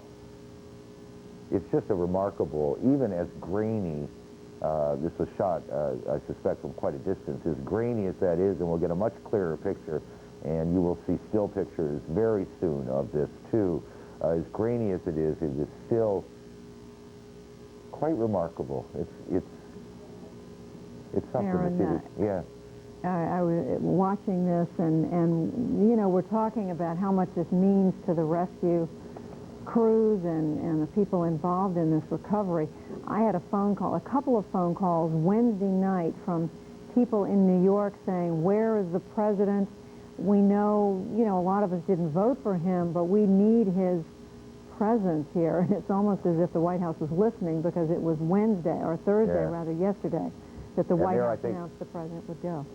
Sorry, I didn't mean to interrupt. I think there's your morning picture right there. The president waving an small American flag in the center of that group of people. What a shot that will be. Yeah. This is grainy, we should explain, because the light is poor in there. I think that's what's going on. Yeah, it is almost 5 o'clock here on a very dreary day in New York. As we were saying, it is possible the president will meet with some of the people whose loved ones are missing. Elizabeth Cohen has been at the Armory talking to those people for the last couple of days. It is a difficult and sad place, Elizabeth. It is a dreary day in New York. It is an especially dreary day here on the corner of 26th and Lexington, where families come in. They are ushered into the Armory to give details about their missing loved ones. They're asked everything: their hair color, their eye color, 7 pages worth of details. And then they are shown 2 lists. One is a list of people who are still in the hospital, and one is a list of people who have been found deceased. But people here on the street corner, despite the dreariness, still have hope. We're going to talk to one of those people right now. Ricky Fortini is looking for his friend Bruce Gary, who is a fireman and was one of the first on the scene called to the World Trade Center. Who saw him last? One of the members at the firehouse has seen him last, and that was pretty much the end of it. He's still missing. He has 3 children at home that are anxiously waiting for his return, and the hope doesn't stop. What do you hope will happen when you walk around, you show this picture? I'm sure you're hanging up posters. Well, hopefully he might be in a medical center. He could be in various different areas that, you know, maybe another member saw, another department member has seen. There's just so many things that can happen. Tell me about him. We can look at the picture. We can see what he looks like on the outside. Tell me about him on the inside. He's a great loving dad, has 3 fantastic kids. He's a single father, and he did whatever he could for his kids. Now, you, sir, when you heard about the explosions, you were telling me your first instinct. What was your first instinct? Our friend and myself, our first instinct was to get to ground zero, which we did about 10:30, 11 o'clock in the morning. We were really the only, I guess, civilians you could say that were there on site, assisting the fire department, any type of staff that was there, whatever we could do. Were you able to do anything to dig through rubble at all? Sure. We were moving debris. We were helping the firemen carry hoses, and a various amount of tasks. Now, you still, if you turn, you can see that you still have dust here. You were back there today. That's a lot of the insulation that was laying all over the ground still and being blown up by the wind. Although the rain has succumbed, that was most of the dust that was there. Thank you. Thank you. Aaron, there are hundreds, if not thousands, of stories like this. People who not only are looking for their loved ones, but are trying to help out everyone in this situation at the same time. It would be impossible for me to describe every little story that I've heard of people helping. For example, yesterday there was a vice president of a technology firm who came down here, set up a scanner at the restaurant that I'm standing in front of, and people just came in and he scanned their photos so that they could put them on websites. A girl, she must have been 12 years old, was walking around and offering people peanut butter and jelly sandwiches that she had made, offering journalists, offering people who were looking for family members. Another woman, she went to a hardware store and said, they need masks, not the hospital kind, but the real gas mask kind, downtown. Can you give me some? They just gave them to her for free, and she ran them down there. There are so many stories like this during this dreary day here in New York. Aaron? Elizabeth, I think I said to you yesterday at some point that in watching your work down there, listening to the people, one realizes that tragedy is a great equalizer, that in that mix of people there are the families of investment bankers and window washers. You talked to one yesterday, maintenance people, firemen and women. Tragedy knows no distinction in that way. It just affects people. And I think it's one of the things that makes it all so difficult right now. Thank you, Elizabeth. I'm sorry. Martin Savage has been down on the ground, if you will, for this long day, and he joins us now. Martin, I hope you can hear me. I know we're having a little problem. I can. And I wanted to pass along 2 things to you, Aaron. First of all, I was contacted even down here at Ground Zero by the Navy, saying that the New York area will have another visitation by a military vessel. This time it is going to be the Navy hospital ship, the U.S. Comfort. It will be passing underneath the Verrazano Bridge around 6 p.m. this evening, about an hour from now. And then about an hour later at 7 o'clock, it will be tying up. This is a huge hospital ship that will be offering any aid, any logistical help, anything that it can do and provide to this area if it is needed. The unique thing about this is the fact that this is usually a ship you see in far distant shores. Now it is a military ship tying up here, and not because it's coming back to its home berth. As far as the speech that was given on site there impromptu by the President of the United States through the benefit of radio here and other audio, some of the rescuers were able to hear that. I had to tell you, when we talked to the rescuers this morning, early this morning, and it was dark, and it was gloomy, and it was rainy, and it was cold, the morale had really been sapped out of a lot of them. And then yet when those words were heard, as you heard the reaction out there at the site, a jolt of electricity went through them. And they have been renewed in 2 ways, inspired by the words of the President, inspired by the fact that the sun has come out, and now motivated probably twice as hard as they felt this morning to go back to the job that they want to do, to find someone alive and bring them out and return them to their families. Karen? Thank you. Rather than us sitting around talking about what the President had to say, I wonder if we can just go back and and re-rack the tape. And for people, a lot of people, I suspect, in the East are just getting home from work anyway. The president, just to update you, is in Lower Manhattan now. He has been touring, if that's the right word, observing, looking at the site. And there was a moment not very long ago where the president grabbed the bullhorn in one hand and began to talk to the rescue workers who are down on the ground. It is a little hard to hear in parts, but it is absolutely worth taking a look at and listen to. If you guys have the tape, we can do it. As we mourn the loss of thousands of our citizens, I can hear you. I can hear you.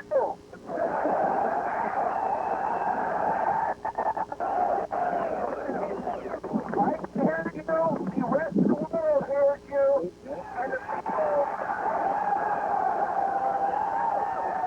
And the people who knock these buildings down will hear all of it soon.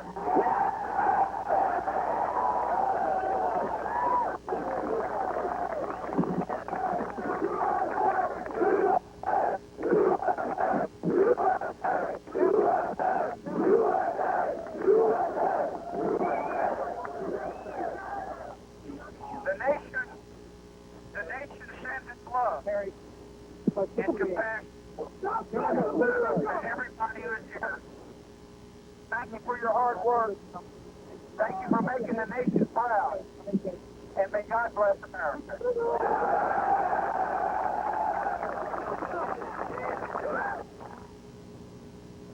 That was the president just a bit ago. Our senior analyst, Jeff Greenfield, is here. Judy, jump in whenever you wish to.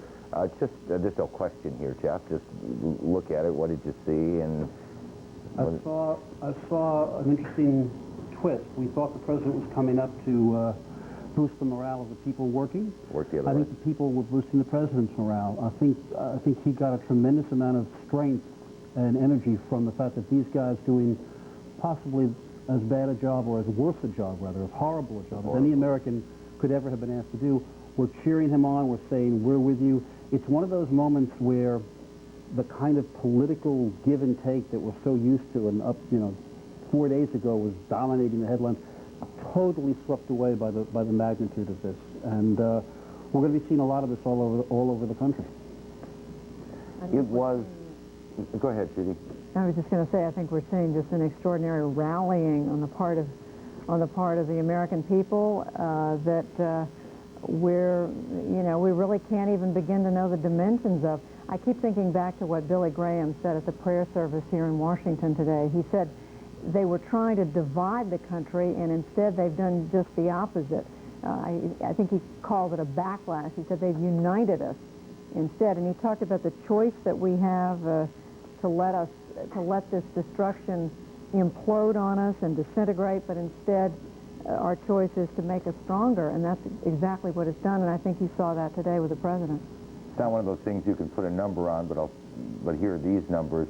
Walmart says it sold over 300,000 American flags just Tuesday and Wednesday. Add another 200,000 American flags that Kmart sold. A couple of huge retailers, a lot of small retailers, I suppose, were selling flags too. It is just one of those signs of how people have taken this all. You know what I'm even encouraged by, and this may sound weird, I'm encouraged by the fact that they haven't completely put politics aside. The Democrats wanted the resolution of support rewritten, not to give the president a blank check. And I almost think it's like when a loved one is very sick, and then they start snapping a little, you say, okay, I know they're okay because they're feeling good enough to even have those arguments. Politics is so in our blood that even at this moment, you have people saying, all right, but we still have to remember, we're the Congress, you're the president, we have to give you our support. And I, in fact, take that as a point of strength, not a point of weakness. That politics, when it's, without getting off completely on another tangent here, the problem with politics recently, as I watch, has been so nasty. But politics is not a bad word, and the process is important, and they ought to do the work of debating the side that this needs to be done civilly and appropriately. Absolutely. You remember the Gulf War, where we talk about how united Americans was. They had a debate in both houses of Congress. They had a vote to make sure the president was going to get the support. We're not going to have anything like that because this is so much more serious. But the events of today, when we see these pictures and hear those words, it takes us so far beyond the political terrain that things have been played in that it really has swept it off the board. And yet there's enough left of our institutional strength to say we're going to do this the way the Constitution told us to do it. I think that's a strong point. We're expecting to see shortly some more pictures. And maybe my imagination, Kelly Walsh is up on the roof. She can tell me if I'm wrong. Looks like it got brighter a little bit outside. It's been so dreary here today, so nasty, cold, and wet. And just about the time the president arrived, we saw the sun peek through from the west. Well, there's no question, Kelly, it looks a whole lot brighter than it was. It is a whole lot brighter. As you noted, it was a short time after the president arrived in New York. You could see the sun coming through the clouds. The first time we saw that on this very dark and dreary day, and obviously somewhat of a symbolic moment, lifting the spirits for the firefighters and the rescue workers who have been working out in the rain all day, and obviously that making their jobs a lot more difficult. You know, I wanted to just add interesting points that you and Jeff are making too, and of course something that has happened here with the president. The president was somewhat criticized, as we know, earlier in the week on Tuesday when he left Florida, and then the decision was for the president to go to Louisiana and then to another military base in Nebraska before returning to Washington late Tuesday night. Some criticism that the president should have been more visible, and then the White House saying the reason for that travel plan was that there was a real and credible threat to Air Force One. Certainly, the White House, though, obviously the president getting out more, I'm not saying in response to that criticism, but certainly as the events have unfolded and as the administration was able to sort of see what was going on and get all its systems in place, definitely putting the president out. We saw him, of course, going to the Pentagon. We saw him go to a hospital yesterday, and of course, coming here to New York. Obviously, very important for the president because he has a role that really no one else can fill right now, and that is the role of the commander-in-chief, and of course making very important decisions about next steps, but also the person to comfort the nation and to try and come out here and lift spirits. And as you and Jeff noted, though, and we've talked about, he did that here, it appears, with those firefighters, but certainly the president getting a boost, and it will be something he'll probably look back to as he works with his team on the very difficult decisions in the days, weeks, and months ahead. Kelly, hang on a sec. Just hold on that shot a minute. Late on a Friday afternoon, the 14th of September, the sun finally comes out. And in all that has happened this week, that one gives you goosebumps right there. The shot of the Statue of Liberty, which is, you could see so clearly from what was the World Trade Center. You can see from certainly where we are in New York, where Kelly can turn around and absolutely see it out there. And how pretty and different, in a way, it looks today. What a nice shot, guys. Thank you very much. We expect in just a moment or two, and if it seems like we're vamping a little bit, we are, the pool pictures of the president from the ground level when he grabbed that bullhorn, that American flag. These pictures will be, we would assume, certainly much more clear, less grainy than the ones we showed you a little bit ago. And I think you'll get a better sense of the reaction of people, the reaction of the president, the expression on the president's face will all tell us something about not only how this is affecting the rescue workers, but the president. You can't go any louder. I want you all to know that America today is on bended knee in prayer for the people whose lives were lost here, for the workers who work here, for the families who mourn. This nation stands with the good people of New York City and New Jersey and Connecticut as we mourn the loss of thousands of our citizens. I can hear you.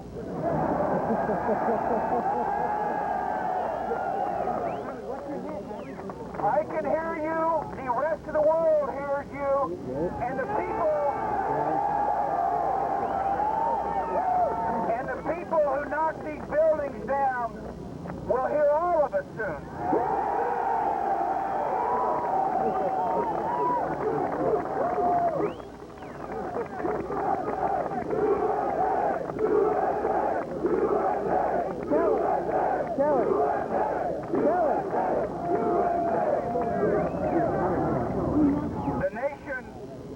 The nation sends its love Harry, let's and compassion no, sorry. to everybody who is here. Cross the line on that one. Thank you for your hard work. Thank you for making the nation proud. And may God bless America.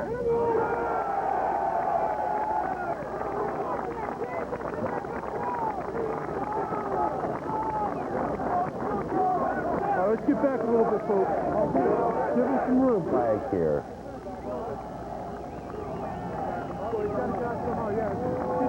And there's your shot. I was just thinking, Aaron, that 30-something years ago in this neighborhood, the line between those who supported the Vietnam War, construction workers, the so-called hard hats, and those who opposed it, and how sometimes that literally spilled into violence in the streets of New York. And if you can find that line today, I'd be amazed. There is no such line. There is no such division of any kind like that. In this case, this is not choosing up any sides. What has happened in New York on Tuesday, I think, has, at least for now, obliterated that line completely. Statue of Liberty in your shot. Judy? Well, Aaron and Jeff, quite a day for President Bush. From my perspective, that is the most comfortable I think I've seen him looking under extraordinary circumstances as he stood there with his arm around that firefighter with the bullhorn in his hand. Comfortable in his role as president since this terrible event on Tuesday morning. The emotions have run the gamut for this president today, from just now visiting, touring the area around the World Trade Center, remains, wreckage in New York City. Earlier today, the president was in Washington at a prayer service he called for at the National Cathedral here in Washington, and here are some of the sights and the sounds from that service.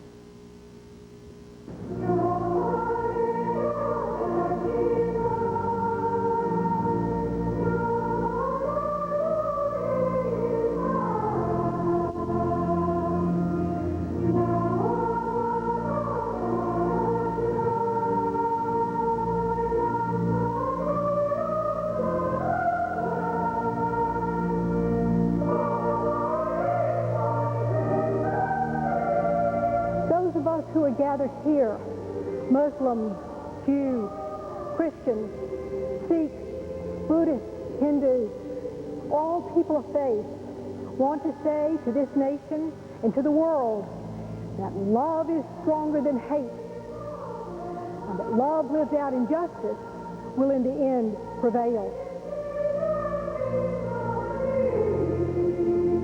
Today we gather to be reassured that God hears the lamenting and bitter weeping of Mother America, because so many of her children are no more.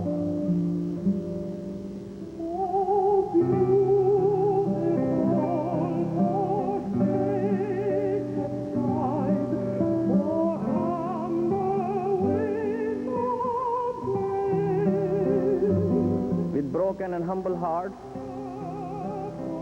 and with tears in our eyes, we turn to you, our Lord, to give us comfort. Help us in our distress. Keep us together as people of diverse faiths, colors, and races. Keep our country strong for the sake of the good and righteousness.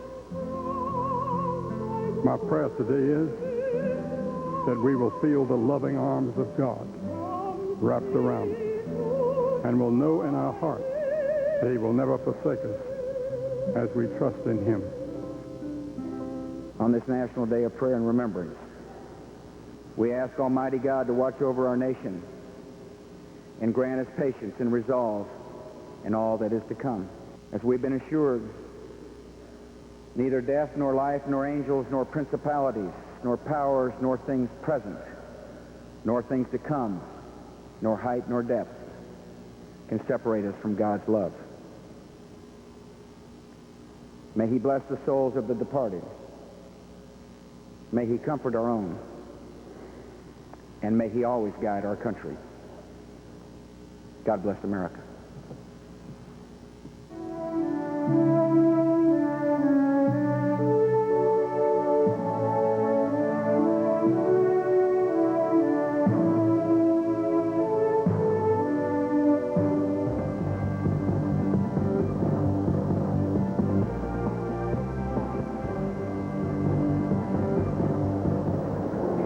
The President of the United States at Ground Zero, the Commander-in-Chief today, a witness both to what an unseen opponent is capable of doing to a nation and to the strength that rises from the ashes. Slowly, securely, the pace picking up at the nation's major airports, and as the country shifts to a higher gear, a pause to honor the innocent, the victims of Tuesday's terror attack.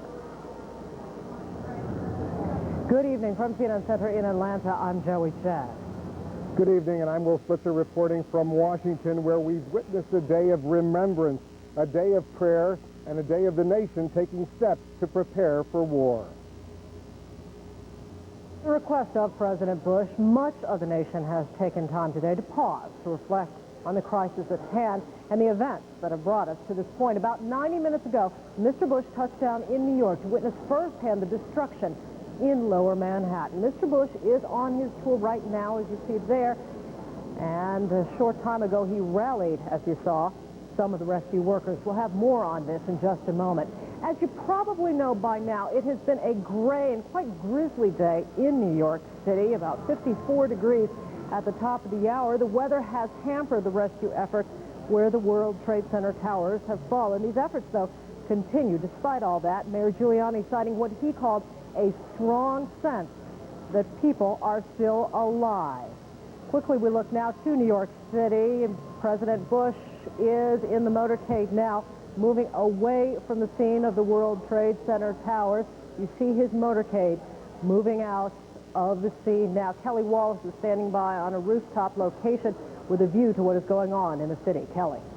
Absolutely, Joey. We do not know exactly where the president is going, though, right at this moment. We do know he was going to go to one more location after meeting with and talking with the firefighters and rescue workers around what has become known as Ground Zero and the site, of course, of the terrorist attacks on Tuesday. We're not exactly sure what this location will be, but we did expect that the president would likely try and spend some time with some family members of the victims, people still holding out hope that maybe, just maybe, the firefighters and those rescue teams will find some more survivors in that debris field. So as soon as we see where the president will go, we will let you know. Joey, we've watched these events unfold throughout the afternoon, and one thing we have all reminded of is the extremely tight security that is going on right now. We know that this administration is operating on a highest state of alert, and the U.S. Secret Service operating at that alert and taking absolutely every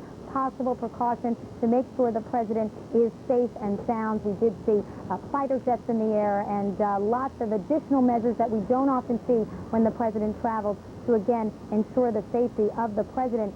And, Joey, as we've noted, the main focus for the president coming here was to try to lift the morale and spirits of these firefighters and these rescue teams, people who have been working around the clock, obviously trying to find possible survivors.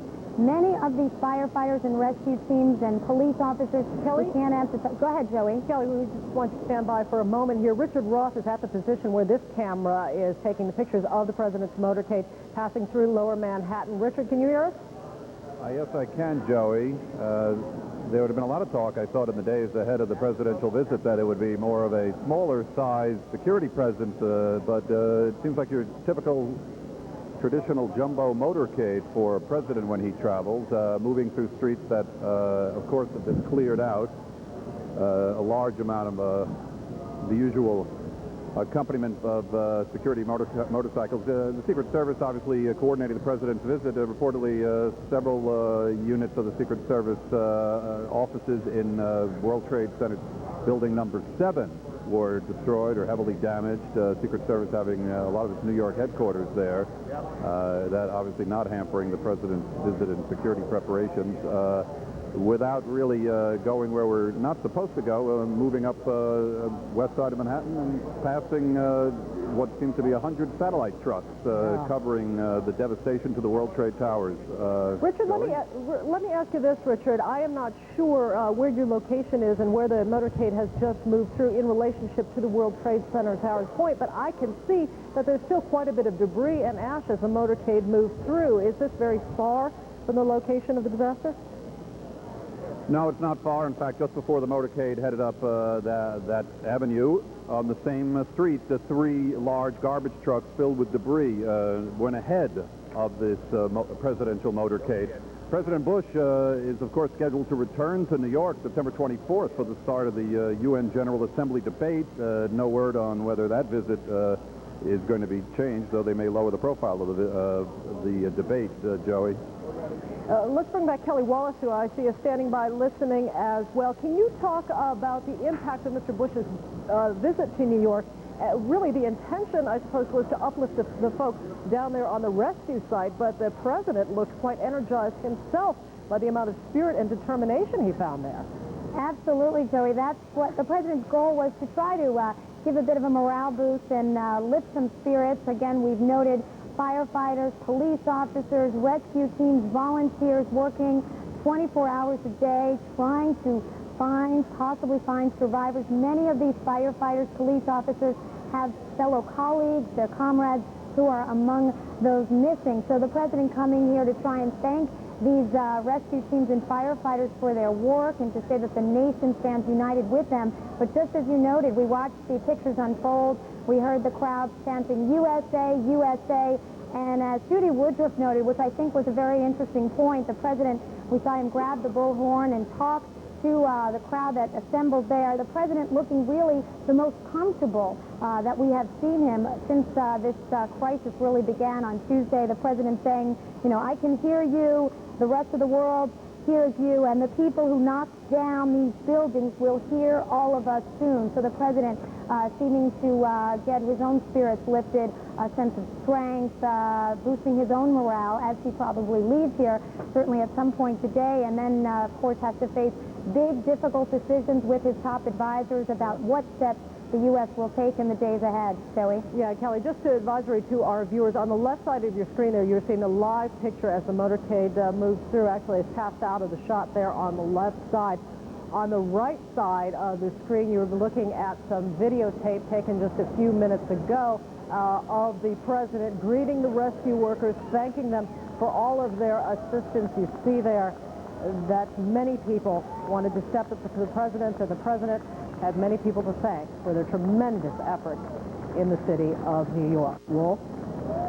Joey, Marty Savage has been at ground zero in this entire search and rescue operation. He joins us now live. Marty, tell us what's happening right now in the aftermath of the rain that did some additional destructive damage to New York. Well, let me point out something first, Wolf, to you, and that is the fact that though it was intended by the president's visit not to disrupt the search and rescue effort, which it did not significantly impact, it has impacted greatly the ability to get more supplies and to get more people into the site. The entire area immediately outside of where the president was visiting, that being ground zero, has been in lockdown, essentially, and the streets here now, which had been moving with equipment, have been clogged for some time as they wait for the okay to begin moving in. It's important because it is not just a rescue effort that they are working to support, but also trying to deliver that sense of normalcy that the president has been so adamant in trying to get back to. Wall Street hoping to open on Monday. A lot of communication in this area has been knocked out. Restoring communications, restoring electricity, restoring basic services is essential to getting this part of the financial community online. That's why, with the president's words, with the sunlight back out, they're anxious to get back to work. But this morning, you're right, it was very dismal. It was very cold, it was wet, and it was windy. All three of those made for difficult conditions for the firefighters. The wetness made it very slippery, very treacherous out there working on the debris pile. A number of those that were working out there said that everyone was slipping and falling and getting injured. It also had a dampening effect on morale. Then there was the wind. Wind was a great concern, especially for the engineers that have been studying the buildings that have been severely impacted. These are buildings that still stand but are in danger of falling down, and falling down on the very people that are trying to rescue anyone who may be still alive. And one last thing about the rain, it made noise, something they don't want, because what they do out there is use their ears to listen for tapping sounds, any indication of life underground. The rain's gone, the wind's dying down, and now with the words of the president, they're ready to get back on the job. Wolf? Marty, so the president's appearance, brief as it was in lower Manhattan there, did serve as a morale boost for all those rescue workers who have been so deeply moved and obviously so tired by what's going on. Can you tell that it's helped the morale of everyone down there? Well, there are a lot of people that have been locked out on the perimeter here that were not able to hear the president's words, but a few of them were able to hear it over radios and other means. And they were inspired by what they heard. They liked what the president had to say and the way he said it. And they also agree that something needs to be done about this, not just finding survivors, but finding those who are responsible. Wolf? All right, Marty, stand by. I want to bring in Brian Nelson. He's also down in lower Manhattan. He joins us via video phone. Brian, tell us what's going on over there. Well, Wolf, some of the traffic that has been backed up carrying in supplies into the site behind us is now beginning to move now that the president has moved out of the scene. They've been backed up for, I guess, about an hour and a half during the president's visit. So now they're beginning to move past the police barricades toward the side of the World Trade Center. They're carrying everything from medical equipment to cranes, shovels, and whatever. That site is what we have been trying as journalists to get to as close as we possibly can over the last few days, and it's been kind of a tough job. And so what we did was give a camera to a couple of volunteers working there. One of them was a medical worker, and they took a camera in on our behalf. And I think we're going to show you some video now what that camera picked up. Here's part of it. What we have is a ground-eye view of the destruction of number 7 World Trade Center. Now this site, I don't know, adjectives somehow escape you. It's a compressed pancake. It's awesome, it's stunning, it's shocking to see it that close up. The other thing you notice is what is being called here the bucket brigade. Now you have lines of rescue and recovery workers who will make their way up that pile of debris and do it very gingerly. Their own lives are in danger as they do that, because all of that rubble is in a precarious position.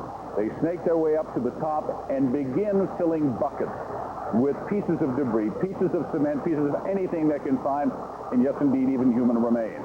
And that bucket is handed down one at a time as it comes down to the bottom, and you may be able to hear some of it being dumped out. And workers will go through that debris very gingerly, looking for pieces of evidence and, yes, human remains, before it is all swept away and it's started again. So this is a really painful and painstaking process. And as you can see, it's going to take an awful long time for all of this debris to be cleared away. And you can hear in the background maybe the sounds of saws as they're cutting some of the metal girders as well.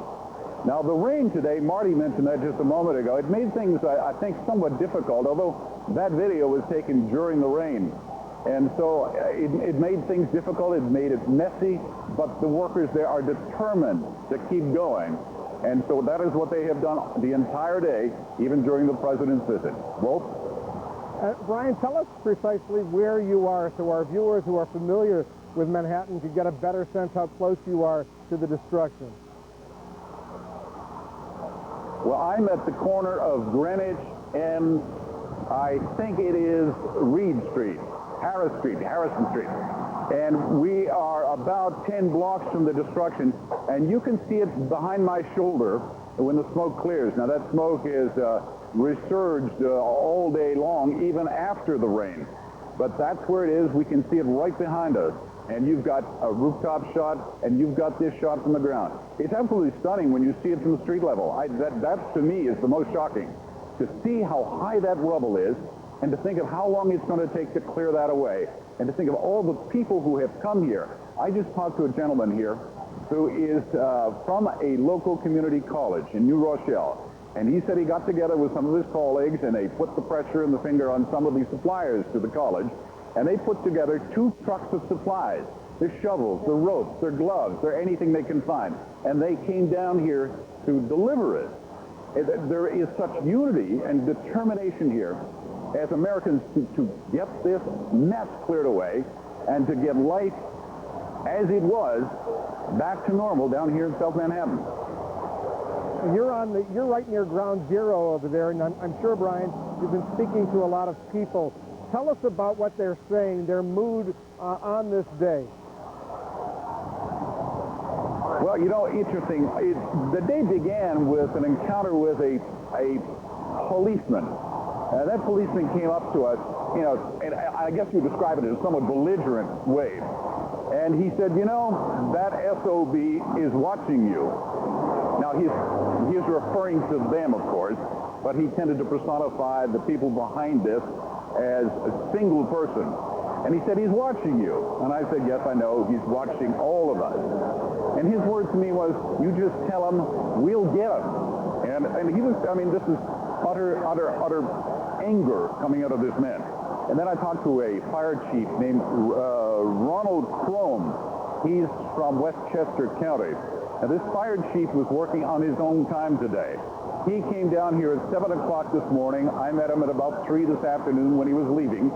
He was going back to work. He was going to go and do his regular shift as a fire chief, a deputy fire chief in Connecticut.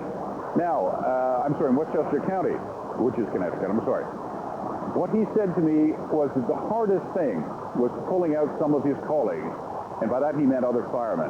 Now, these colleagues are New York firemen, but they are the most closely bonded group. Firemen in this entire area are closely bonded, and they all consider themselves brothers. And at this point, he began to well up in tears, and he couldn't talk. It was an absolutely moving moment. Brian Elson in Lower Manhattan, thank you very much. Just one note, you did point out Westchester County is in New York, not in Connecticut. We all know that. I know that because I have relatives who live in Westchester County. In any case, Joey, let's go back to you. Wolf, now we want to get more information on the search for whoever is responsible behind these horrible things that we have seen. Joining us now, Mike Betcher, who's been following up on the investigation. Mike, investigators looking into this know more now about those they think are responsible. And they shared some of it with us today, Joey.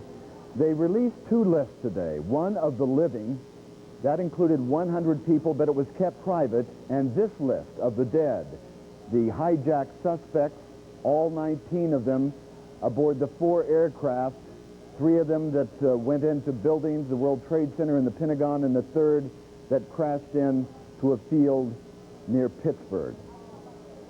You'll notice that many of these people are from Florida. There were 7 pilots in there. 3 of them are from the New York, New Jersey area. They list that as their address. 17 live in the United States. The other 2 came from overseas. And we have been developing more information on each one of these people.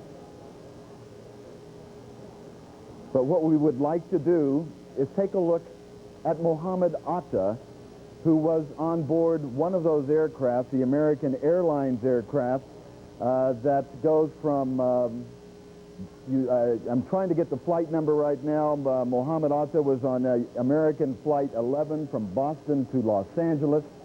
And we have put together a road map of his travels, and it shows the international nature of the travels of Mohammed Atta. He started out in Hamburg, Germany, where he traveled and lived in the 1990s. And then from there, in May of 2000, he ended up in Venice, Florida, and he took a flight training class there. In December of 2000, he was at Coral Springs. That's where we pick him up there. He rented an apartment while he was living in that part of Florida. Then in December of 2000, Opelika, he was at the Sim Center in Opelika, Florida. Now, the Sim Center instructor says that Mohammed Atta and 2 other people came there, and they wanted to take simulator time in a 727. And he said the odd thing was they weren't interested in takeoffs and landings. They were more interested in how to make turns in a jetliner. Then in February of 2001, we pick him up again in Hamburg, Germany. German police the last 2 days have been going to apartments that have been lived in by Mohammed Atta. According to German authorities, they've been looking at clues there. So he returned there for some reason. And then in August 2001, he came back to Pompano Beach, Florida, where he rented a car at an agency called Warwick. And Warwick Rental Car said they rented him 2 cars over the period of about 30 days.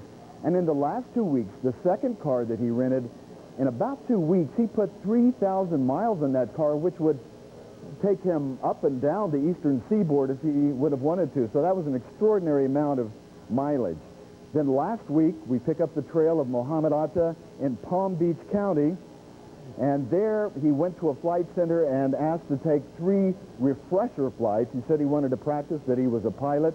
He had the license, so he was there, and that's right before he left for Boston, Massachusetts, where at the Alamo Rental Car Agency, he rented a car and then drove up to Portland, Oregon on the morning of the attack in Portland, Oregon. He left the car there, Portland, Maine. He left the car there, caught a commuter flight to Boston, and then boarded that American Airlines jet that crashed into the World Trade Center. Mike, we want to follow up on all of this. Now we want to turn to CNN's Bill Delaney, following up on the story from Boston and Logan Airport. Bill, as Mike noted, there has been a path already traced over all these different cities across the world as well. And at Logan and in the Boston area, there is evidence and indication that those involved may have been doing more, making some more inquiries in that area. Well, many fragments, many strands. Investigators here in the New England region following thousands, really tens of thousands of leads as they try to understand how 10 hijackers hijacked those 2 767s last Tuesday. Now, one intriguing fragment. I'm standing at Eastern Air Charter in Norwood, Massachusetts, just outside of Boston, where law enforcement officials and other sources tell us several days before the hijacking, men identified as Middle Eastern types were here at Eastern Air Charter making inquiries. They wanted to know about chartering a twin-engine jet. They wanted to know about that jet's fuel capacity. They wanted to know how soon they could charter such a jet. Could they do it quickly? And they wanted to know how long it would take to fly to New York. Now, one high law enforcement official I spoke to said to me, Joey, he believed that there was a high possibility, he said, that these were either the hijackers themselves or another team. Now, of course, the FBI hasn't ruled out the possibility that other teams are still at large. Eastern Air Charter officials themselves downplaying all this, but another source told us law enforcement authorities have been here, he said, tearing the place apart. A couple of other strands of many here. The Portland Press-Herald reporting today that in Portland, Maine, one of the hijackers, it is reported, had lived for at least a year and may have had a relationship, in fact, with a local woman. Amid other reports from many sources today, FBI sources, that the planning for all this, of course, took many, many years. Back to you, Jody. CNN's Bill Delaney following up with more parts of the investigation up in Boston. Thanks very much, Bill. I want to move back to the human side of the story because there has been so much emotion on the streets of New York City. You saw it beginning really yesterday. We saw the great flush of emotion as all those people who are looking for all those missing loved ones from the World Trade Center area still wandering the streets of New York trying to find some way, some evidence of where the missing loved one has gone. CNN's Elizabeth Cohen has been following the scene out there at the New York Armory, and she rejoins us now. Elizabeth.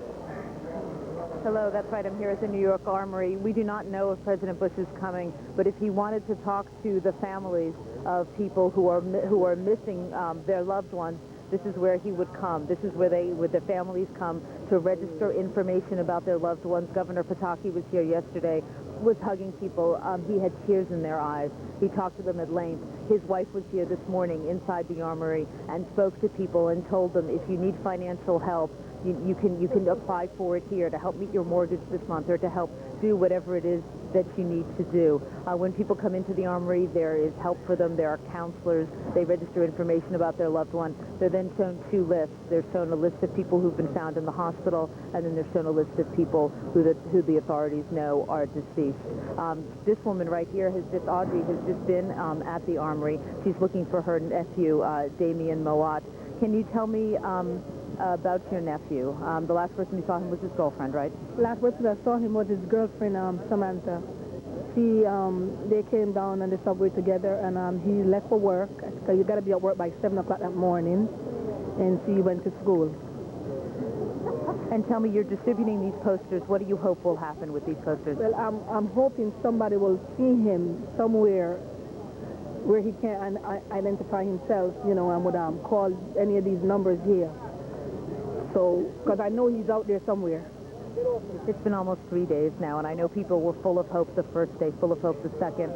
Are you full of as much? I'm just as much as full of hope as as day number one. He's out there. What keeps you going? Is it your faith? My faith, hoping, and my family and friends. And his parents must just be distraught.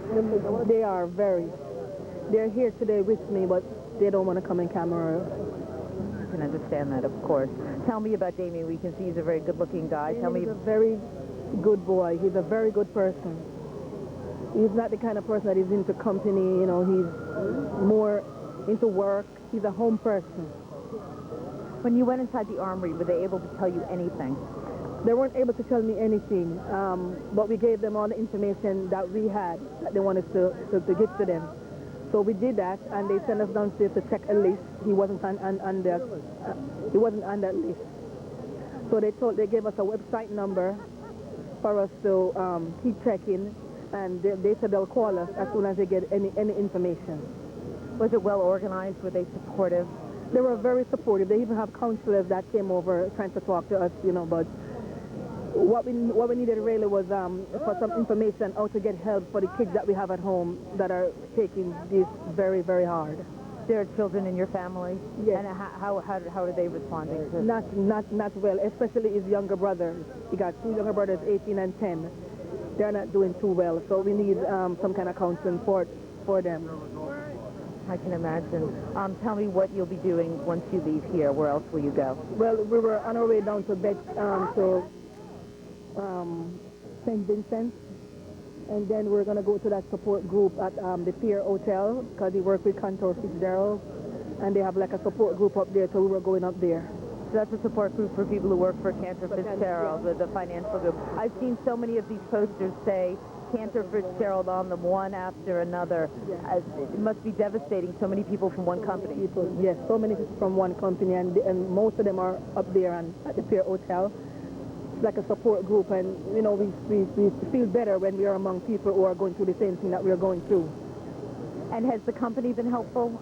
Well, they've been helpful with the information that they've been giving us. Because so far they gave us numbers and stuff and places where to go, and counselors to talk to us, and stuff like that. So they're really doing much, to help us. They're doing their best. And tell me, is Damien a fighter? He's not really a fighter. He's the kind of laid-back person, But I know he's down there trying to get to us. New Yorkers sometimes, people who are from out of town think New Yorkers are heartless and don't work together. Not Damien, But the people, when you've been going on the streets, putting up your posters, have people been supportive? Very, very supportive. It's wonderful to see how New Yorkers, they get together, especially in crisis. We all stick together. Well, thank you, ma'am, and the best of luck finding Damien. We have another woman who wanted to come talk with us. Miss? Ma'am, tell me your name and who you're looking for. My name is Ellie Nagler, and I'm here because my friend Alex Bayless, who's a Red Cross worker, he's working like 24 hours a day. This is his best friend, Ian Thompson, and Alex is working so hard he can't do this right now. So I had the day off, and I decided I would come and just put posters up and come and talk to people and see, whether anybody might have seen him. So we're all very worried about him. He's a great guy.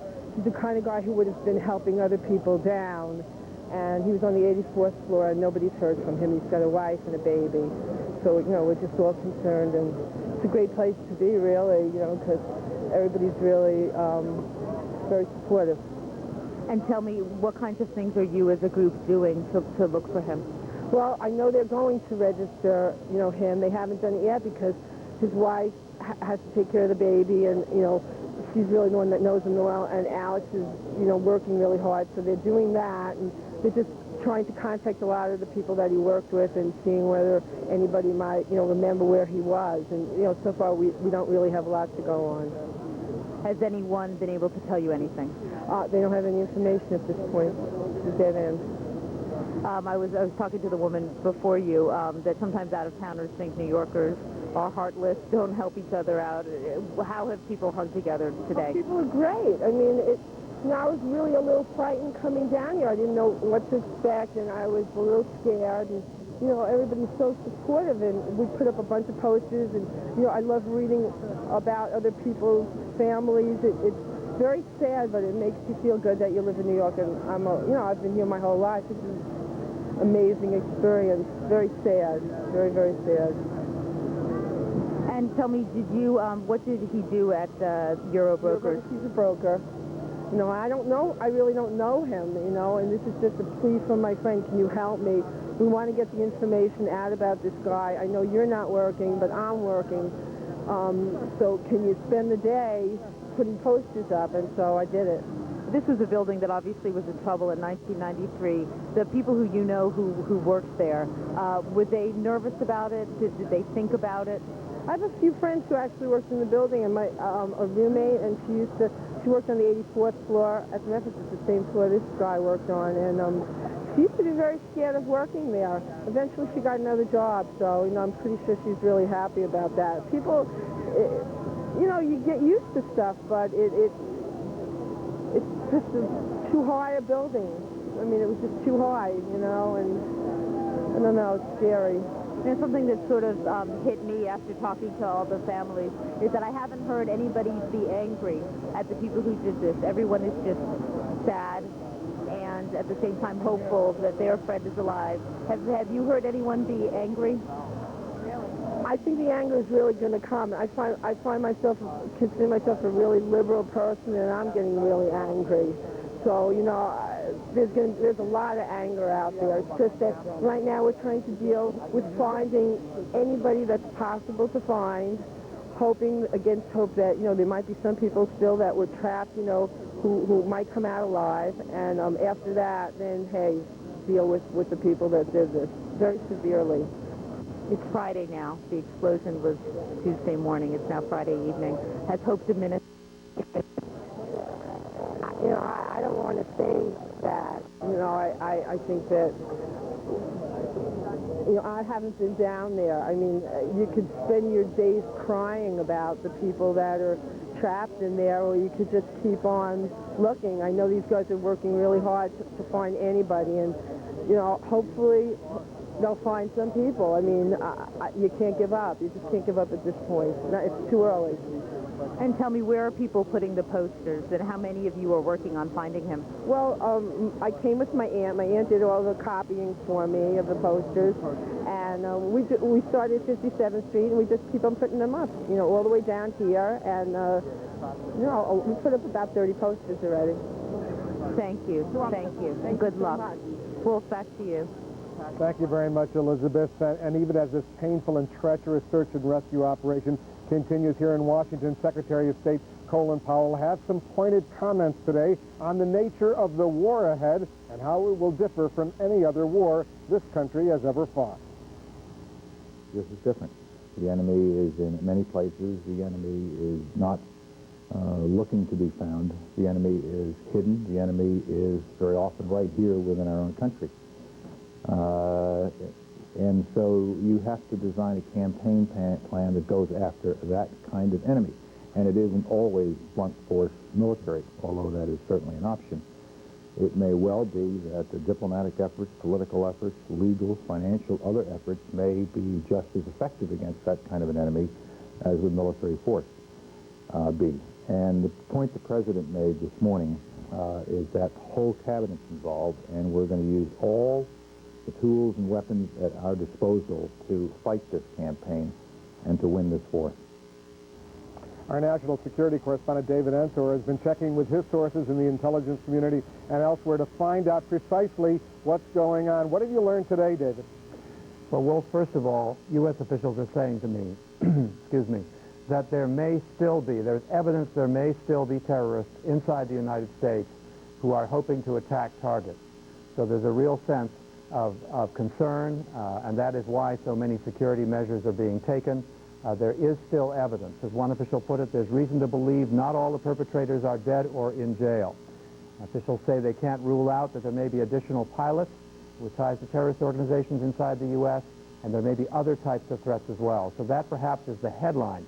Now, concerning diplomacy and the efforts that Secretary Powell just talked about, tremendous number of calls out to allies and to other nations, particularly in the region, obviously, and the message is, particularly with nations that may in some cases have hedged their bets in the past, it's time to choose sides. And in one specific area, the United States officials say is asking for cooperation that can be checked. It's asking nations like Pakistan and moderate Arab states to stop the flow of any money to charities and other organizations that are thought to be fronts for the bin Laden organization. And it is saying that in the past, a lot of these nations have turned a blind eye to wealthy Muslim people, individuals, sending some money, and it's been kind of considered a hedge. The U.S. wants these countries to enforce this now, and it says it will be looking to see whether they do or not. And it has sources and methods with which to do that, Wolf. And David, this organization that Osama bin Laden heads, this Al-Qaeda organization, how big of a group is this? How many people does the U.S. intelligence community believe is involved? They really don't have an estimate on the numbers, size. It's a hydra-headed organization. It's not even really an organization. It's sort of a loosely knit group of like-minded people. There are affiliations with things like Islamic Jihad in Egypt, where bin Laden's doctor is in fact the head of it. There are a lot of different kinds of groups. And the kinds of individuals that were apparently involved in these terrorist attacks in the United States, they operated very much separately. They didn't need to communicate. They didn't need to be in touch with anyone else. Their mission was started a long time ago. So it operates in a very compartmentalized way, making it difficult for U.S. intelligence to track it. Nonetheless, they are tracking some of the communications, and they do still have, and are continuing to find more evidence, they tell me, that the people who were involved in these attacks can be linked to the bin Laden organization. Now, there may be other organizations involved, other ties as well, but that is one thing they are still saying, started saying Tuesday, and they're still saying, Wolf. And finally, David, we've all heard that Osama bin Laden is a wealthy Saudi fugitive. How much money does he have and his organization have? Is there any estimate how much money they have at various banks and how this money can be tracked, if at all? Well, as you see on the screen, and as I was saying earlier, wealthy Muslims in a number of countries are known to send charitable, what they think is charitable contributions, or maybe they don't think that, but contributions to charities and front organizations that then make their way into Pakistan, which is Peshawar particularly, which is kind of the organizational headquarters for bin Laden's group and affiliated groups. A lot of money goes in there. He, however, has his own personal fortune. He comes from a construction millionaire's family in Saudi Arabia. He was estimated at one point to have had a fortune himself of $300 million. There may not be much of that left. He doesn't, it's not that the terrorists, for example, these that have just done this, needed money. What the U.S. is interested, though, is in testing these countries to see whether they will cut off the funds. It's a test of them. Whose side are they on? That is the question the U.S. is asking countries today. Wolf? David Ensor, thank you very much for your excellent reporting. Samuel Berger was the National Security Advisor during President Clinton's administration. He joins us now from our Washington Bureau. Mr. Berger, thanks for joining us. Let me get to some of the points that David just reported about. First of all, the notion that there may still be other terrorists associated with this plot on the loose here in the United States. Is there a sense that Americans should not let their guard down? Well, clearly security has to be a primary concern, not just in the short term, but in the long term. At airports, at our borders, and more generally. This organization was able to operate in the United States in a way that was beyond, I think, the expectation of the law enforcement and intelligence community. And therefore, we have to look at security not just in the immediate context, but generally over the long term. We're obviously going to have to perhaps recalibrate the balance between convenience and security. I'm sure you must have been thinking over these past few days about what, if anything, your administration could have done, the Clinton administration could have done, as far as Osama bin Laden, assuming his organization was responsible for this, that perhaps you didn't do for whatever reason, rethinking, Monday morning quarterbacking some of your decisions. Anything come to mind? Well, bin Laden was one of the highest priorities, certainly since the '98 bombing of the embassies in Africa. We had information that there was going to be a gathering of many of his operatives. We struck that gathering. We had some success, but not complete. There has been a very vigorous effort on the part of the intelligence community to take down cells in a number of countries. We broke up a multi-dimensional threat around the millennium, and we have looked for every opportunity during this period to strike at bin Laden. Unfortunately, it's a very difficult target, as others have pointed out. You not only have to know where he is at a given moment, you have to know where he will be at a future moment. This is not a group that is easy to penetrate. You just don't show up from out of town and say you're a cousin who dropped by.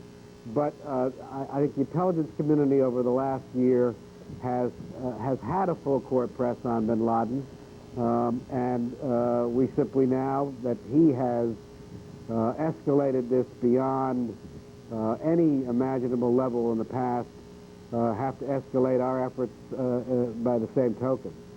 Samuel Berger, the National Security Advisor during the Clinton administration, thanks for joining us. Okay, Wolf. Thank you, and Joey, back to you. Wolf, as you have talked to Sandy Berger, you talked about some of the complexities about reaching Osama bin Laden if he is, in fact, the figure behind all of this. There are those across the world, of course, who have come forward to demonstrate their support for the United States in its time of crisis. Many nations of the world have come forward with their votes of support. But bear in mind, too, that there are people, individuals in this world who have celebrated the attacks against the United States. Help us understand why, what motivates the anger, in some cases the hatred of the United States. Here's CNN's chief international correspondent, Christiane Amanpour. These pictures of Palestinians celebrating the terrorist attack on the United States horrified all those who were in mourning. Palestinian leaders were quick to point out that these were only isolated incidents by what they called an ignorant few, and Chairman Yasser Arafat immediately condemned the attack. We are completely shocked, unbelievable. Later, Arafat was seen giving blood in a symbolic gesture of solidarity with America. Arab allies, the Iranian president, and even Libya have strongly condemned what happened, saying that it violates Islamic principles. But on the streets of all these countries, anti-Americanism has been building. Moderates are being eclipsed by extremists after almost a year of violence in the Middle East. The Palestinian Intifada in Israel. We don't wish for the destruction of the American people, says this man. We just want the destruction of Bush and the U.S. Congress because they support Israel. Experts in radical Islamic terrorism say masterminds like Osama bin Laden have cleverly manipulated a real sense of grievance into a willingness by some to become human instruments of mass murder. Osama bin Laden has been, in the Muslim world, has been capitalizing on very sensitive issues that mobilized the whole Arab and Muslim community. The liberation of Jerusalem, American troop presence in Saudi Arabia, of course the fate of the Iraqi people suffering under sanctions. This gathered momentum after the Gulf War, when bin Laden bitterly complained about U.S. troops in Saudi Arabia, troops invited by Saudi leaders to defend against the Iraqis, and yet condemned by bin Laden and extremist Islamic preachers for, quote, desecrating holy sites. In addition, Muslims all over the world have been enraged by a decade of continued bombing against Iraqi military installations and crippling sanctions that have ended up hurting the Iraqi people much more than their intended targets, Saddam Hussein and his regime. Experts say terrorism cells managed to operate in America's Arab allies, such as Egypt and Saudi Arabia, as well as Europe and North America. Fearful of a backlash, mainstream Muslim leaders here in Europe are trying to explain that this war on American civilians is a crime that can never be justified as a religious duty. The position of the Muslim community in the UK, as I'm sure in different parts of the world, is very clear. We condemn utterly and unequivocally the atrocities that have been committed. We believe that the people, the perpetrators of this heinous crime, are outside the pale of civilization. So now, British and other world leaders are calling for a global alliance to combat a global network of terrorism, to arrest them cell by cell, shut down their financial support, and make it more difficult to forge travel documents. There are no quick fixes, they say, just a long, sustained, and difficult campaign. Christiana Manpour, CNN, London.